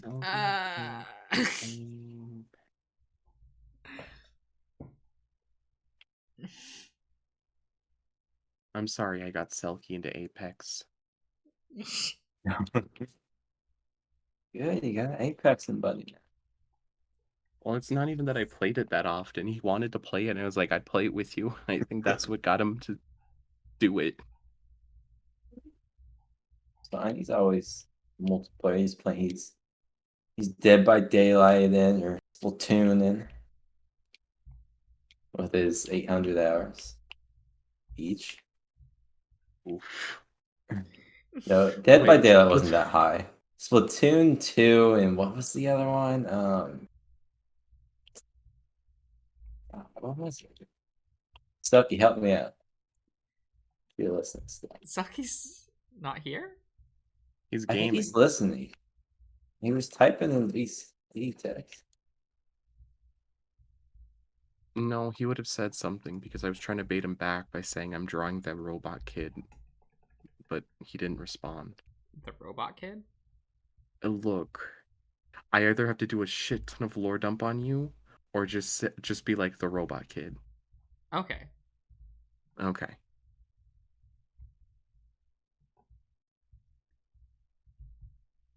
Did someone say DBD? Dead by Daylight. No, that can't be it. Talking about Barbie life in the dream.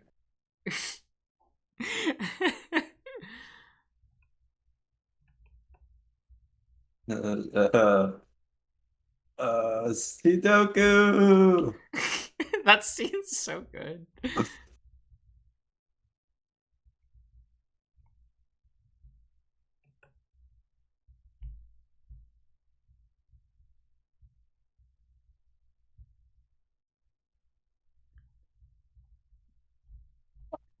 Holy shit.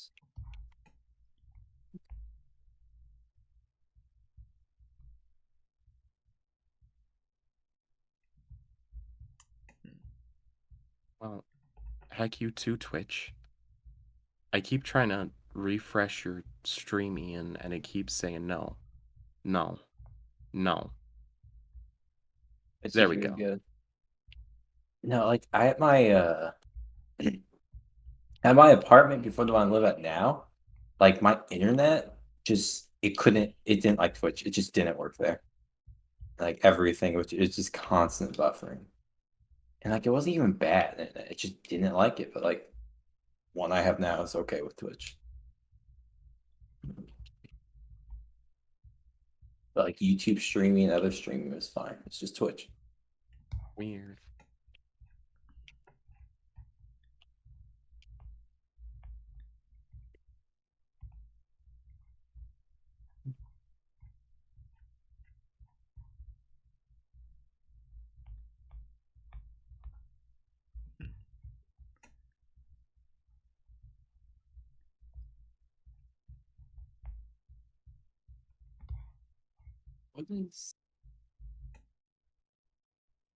Who's this character, Josh? Huh? This is a lion boy. A lion boy? Here, I'll draw the crop top on.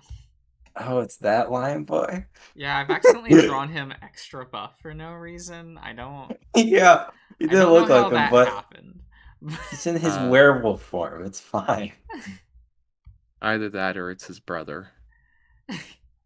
Their parents buy them all the same clothes. They're hand-me-downs. Crop top lion has.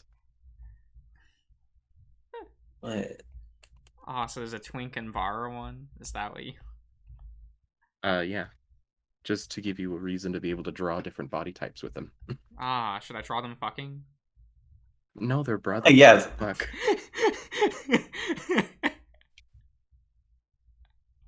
You escalated it? That's fine.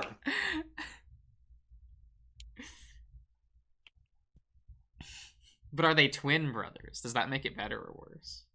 If it's hand-me-down, he's got to be like 2 to 3 years older than him. Than the Vara top lion is like 2 to 3 years older.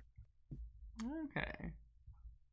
Tank Top Lion is actually just his first year of college, and Bar Top Lion is finishing his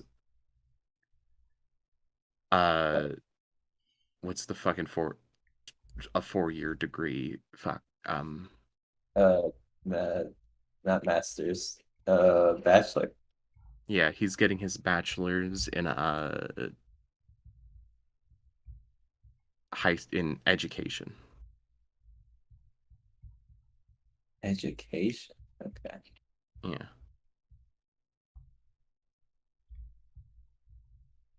I don't. Does Josh? Do you know any of the killers from Dead by Daylight? No. Okay.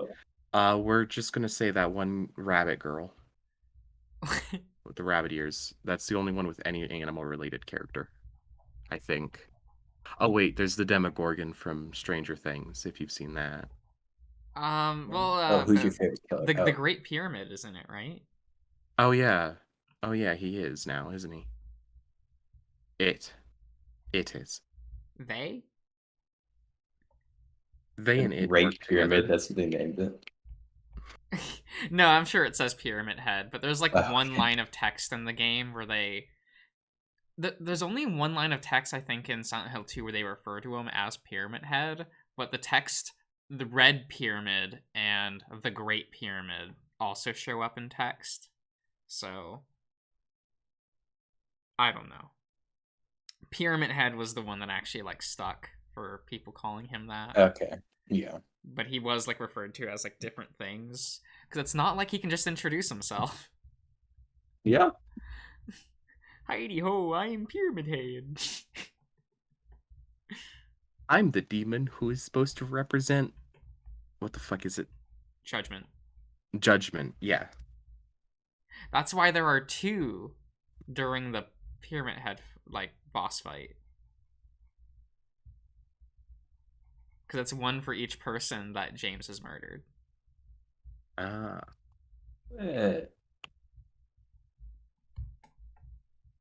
Because there was one when it was just Mary. And then after Eddie, the second one shows up. Reasonable.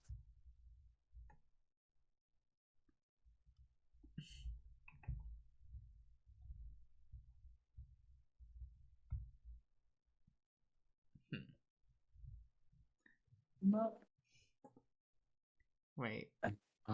Now, what'd you call him? Barra Top Line? That's his name now? Barra Top Line. Barra Top Line. I like that. That's good. Barra Top Line. You need to use a Picardo? No. If I stream on Picardo, that's me giving up.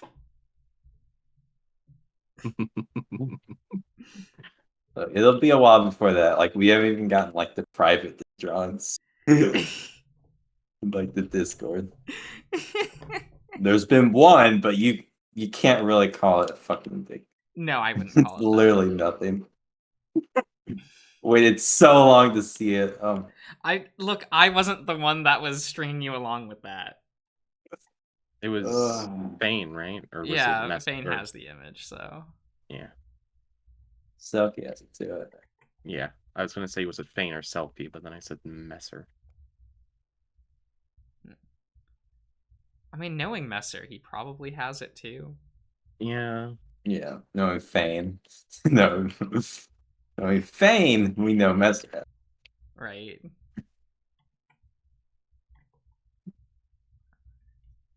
I also love it. I don't know if this was on stream, but like Fane has like some picture of Messer in like an elevator or some shit. Oh yeah. And like and Messer like he's just like, oh, you need to delete that. And Fane's like, oh, I'm never gonna don't worry, I'm like never gonna. And then the Selkie was immediately like, oh, I think you showed me that one. And he was like it. I'm like, Selkie, you ass. Call them out.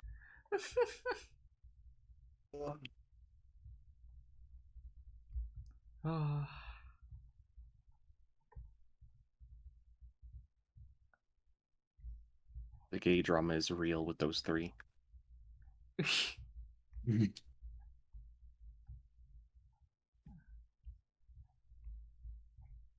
I do play Final Fantasy XIV, Chase. Why do you ask? Play with them. Maybe that's what. But my subscription ended like 3 weeks ago. 2 weeks ago, somewhere around there. I can re-up it though. You cannot change the time, you gotta wait through it, but it's like I think a day is like an hour or something. Or it's 2 hours. I can't remember. I'll look it up for you.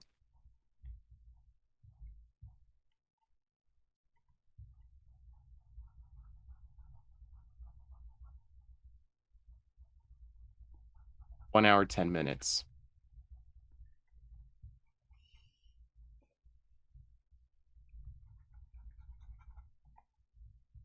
We done that? 1 hour, 10 minutes. The day cycle of the world. Yeah. I get understanding that it's kind of annoying because some scripted events are set for certain times. Oh, no. And so you're like in the middle of night. You can't change it. Yeah. Oh, that sucks. It is an MMO though, so Yeah. And all of the like really cool scripted events are in like their own dungeons and stuff, so you don't really have to worry about that because the dungeons can just set the time they're like in instance, right? Yeah. But there's just random moments where you're like talking to an NPC, then a small cutscene plays, and you're like, ah, yeah, it's the middle of night. Now it's bright out. It's fine. It's fine. No, serious, you don't get any more questions. No more. Jeez. Wait, one last question. Did he ask a different question? I guess Picardo. You can ask it, Cirrus. I was joking. Don't. I was joking. 2.8. That's the answer. Right? Yeah. Until his homework is done. Okay. Stop doing this, Twitch. I don't know what Twitch has out for me tonight. But every like 5 seconds, it's doing that again. God, you're not gonna see me controlling. I'm trying. It's so exciting right now. Running through wherever this is. I don't know, some challenge run stuff.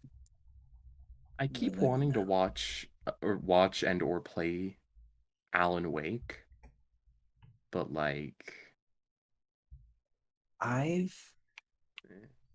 I played it like over 5 years ago, like for like an hour maybe. And I didn't like the gameplay. It didn't feel that good. But I put it down. I've heard the gameplay is which is why I say watch or play, but I've always wanted to try it because I've never played Alan Wake. I'm sure it's not good. But... Yeah. It's just based in the same universe. I don't know the ending of Alan Wake, but apparently some weird shit happens. As Control though, and a lot of people really like Control, so. Do you like it, Ian? I am enjoying it, yeah. Okay. I played it on PS4 and it runs so bad. It was unplayable how bad it ran. But yeah. I'm playing on Xbox now and it actually runs. Oh, okay. And it's fun. It's fun when it runs. Combat. I have mixed feelings. Like, I was really interested in the story, everything that's going on, but like, you reach a point where it's just like, oh, it's more gameplay focused. And like, the gameplay is fun, but I was just really interested in the story. It's like, I want to know what the fuck is going on. So, no, this gameplay. Yeah. I also got really interested in the story, which is why I've debated about looking to Alan Wake, because it has a DLC based on him and all that, and it's supposed to be in the same universe, and there's items related to the Alan Wake game in this. Okay. Like, from what I heard, there's an item that's just a flask that heals people based on... Like, it's not something you can use, it's just a background item you can look at in that one area where there's a bunch of sealed items. Power. Yeah. Yeah. See, okay, one thing I don't like about the gameplay is it has a lot of gamey features where like you have your guns and stuff, and then each gun you can upgrade it to like give it a new slot to equip weapon mods, which are just things like, oh, increased damage by percentage, less ammo cost, better reload speed. And like they're all like such low percentages. Like, oh, like I have this really good one, and it's like, oh, 20% reload speed. And then you have personal mods for your character, which are like more health, more energy and stuff. And like they're random drops. They're not so it's just like you roll random shit pretty much. And then you have like a skill tree for all your like your health and energy, all that stuff. So like I don't know why it has to have your personal mods, which can just increase it more. It's just annoying and in the way. And like the weapon mods, you upgrade it to give it mods. It's like, can I just upgrade it just to make the weapon better? Period. It's just so gamey stuff. It's like, oh, it's a video game. Look at this crafting system. It's like, you don't need it. No, you don't. It's in the way. Maybe if the personal mods added like cool effects to your abilities, like your gun can now like charge or something. Your flight ability now has like a pushback. Yeah, it changes it. It just does more. Mm-hmm. Yeah, not just a percentage. I always say just percentage. It's just annoying. Yeah. It doesn't feel like it's really doing that much until like I have a lot of them. Hold on, in the higher tiers. Oh, Superman.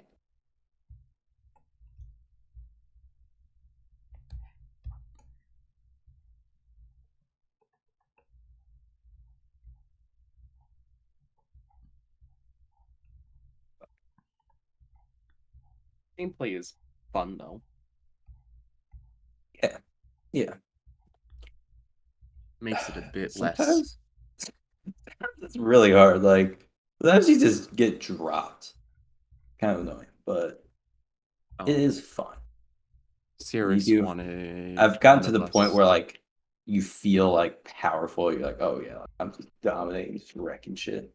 Like that's what I feel like the gameplay should be. You know, you're just fucking floating around, throwing shit, and just feeling like a badass. Kind of. I mean, I get why it happens later in the game, of course. Yeah. You essentially like once you go, like once you get the fucking levitate, like everything up, and it's like once you finally get it, you're like, oh my god, the fucking battlefield is my oyster. Yeah. You feel like you're like control. Yeah. Like I saw on like a loading screen, it's like, oh, you press this to levitate, but be careful, like you're more exposed. I'm like, no, you're not. Like levitated, you're like so fucking safe in the air. Because the enemies with like ranged attacks are still like 50% chance to miss you. Yeah. Because like enemies like when you're moving around, like you're supposed to move a lot because they just miss with their like bullets. And like while you're fucking floating, like they just always miss. They're always missing you. Yeah. It doesn't cost like ability energy to float. You could just do it whenever. Yeah. And the only problem I've seen you run into is the fact that an enemy can easily sneak up behind you when you're floating. Yeah. Like the fucking rockets they shoot at you. Oh my god, I hate them so much. Oh yeah. With all the particle effects, sometimes it's hard to notice they're even doing it. And then if they do hit you, like they take out more than half your health. Yeah. And there's no like difficulty set in this game, so like what you get. It's fine. Oh fuck. One more mistake and you fuck. Holy shit. But the enemy's aim is terrible. Yeah. Stanley. Hello. How are you? Tiny boy. Is this the good doggo? This is the German Serious, you gotta clip it for me. I don't remember when that was. Oh, bye, Stanley. He just wanted to check in what I was doing.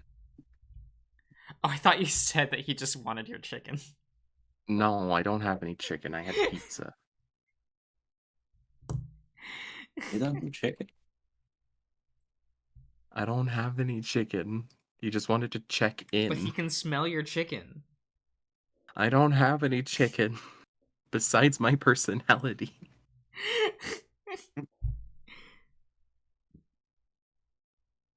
But iPad can't clip? Is that true?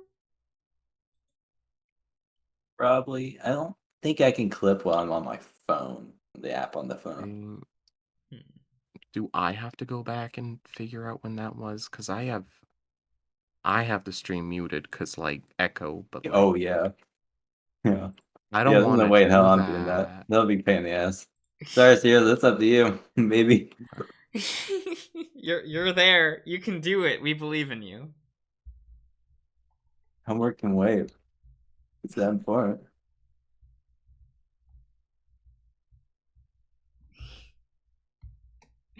Just begin searching around like 4 hours and 30 minutes, I guess. Was that like 10 minutes ago? 20?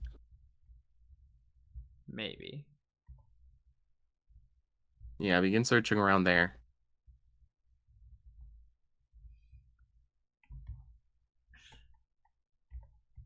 It's a rocket. Man, searching for like content in a stream must be like unbearable. That's why you have us do it. Yeah. I ain't going back to streams I've already watched or been in.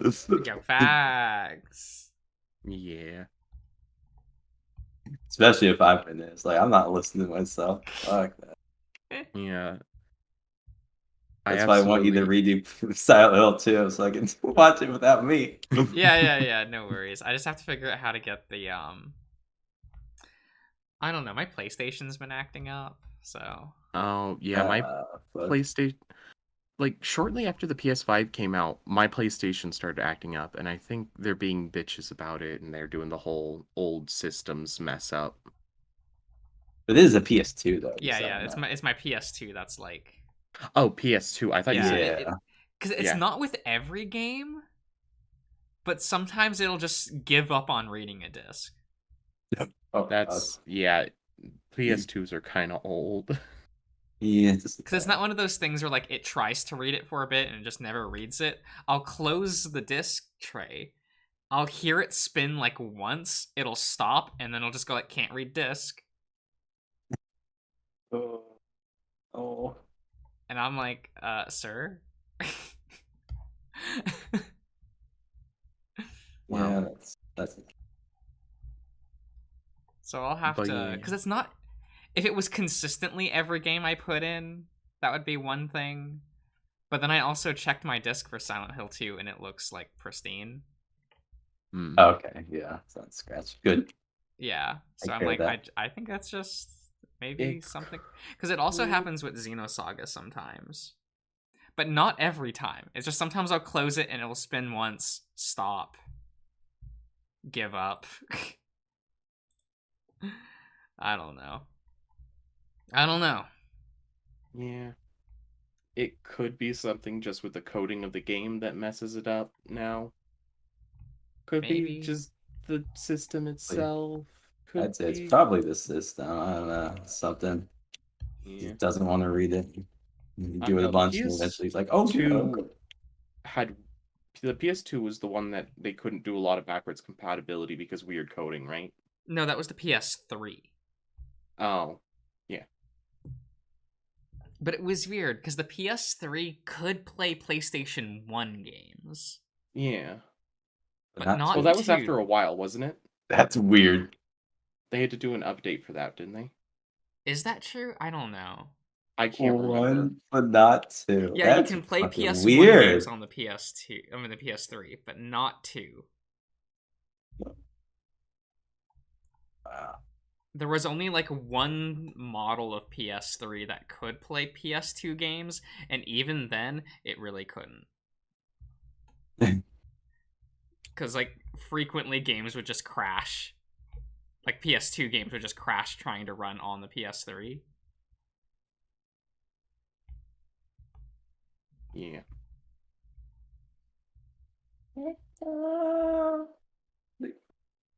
What? Oh, this gaming. Gaming? Gaming.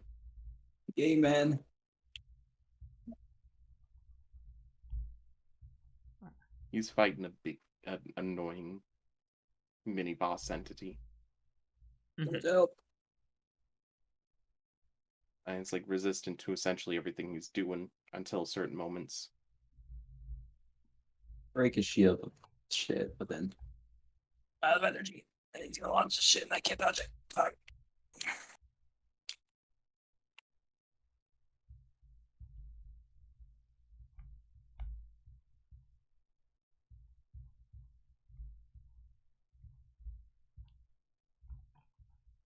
They give you all these guns, like the alterations. Fucking pistol is just the best version. It's so reliable. Yeah. Oh, is it one of those kind of situations where it's like, yes, you're starting like the most basic thing? upgraded is the best.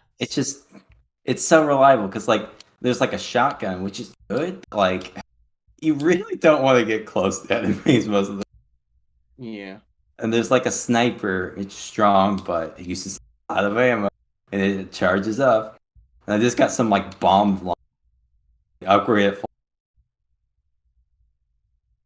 Yeah. And then like enemies have shields where like the best way to break them is use like your powers, like your projectiles, like throw shit at them. So like a lot of enemies have the shield. I'm like, well, fuck, why do I have this bomb thing? Shield, not even helpful. Yeah. And then one's like a machine gun, but it just doesn't feel that good. It could be good now though, because I have a lot of upgrades. Pistols is reliable. Yeah.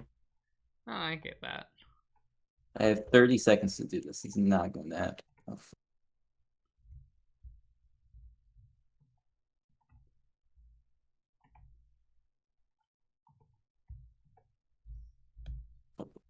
Capture the point.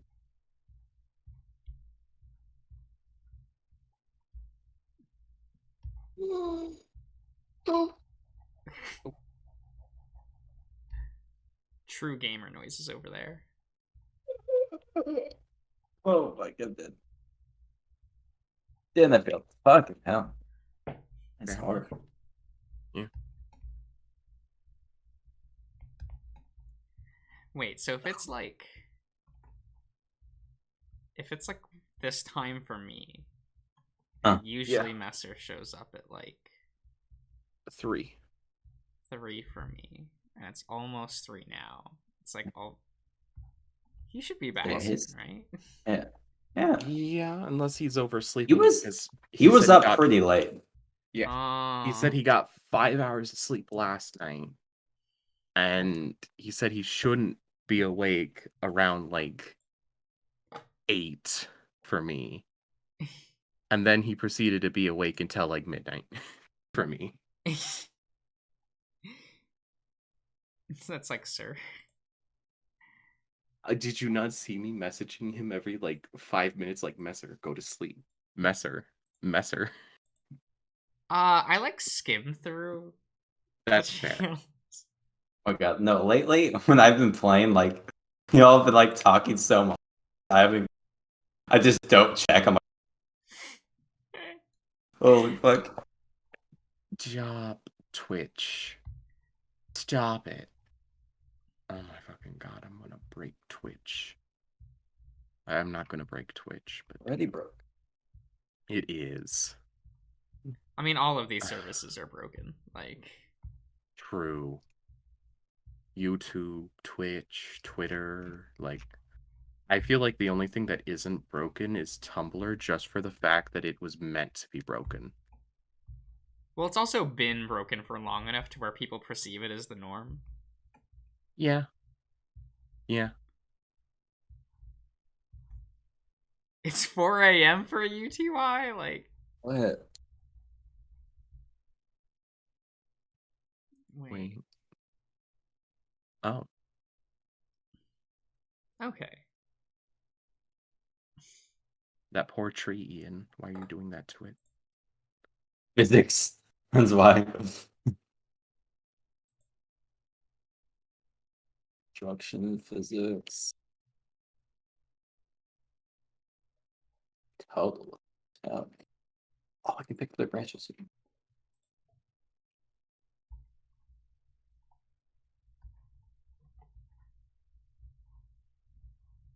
Oh my god, I will say, no fucking like objective markers is awful. It like kills me sometimes. It's like you can open this map, which is really hard to navigate. See like your general location, but like once you go there, it's like, oh fuck. Oh god. When a game doesn't have like a good map system, it almost kills it for me. The map is really bad. Okay, you either get a generic AAA compass with a decent map system, or bad map system. Not the AAA compass. Anything but the AAA compass. Pick. Terrible map system or decent map system with AAA compass. I'll take the one without the compass. Every time. I don't know whoever designed the AAA compass. I don't like them. They can go. Fair enough. This game feels like they looked at the SCP Foundation sort of shit and went like, I can make a game based off of that. Right? Oh, Chase, the AAA compass is when you have, like, that bar at the top of your screen, and your objective markers are tied to that, and it works like a compass, so it, like, swivels around on the bar. And it points, like, north and south. Like, yeah, it determines that, like, where you're looking, but not, like, distance or elevation. It's just this bar.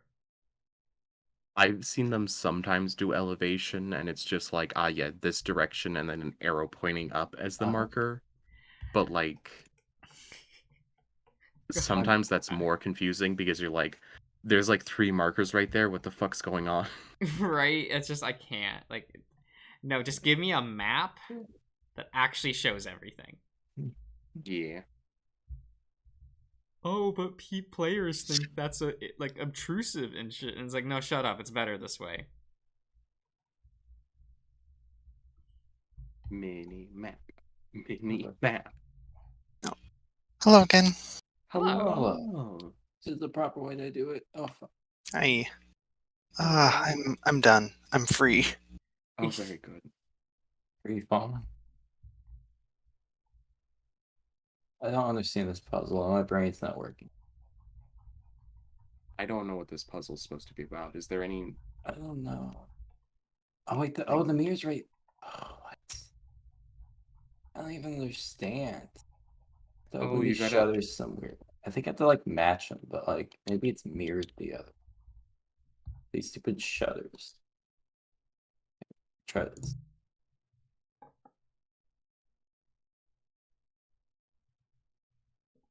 I haven't had to Google anything yet, but I'm close to it. Okay. I think I'm actually just gonna end the YouTube stream. That is for now. It's, you know, understandable. We'll finish Borrow top line. Yeah, at some point. At some point. We'll see you around YouTube.